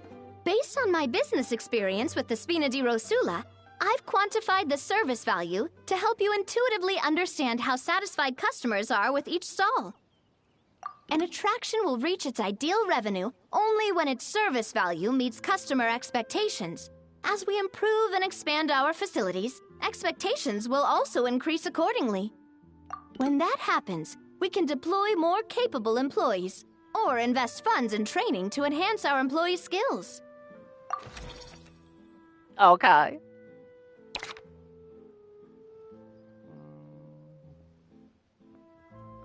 What do we do to train them? Huh?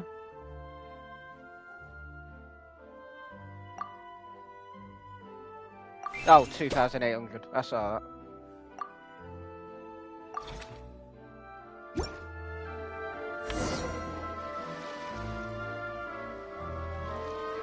Whew. That should be everything. Looks like you've pretty much mastered how to run this park. Huh? Have we really?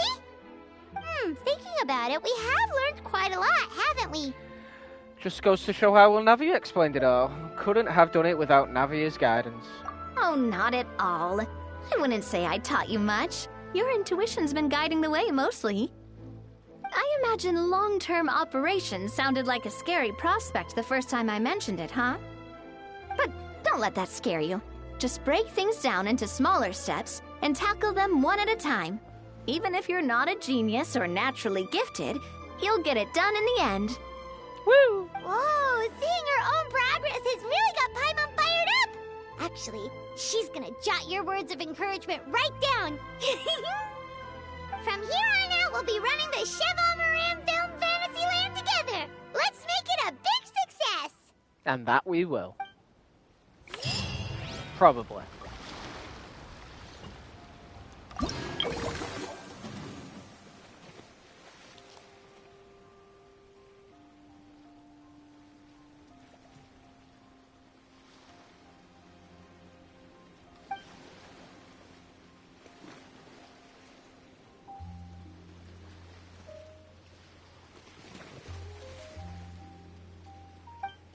Sounds good.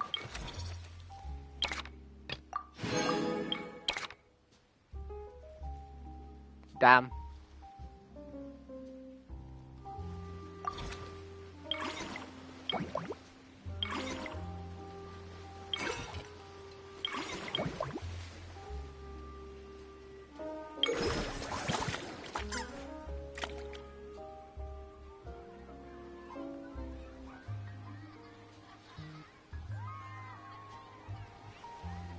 Okay.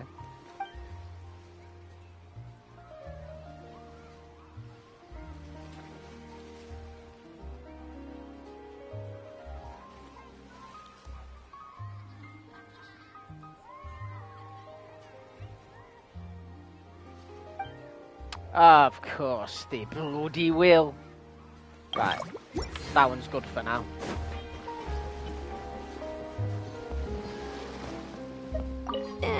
We've gone over budget in quite a few areas. But, whatever. The results are what count.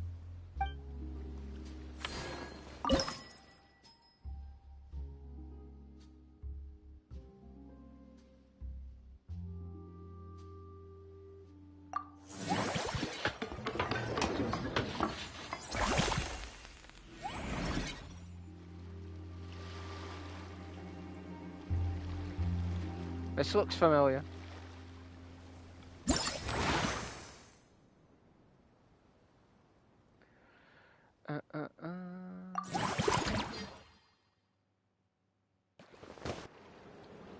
Oh, is this a combat one?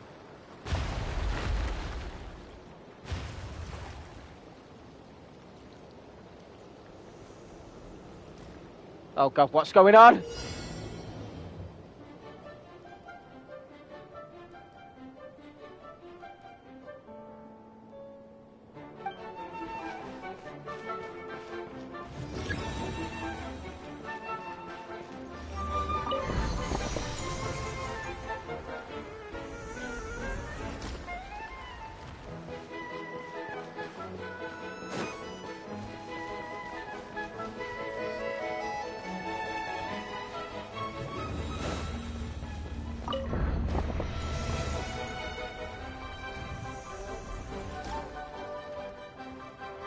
Oh god.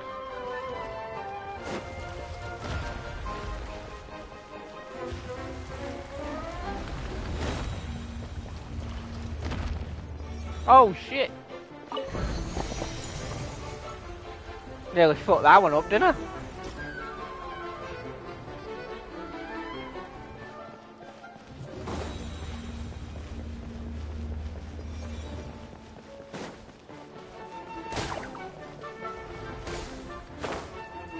Oops.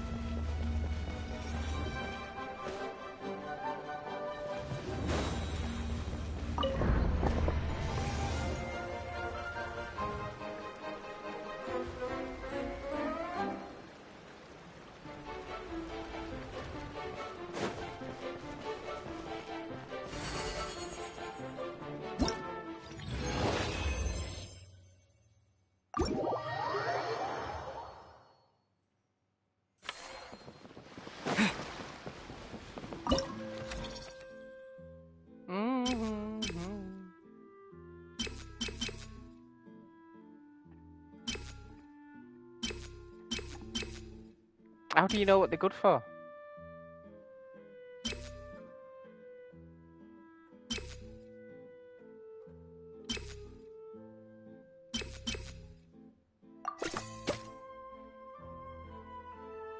I'm a cheapskate, what can I say?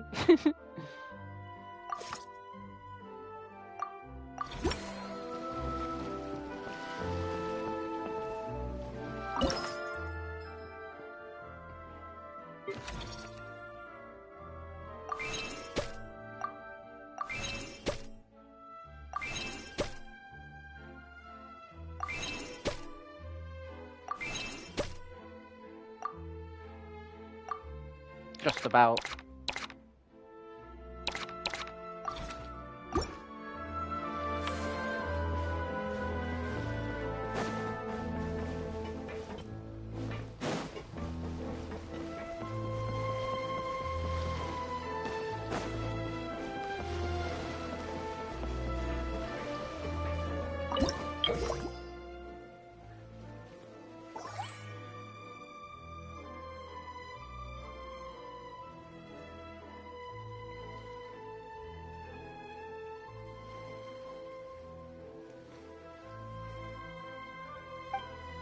Okay.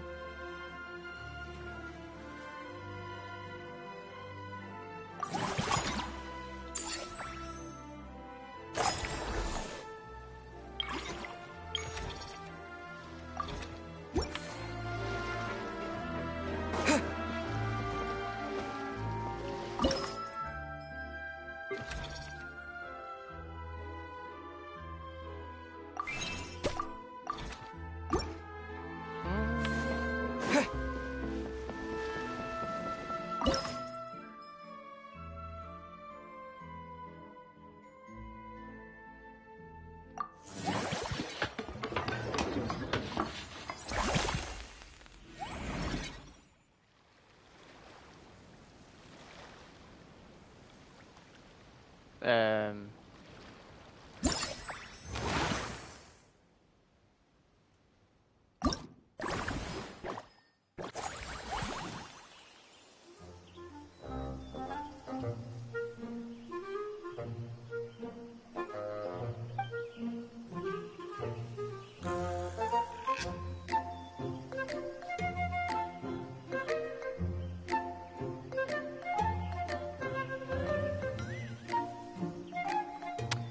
Party loving animals, huh?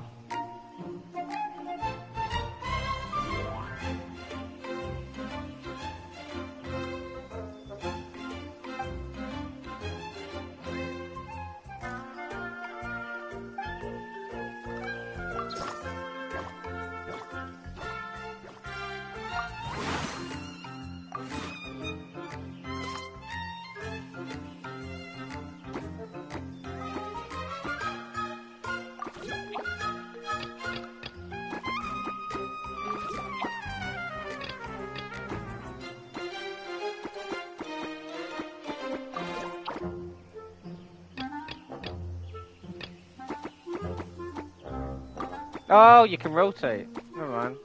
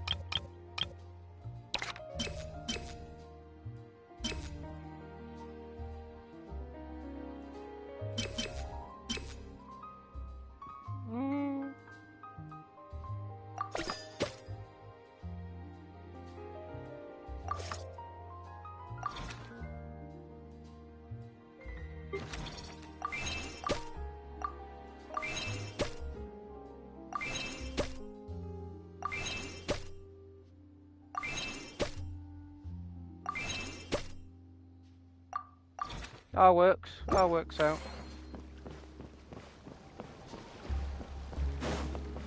Look at the little cuties.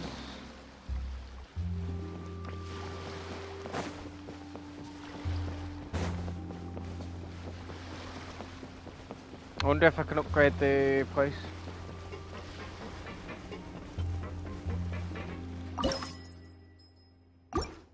Nope.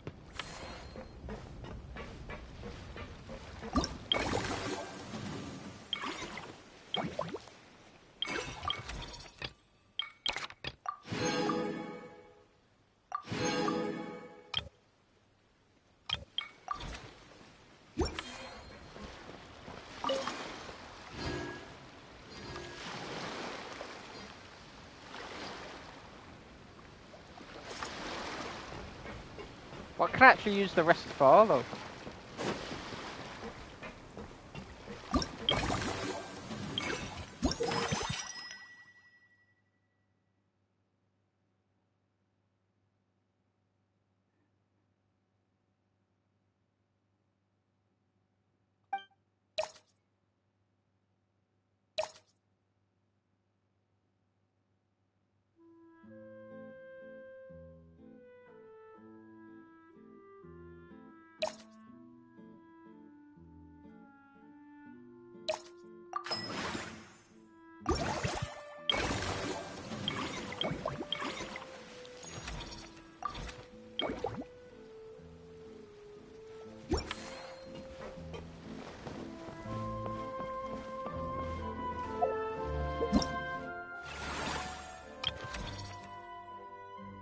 Oh.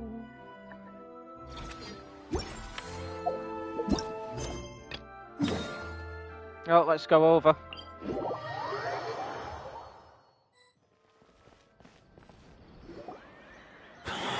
Oh, man.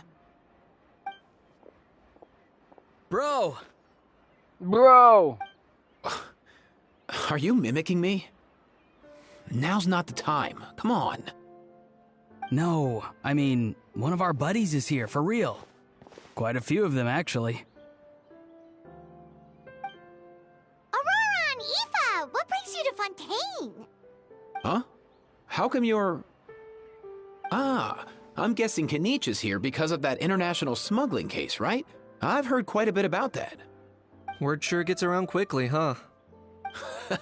First time abroad and you're already making headlines. Oh, stop it. It's not like I was the center of attention. Wasn't expecting to see the Traveler and Paimon here too, though. Come on, Aoife. Huh? A traveler, by definition, is someone who travels around. That is true. Fair point. Anyway, back on topic. Wait a second. I lost my train of thought. What were we talking about again? Why you're all here, of course. For vegetables. Huh? I'll go first. It's for the Chevrolamine Film Fantasyland. Wait, is that right? It's Cheval Moran. Ah, right. I keep stumbling over that one. Guess I owe Cheval Moran an apology, even if she's not here. It's okay. Anyway, long story short, the festival restaurant urgently needed fresh vegetables from Natlan, which is why Aoife and I are here. So, you guys are vegetable couriers? He is. I'm just here as a responsible adult. It's his first time traveling so far away from home, and all the elders in his tribe were worried. So they had me come along. Even though it's your first time too. Right, but they still picked me to accompany you. You gotta wonder why that might be. Don't you get it? They all just saw how overworked you were, so they used it as an excuse to send you off on a vacation. Wait, what? So I'm getting the grandson treatment now too? See? Doesn't matter how much older you are than this dude. Hang out with him long enough, and you'll eventually find yourself being treated like a kid. Meaning everyone looks after you. What's so bad about that? In theory, nothing at all. In that case, guess I better start over. Hi guys, my name's Aoife, and I just turned 5. Nice to meet you, little bro. Paimon's not sure who the responsible adult is anymore. None of them. So, what about Kakuku? If he was here, we'd be making more of a ruckus than we already are. That's exactly what's got me worried. Aoife, there's nothing to worry about. You're a big boy. You can handle yourself now even without Kakuku. You think that's what I'm worried about? Anyway, my priority right now is Kakuku. Suffice it to say, Kakuku's in big doo-doo. Did he really have to say it like that? How so? He's so small, and all he knows are a few harmless phrases. What kind of trouble could he even get himself into? Let me guess. Did he get caught out by the law on flying objects? Bro, you too? Not me. How? Oh, that pesky little chatterbox. So that's why he hasn't interrupted us this whole time. Guess he's too scared to show his face. That, plus he's already spouted enough nonsense for one day. So I've put him on mute until tomorrow. Nice one. If I was even half as decisive as you are, I would have kept a closer hold on Kakuku so he didn't get a chance to go flying off. I guess that's what flying objects do. Oh no, bro. Or rather, did Kakuku get caught by the guards for flying around? If they had managed that, we'd at least be able to track him down. But when the guards started chasing him, Kakuku flew into that building next door. I wouldn't be surprised if there was a high-stakes pursuit going down in there as we speak. Just like one of those cool crime movies. Which building? That one? Yup, that's the one. Kakuku sure has a good eye for a getaway. It's the tallest building around. I may be able to fly up pretty high, but checking every last window would still take quite a while. As for Aoife, well, let's just say he's not flying anywhere without a Saurian. Sorry about that. Not like it's my fault, though. You don't have to apologize on my behalf. Wait a sec. What's this got to do with how high you can fly? Kakuku's got himself into a real mess here, like a panicked animal running straight into a trap. It's pretty worrying. I'm starting to picture him flapping through a barrage of gunfire while important documents are flying about left, right, and center. Heck yeah! If anyone can pull it off, it's Kakuku. He's always been such an awesome Saurus. I believe in him.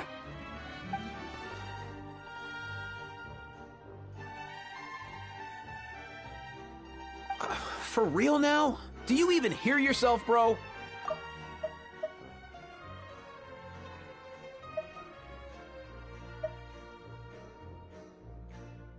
Of course I'm for real. I'd never make light of something like that. All right. Everyone's an awesome Saurus. Well, the human version. But our priority right now should be to go in there and check up on Kakuku. As it happens, Kinitch and I were just heading over to the Palais Mamana for something else. Leave it to us. You sure? Wow, awesome. That'll be a huge help. And if Kakuku doesn't listen to you, I give you permission to pull out a couple of his feathers. Wait, since when was that up to you? Well, then it's your call, bro. All right then, if Kakuku doesn't listen to you, I also give you permission to pull out a couple of his feathers. That's just cruel. There you go. If he objects to that, tell him to come find us. He won't. Trust me. Back when we first met Kakuku in the wild and I begged you to take him under your wing, I never imagined you'd end up spoiling him rotten. And I never imagined you'd be nagging me about it. Oh, well, I definitely saw that coming. Huh? You're only 5 years old after all. He's joking, by the way.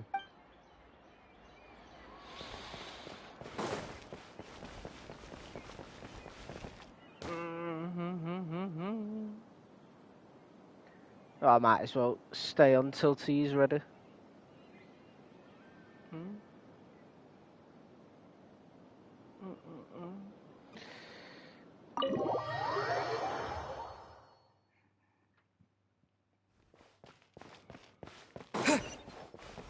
Nothing new there. The first few days of every month are always noisy. Nothing new there. The first few days of every month are always noisy. Are they?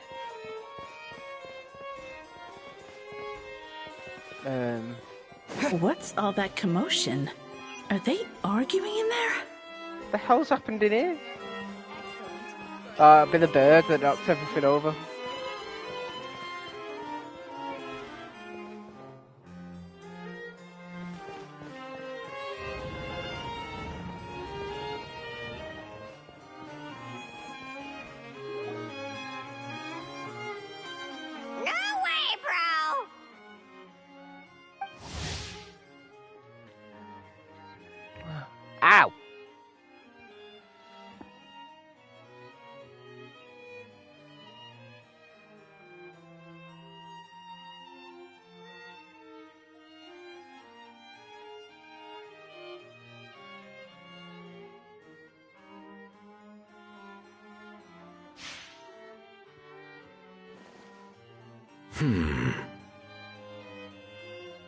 Did he say he came from Natlan? No. Get out of here! I can understand his words, just not what they mean. Oh no. Oh no.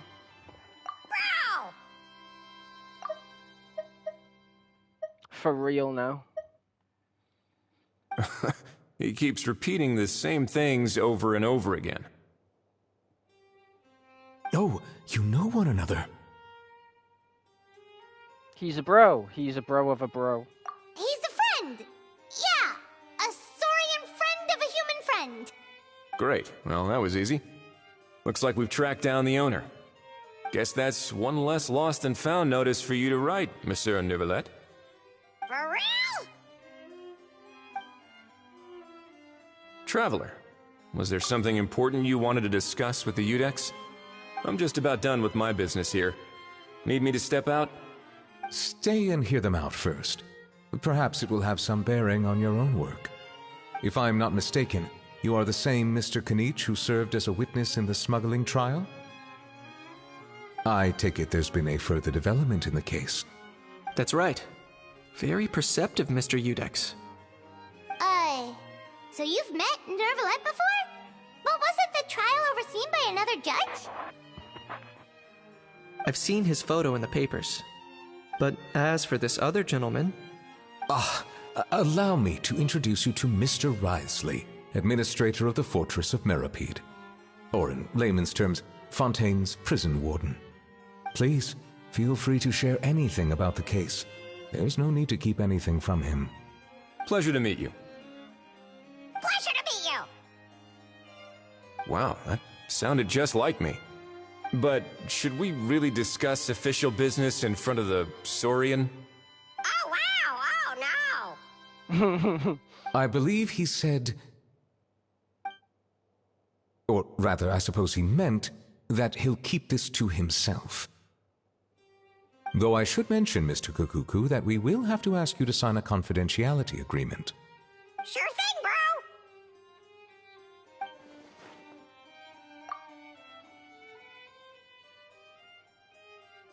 Let us return to the matter at hand. Mr. Kanich, was there something else you wanted to discuss relating to the case? Yes. Let me fill you in.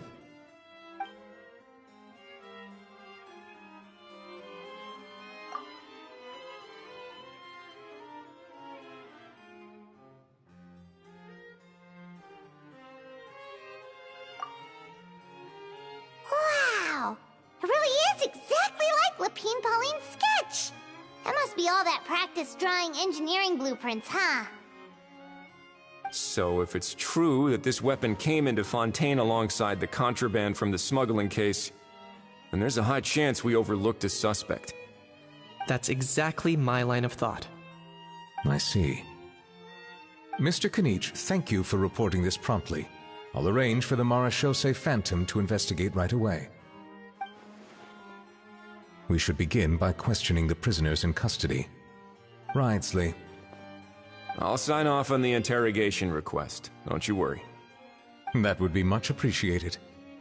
It's lucky that the Palais Mermonia wasn't scheduled to release any public bulletins today, and that this gun's lost and found notice hasn't been written up yet. In other words, the news hasn't leaked. I'll be staying in Fontaine for the time being. If there's any progress in the investigation or you need my help, feel free to reach out anytime. That goes for me too. Yep, we were just about to go help out with Lapine Pauline's convention. If there's any news, we'll keep you all posted. Marvelous. Thank you all. Well then, all that's left is to...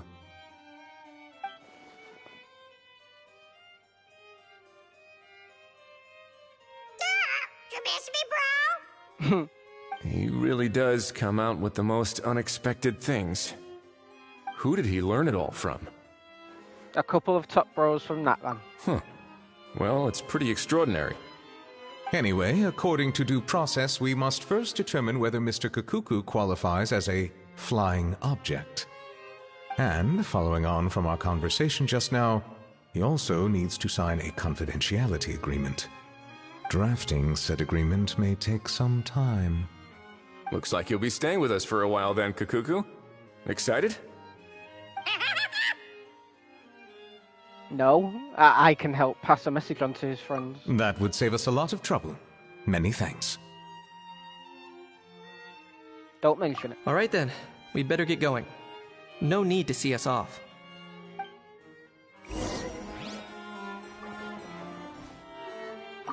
I know you mentioned a while back that people from Nadland would soon start showing up all over the world. But I hadn't expected anything like this. It seems no matter where they come from, all dragons are inquisitive by nature. You can say that again, bro! The same might well be said for humankind. The real reason you chose to stay to investigate this case was your curiosity about Natlan and Mr. Kukuku, was it not? Guilty as charged. Nothing gets past you. So, how about we take this opportunity to chat a little more? We've got the world's best translator on hand, after all. Sure thing, bro! So that's what they were referring to when they said Awesome Saurus Nouvelet, because he's obviously technically a saurian too. A type of, but a more of an actual dragon.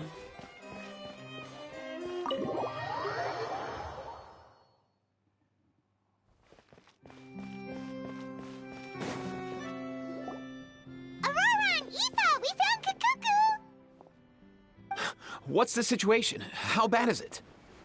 There's some good news and some bad news. Oh no. When I saw that Kukuku wasn't with you, I'd already prepared myself for the worst. Relax, Aoife. Maybe Kukuku just prefers high-rise living now. Sometimes you just have to let the kids grow up and make their own choices in life. For real now? Do you even hear yourself, bro? It's not that bad.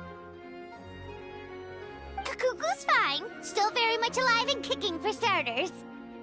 He hasn't been arrested either, so no jail time. Even had an interesting chat with some veritable VIPs. See? You're not exactly reassuring me here. As for the bad news, well, it's really not that bad. Kukuku accidentally overheard some top-secret stuff, so he has to stay at the Palais Mermonia for a while to sign the confidentiality agreement. But there's no need to worry. The person in charge of looking after Kukuku is super nice, so he'll be absolutely fine. You'll just have to wait a bit longer. All right. That doesn't sound too bad after all. Wow, hearing that's put my mind to rest. But based on my understanding of how things work here, the ban on flying objects should be over by the time Kukuku actually gets out. What a shame. Oh well, I guess we'll just have to go have some fun without him. You don't look disappointed in the slightest. Anyway, Auroron and I will be staying in guest rooms upstairs at the Hotel de Boer for the time being. Feel free to drop by if you need us. Alright, bro. Yay! Problem solved! Alright, let's catch up another day.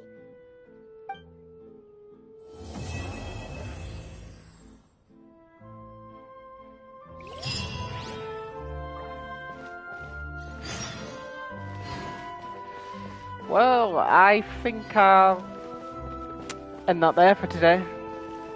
Because I'm hungry. And God knows what else.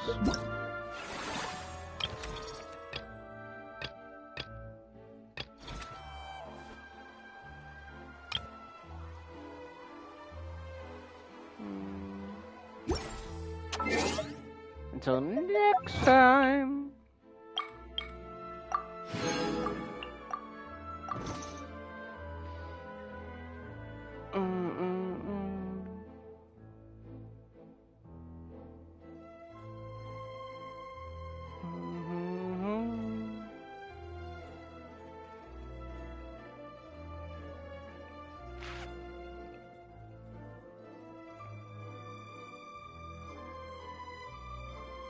I think I'm just gonna end it today because I'm a bit drained. So see you next time. Bye.